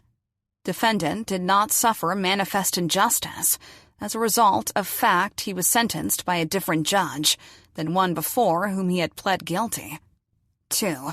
Defendant was not entitled to withdraw his plea on grounds of inadequate personal admonition. 3. Defendant could not withdraw his plea on grounds that he was not advised that his intent to kill victim was element of first-degree murder. 4. There was sufficient evidence of defendant's deliberation and culpable intent to warrant acceptance of defendant's plea. 5. Defendant was not entitled to jury on resentencing following remand. 6. Recusal of resentencing and post-conviction judges was not required. 7. Defendant failed to establish that prosecutor had acted with racially discriminatory purpose in deciding to seek death penalty. 8. Post-conviction judge properly found that mitigation investigation was adequate. And 9. Defense counsel's failure to make further mitigation investigation was not ineffective assistance of counsel. The first scheduled execution day for Michael Taylor was in February 2006. It brought with it a roller coaster of emotions for the friends who represented the Harrisons that day. Bob and Janelle Harrison had planned to travel to Bonne Terre, but decided against it. Their friends who served as their representatives were witnesses for the state of Missouri, and no one from Ann's family was going to attend. Al DeVauconier intended to witness the execution of the killer he worked so diligently to identify and put behind bars. DeVauconier spent 6 years as a detective in the homicide unit and got over 70 confessions from suspects. He was recruited by Troy Cole when Cole, a former homicide detective, transferred back to homicide as a sergeant. Trained by Detective Bill Wilson, DeVauconier worked the Bob Berdella serial killer case with Cole. When Pete Edlund returned to the homicide unit, at Van Buskirk's request, Squads were divided up, and he was assigned to Edland. It is frequently the case that command staff from various agencies will excessively pressure their detectives to rapidly solve high-profile crimes, calling multiple times a day for updates, insisting upon overtime, additional staffing, etc. In this instance, no undue pressure was applied. The chief of police trusted Gary Van Buskirk, confident in his leadership and his team's abilities. However, each detective was experiencing their own self-imposed pressure to find Anne's killers. This murder was a case of an utterly unsuspecting victim, someone who was not in the act of committing a crime or who had placed herself in harm's way, knowing that she was undertaking a risk. She was a little girl standing at the edge of her driveway as she kept to herself and waited for the bus to take her to school. She never got the chance to grow up. As Devakanier described it, Anne was special. He still keeps a basket of mementos from some of his cases, and in it is a Polaroid picture of Anne that he carried in his pocket for years. It was a copy of her sophomore school picture, distributed to all the investigators when she first went missing. What troubled Devakanier the most was asking, what else could I have done today to clear this case? What other stone could have been overturned?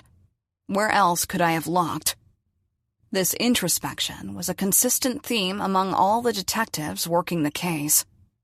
According to Devakanier, his serving as the lead detective was simply because he wrote the initial report and the case was assigned to him. He had been in the unit for 2 years. Pete called and gave his usual saddle-up notice to his squad. Devakanier lived close to where the car with Anne's body was discovered, enabling him to respond within minutes. He worked every stolen auto, gleaning information from the tactical squads, who gathered specific information for the homicide unit. Nunley and Taylor's method of stealing T-tops, removing dome lights and ashtrays, was of particular interest. The case brought forth oddities, and sometimes a little craziness. Psychics, known sex offenders, bloodhounds, cadaver dogs, whatever the lead, the murder squad took every opportunity to run it down. Devakanier attended every court session that he could, but this was limited. He was also testifying, therefore could not be in the courtroom for much of the case. But the case never left him. Chapter 18. Al Devakanier had waited 17 years for this day to come finally. But unfortunately, it was not closure he expected, as much as it was a closing of a book whose long-overdue final chapter could now be written. 2 of Bob and Janelle Harrison's friends assumed the roles of cross-bearers to take a load off Anne's parents, if only for this moment in time. But, like Simon of Cyrene, it was only a brief respite that was provided, as the burden of this cross was to fall back on the Harrisons' shoulders repeatedly before the execution process for Anne's killers would be concluded. What the Harrisons would endure with the start-stop process of executions being scheduled, then stayed, and scheduled again, was excruciating, cruel, and unnecessary. The process would repeatedly victimize the already suffering parents for another 9 years. Witnesses had to arrive on Tuesday, January 31 at 10:30 p.m. for the 12:01 a.m. execution on February 1, 2006. Each one received a confirmation letter from the State of Missouri Department of Corrections that provided instructions regarding the execution. Dear X, the purpose of this letter is to confirm your selection to serve as a state witness at the execution of the above-referenced inmate at the Eastern Reception Diagnostic and Correctional Center in Bonne Terre, Missouri, at 12:01 a.m. on Wednesday, February 6, 2006. You are to report to the Administration Building at the Eastern Reception Diagnostic and Correctional Center on the evening of Tuesday, January 31st, at 10:30 p.m. Upon your arrival at the administration building, you will be required to present current identification with picture prior to admittance to comply with state statute, which requires witnesses to be citizens who are at least 21 years of age. Please leave purses, briefcases, cellular phones, cameras, and any electronic or recording device, etc., in your vehicle if possible.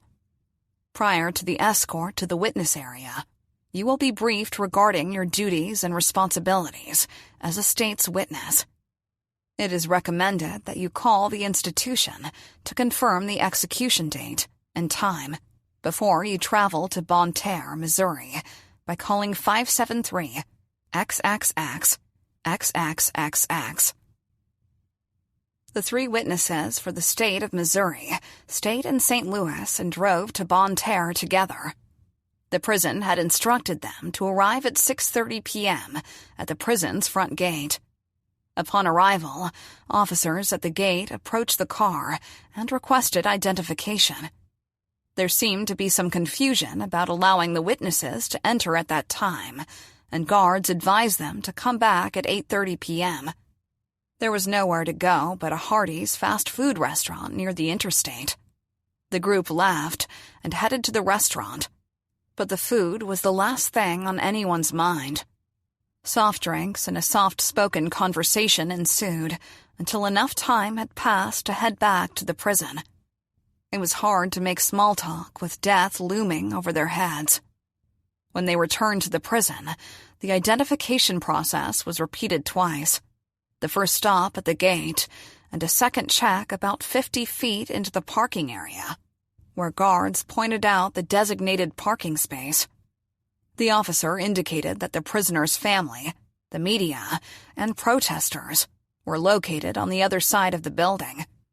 This slow and meticulous process was intended to mitigate all potential risks of interaction between witnesses, victim and prisoner families, and the protesters.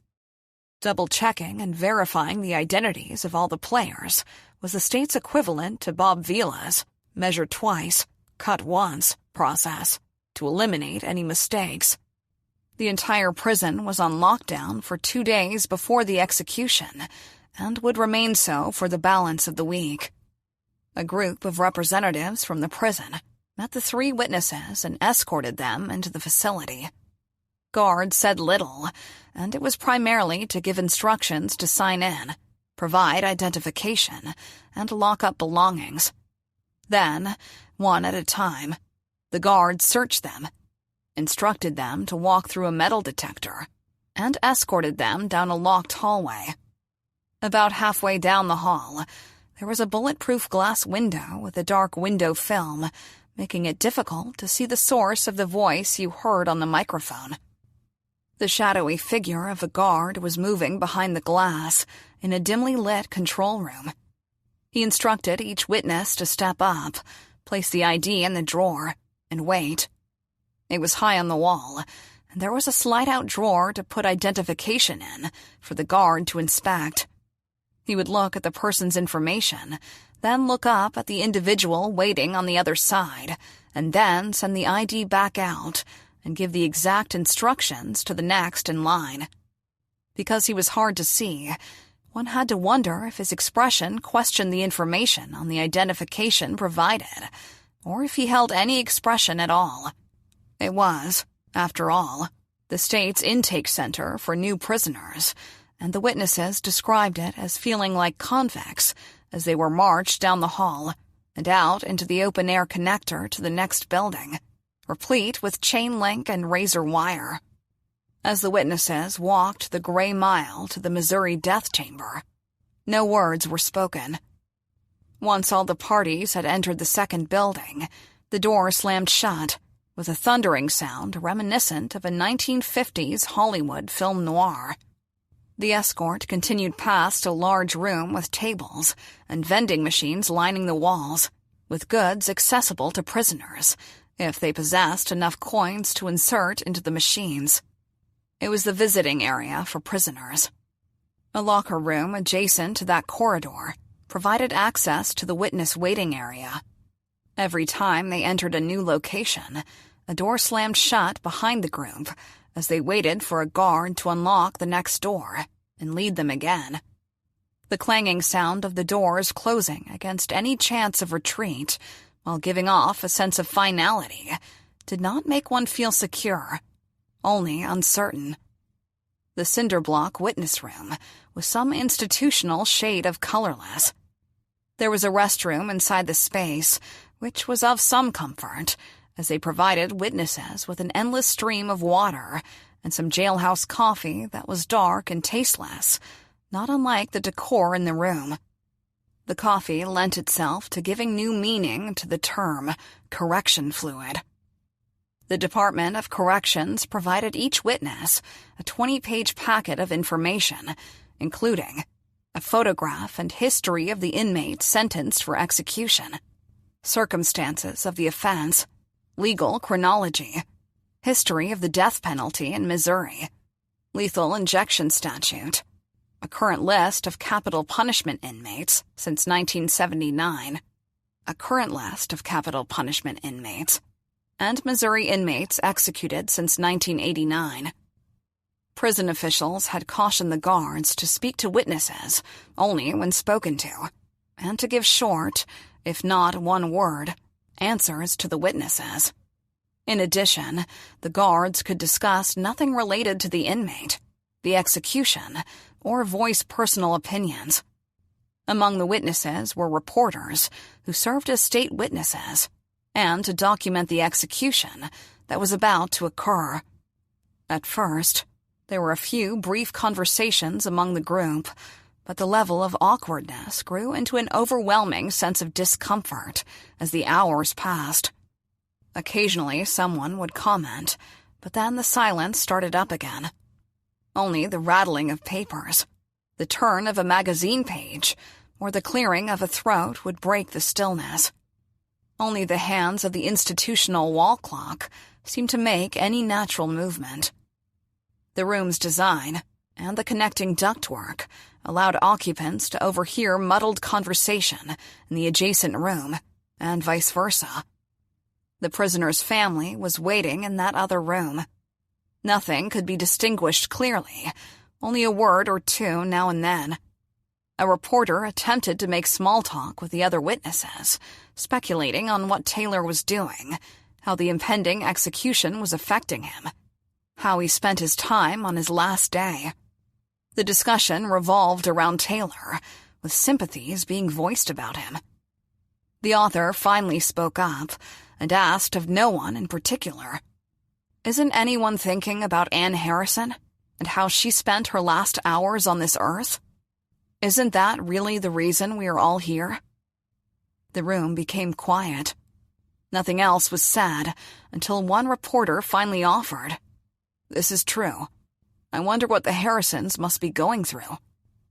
As the witnesses continued to wait, if there was any speculation about Ann's family, it was done in silence. Representatives of the prison entered periodically, huddling near the door, to speak before addressing the group, who continued to sit quietly, watching the clock. It was a hushed conversation, not low enough to be a whisper, but not at a level to be clearly understood.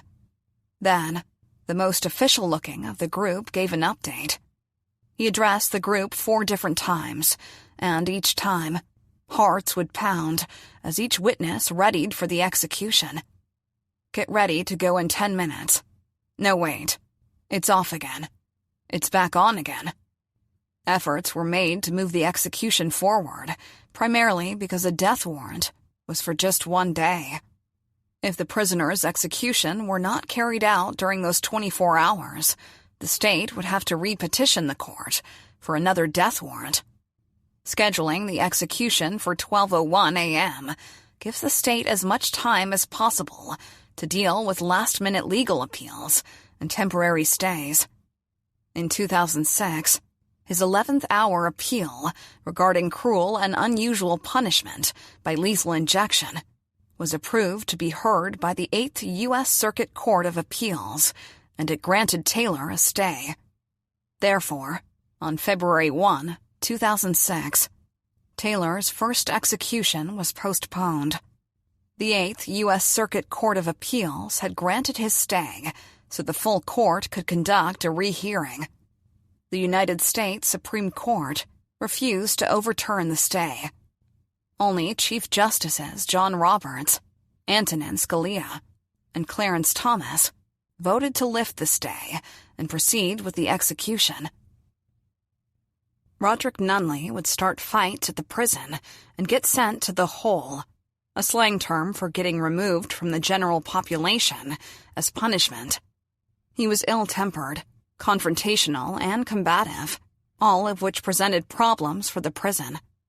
The U.S. Supreme Court declined to intervene in Nunley's case in 2005, an action which proved to agitate the already belligerent Nunley further. In 2006, Nunley mauled a manager at the Potosi Correctional Center, where he was being held. On Monday, January 9, 2006, Nunley caused the entire Potosi Correctional Center to be placed on lockdown.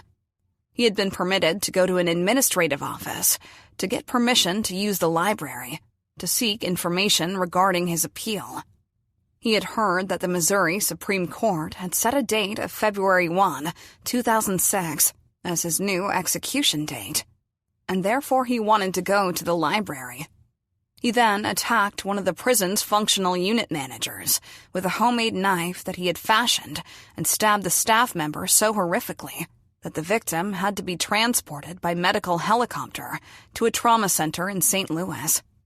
The man was working on Nunley's request when the inmate ambushed him. Officials said Nunley stabbed the man in the head, collarbone, and back with a 4 or 5-inch metal shard fashioned into a crude weapon. Although the manager survived his injuries, he suffered long-term effects from the unprovoked attack. 2 other staff members suffered minor injuries as they attempted to intervene. Nunley's brilliant idea was to attack a staff member and cause an investigation and thereby delay his execution. Instead, he managed to get himself removed from the general population and placed in administrative segregation until the incident could be investigated. Nunley was just an evil character all around. This was the same individual who not only stabbed Anne in the neck with a serrated knife, but also twisted the knife while stabbing. Warden Don Roper was quoted in the local news, stating, "Our people do an outstanding job. We do this job in a highly volatile situation. These inmates are dangerous people." Dangerous indeed. Nunley was a cold-blooded, narcissistic psychopath who placed no value on any human life but his own. Chapter 19. The first time the Missouri Supreme Court scheduled Roderick Nunley's execution was for October 20, 2010. The process was the same drill that witnesses attending on the Harrisons' behalf went through in 2006 when Michael Taylor's original execution date was set. Witnesses for the state and the Harrison family booked hotel rooms in St. Louis to ensure they wouldn't stay at the same hotel as Nunley's family. Unfortunately, there was no easy way to get from St. Louis to Bonne Terre. The journey consisted of primarily rural routes on the 59-mile stretch between the 2 cities on the state's eastern side. It was a beautiful autumn day, and had they been there for any other purpose, it might have been an enjoyable drive. Like the previous trip to Bonne Terre, witnesses were escorted through the chain-link gates by prison security and directed to the designated parking in the building's front. Nothing much had changed. Show picture identification at the front desk and sign the logbook. Lock up personal items in the lockers. Take off shoes and go through the stationary metal detector and hand-wanding processes. Again, little was spoken by the same uniformed guards that walked the witnesses through the 2006 process, only this time, this was for the scheduled execution of the other participant in Anne's murder, Roderick Nunley. If not for Nunley's panic and insistence that she needed to be silenced so as not to identify them, Anne might have been allowed to live. In 1990, the average time of incarceration in Missouri for forcible rape with a weapon or physical injury was 18.4 years, serving 93% of the sentence. That equated to a little over 17 years for the brutality that Anne endured, and small consolation, but she still would have been alive. Even adding in her kidnapping for another 11.9 years, of which 75% would have to be served, 8.9 years. They'd have both been free before the time the state carried out their actual executions. Of course, this is assuming Nunley did not carry out the violent attack against a prison administrator. For that, Nunley may have remained in prison. He would, however, have avoided the needle. Taylor would have served his time, and Anne would have survived. Waiting for Nunley's scheduled execution was more of the same. The same terrible coffee in the same cinder-block room, with guards who weren't allowed to do more than listen to the conversations between the state witnesses and the witnesses from the media. The only change was the addition of some packaged cookies that the prison supplied. Perhaps the issue of vending machines had not wholly been lost on prison administration. Nunley's request for a temporary stay came more quickly than Taylor's had in 2006. The state was scrambling to block it, and there was speculation that it would be successful by the following evening. "Come back tomorrow." Was not that what the guard told Dorothy in The Wizard of Oz? So now it felt as though it was just a matter of time before the witnesses would be directed to bring back a witch's broomstick. It was a gut-wrenching, heart-aching process. Hadn't Anne's family and those attending on behalf of the Harrisons waited long enough? This time, the witnesses were more hopeful and spent the day in St. Genevieve, Missouri, a town steeped in history, with scenery which offered a brief respite from the previous day's frustrations. Perhaps October 21st would be the day of closure on this execution. Upon returning to St. Louis, a little after 4:30 p.m., the plan was to meet up with Al DeVauconier, grab some dinner, and head back to Bonne Terre. They were to return at 8:30 p.m. to start the process again, but that was not to be. At 4:45 p.m., the prison called, and witnesses were to get there immediately, as it looked like Nunley's execution was occurring at 6 p.m. Bonne Terre was an hour away, and it was rush hour in St. Louis. There did not seem to be any way that they could make it in time. So the witnesses were about to embark on what they would remember as the ride of a lifetime. Divine Providence allowed the three witnesses to arrive at their destination scarcely before the 6 p.m. time frame. The guards at the gates expected them and skirted them through as quickly as possible. Despite the whispered prayers and skilled maneuvering through the traffic lanes, filled with endless vehicles, there was to be no resolution today. Although the Missouri Supreme Court denied the stay of execution application filed by his attorneys, the United States District Court for the Western District of Missouri granted the stay. This time, Nunley's team would argue that he was entitled to have a jury decide his sentence, even though he and his attorneys opted not to go before a jury due to the heinous nature of his crime. The wheels of justice had almost ground to a halt as Nunley was granted one more break that would grind through the courts for another 4 years. It became increasingly harder to hold fast to the belief that good triumphs over evil, when evil seemed to keep scoring all the goals. Adrenaline was pumping, flooding the witnesses with a panoply of emotions. This time, the guards not only escorted them to their vehicle. One older officer stopped and waited for the appropriate moment to speak. Then, sidling up to the Harrisons' representatives and speaking in a low voice, he said, "Don't worry, we'll get him sooner or later." The wheels of justice had ground to a stop, once for Taylor, and now for Nunley. However, the guard's prediction was a reassurance that these same wheels would somehow turn once more and bring a conclusion to what now felt like a recurring nightmare. Those simple words whispered in the briskness of an early fall morning offered more comfort than he could ever have imagined. Chapter 20. It would be another 4 years before anything tangible surfaced from the Department of Corrections. Then, finally, the Harrison family was notified that an execution date for Michael Taylor was scheduled for the end of February 2014. Anne's youngest sister, Lisa, crafted a tribute to her sister and posted it on Facebook.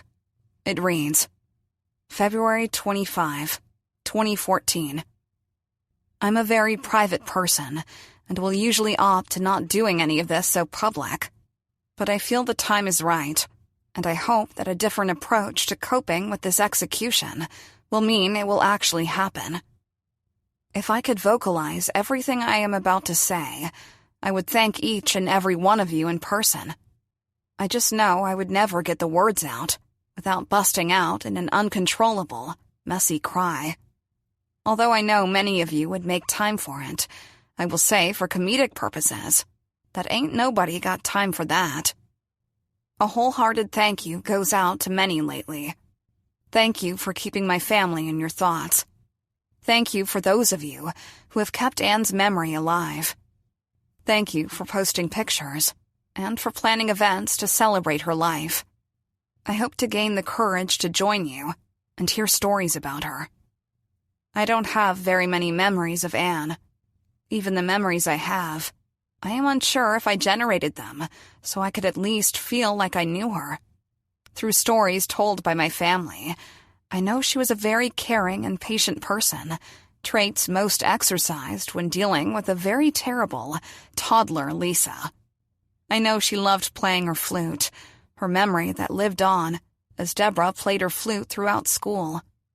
Anne loved softball, where an annual softball tournament would bring together family and friends and people who knew her to remember her. These are just a few examples of how Anne continued to be a part of my life, not for how she died, but for who she was. For 25 years, thank you to her friends and teachers for staying in touch with my family, sending cards and pink roses to let us know they are thinking of her. To the teachers we had, that even with the occasional slip of calling me Anne in class, I could never be mad because it was always a compliment.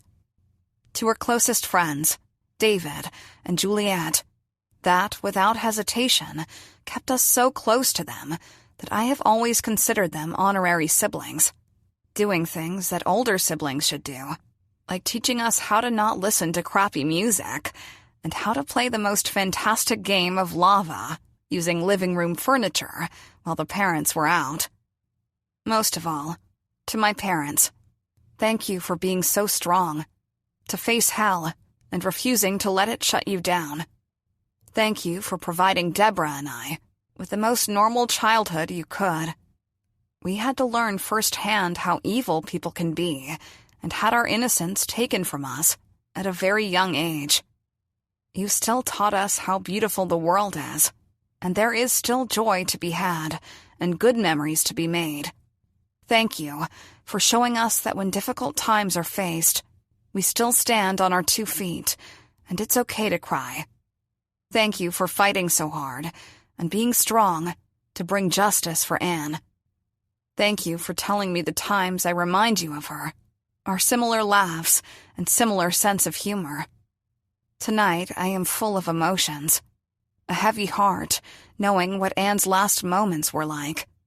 Angry that it has taken so long for this to happen. Anxious, not knowing if the execution will happen, and that if it does, we will go through this again with Nunley. Ready for the day that I will never have to see their faces or hear their names. And someday, hopefully, peace. It was February 26, 2014, and the correctional center was on lockdown. It had been locked down the day before, and would remain so the next day if the evening's scheduled execution occurred. This would be the 3rd time it planned an execution for one or the other of Anne's killers. No one knew if it would proceed this time. In another twist of irony, it was scheduled 2 days after what would have been Anne's 40th birthday. Yet another milestone on this road that she would never travel. At approximately 6:40 p.m., Missouri Governor Jay Nixon denied clemency for Michael Taylor, and the execution was to proceed as scheduled at 12:01 a.m. the following morning. During his tenure as governor of Missouri, Jay Nixon had denied clemency for many other death row inmates, and Taylor would prove to be no exception. His office issued the governor's statement, which read, "I have received from my counsel a final briefing on the petition for clemency from Michael Taylor, which has been reviewed in detail. After careful deliberation, I have denied this petition. As governor, this is a power and a process I do not take lightly. Each instance involves a very specific set of facts, which must be considered on its own.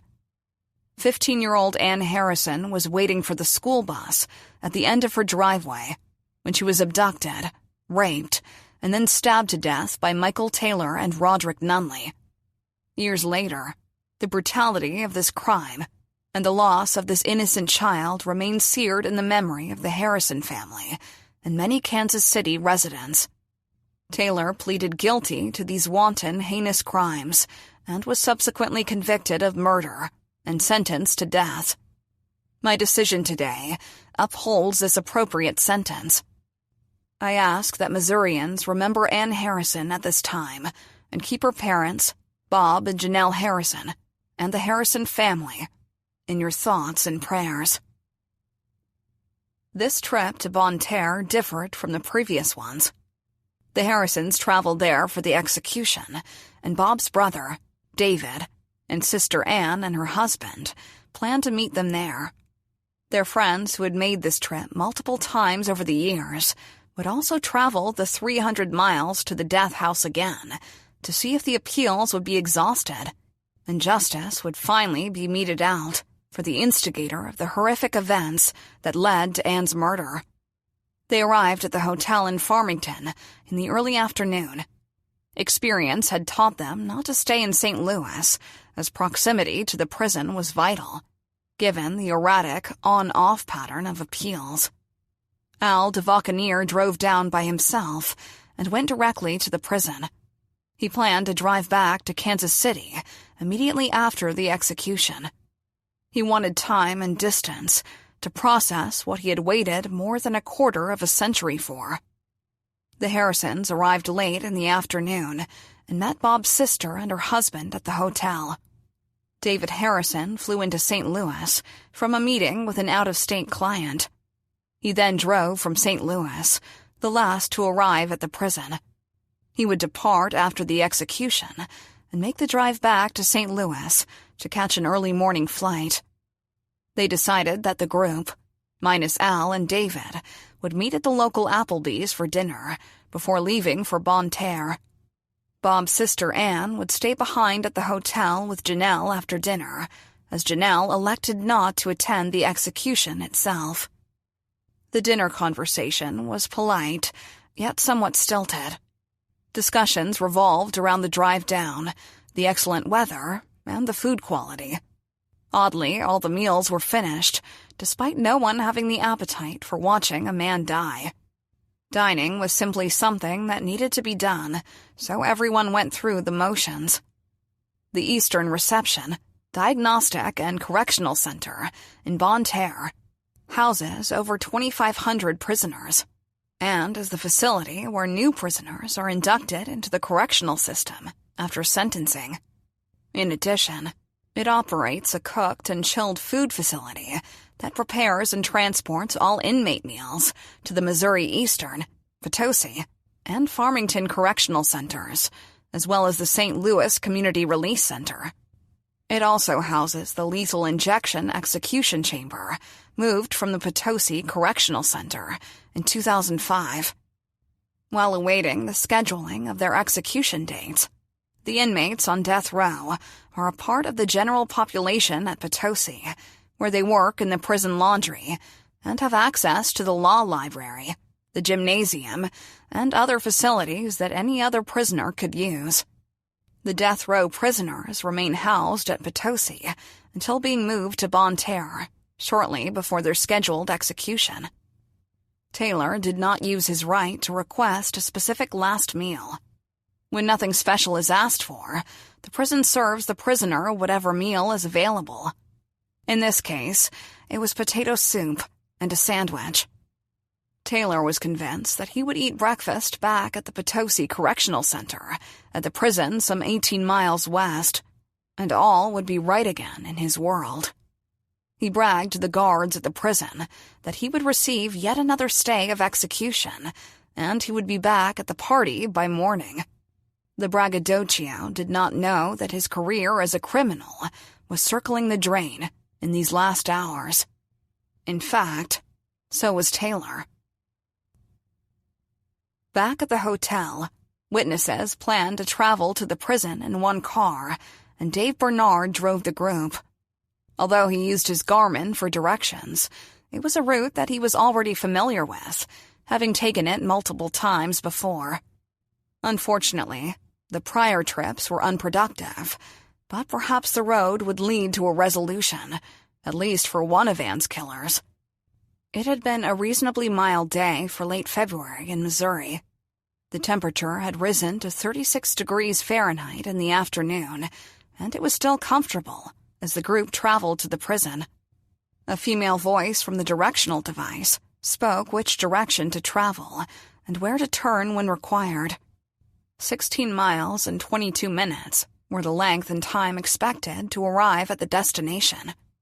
Rather than directing to Highway K and straight to the prison, the voice gave instructions to exit at Orchard Road and follow it to the right. About that time, the wind picked up, and it began snowing large, heavy flakes, and visibility was limited.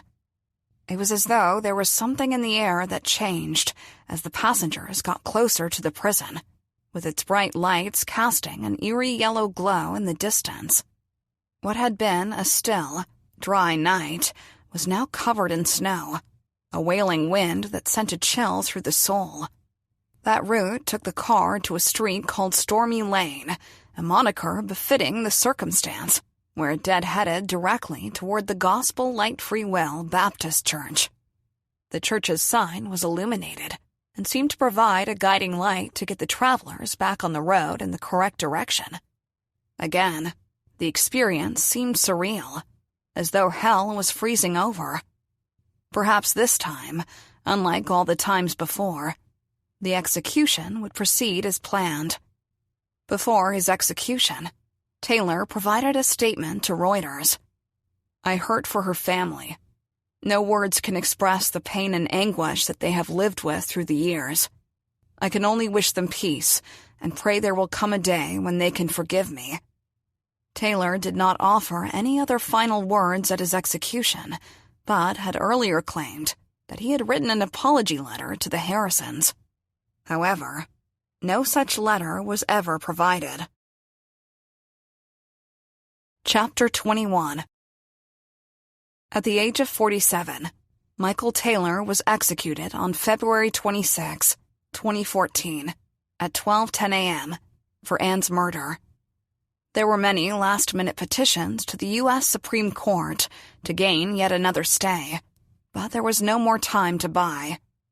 He received his lethal injection despite the best efforts of his attorneys, who fought to convince the courts that this method of execution was a slow and excruciating death. A slow and excruciating death better described what Anne had endured as she fought to stay alive as her kidnappers stabbed her repeatedly and left her to die some 2 hours later. She remained conscious for at least 15 minutes, according to the medical examiner. 15 horrifying minutes to know she was dying.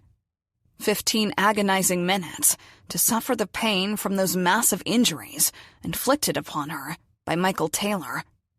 15 minutes to endure the pain from the rape that tore her both internally and externally.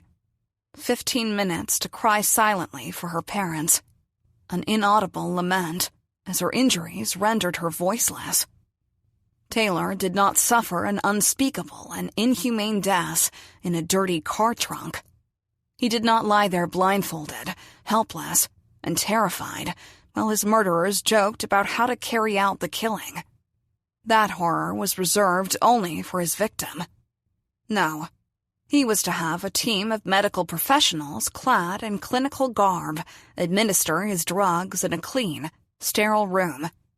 They would lay him out on a medical gurney covered, neck to toe, with clean, snow-white sheets. In a macabre piece of irony, his arm was wiped with an alcohol swab before his IV was started to prevent the possibility of injection site infection.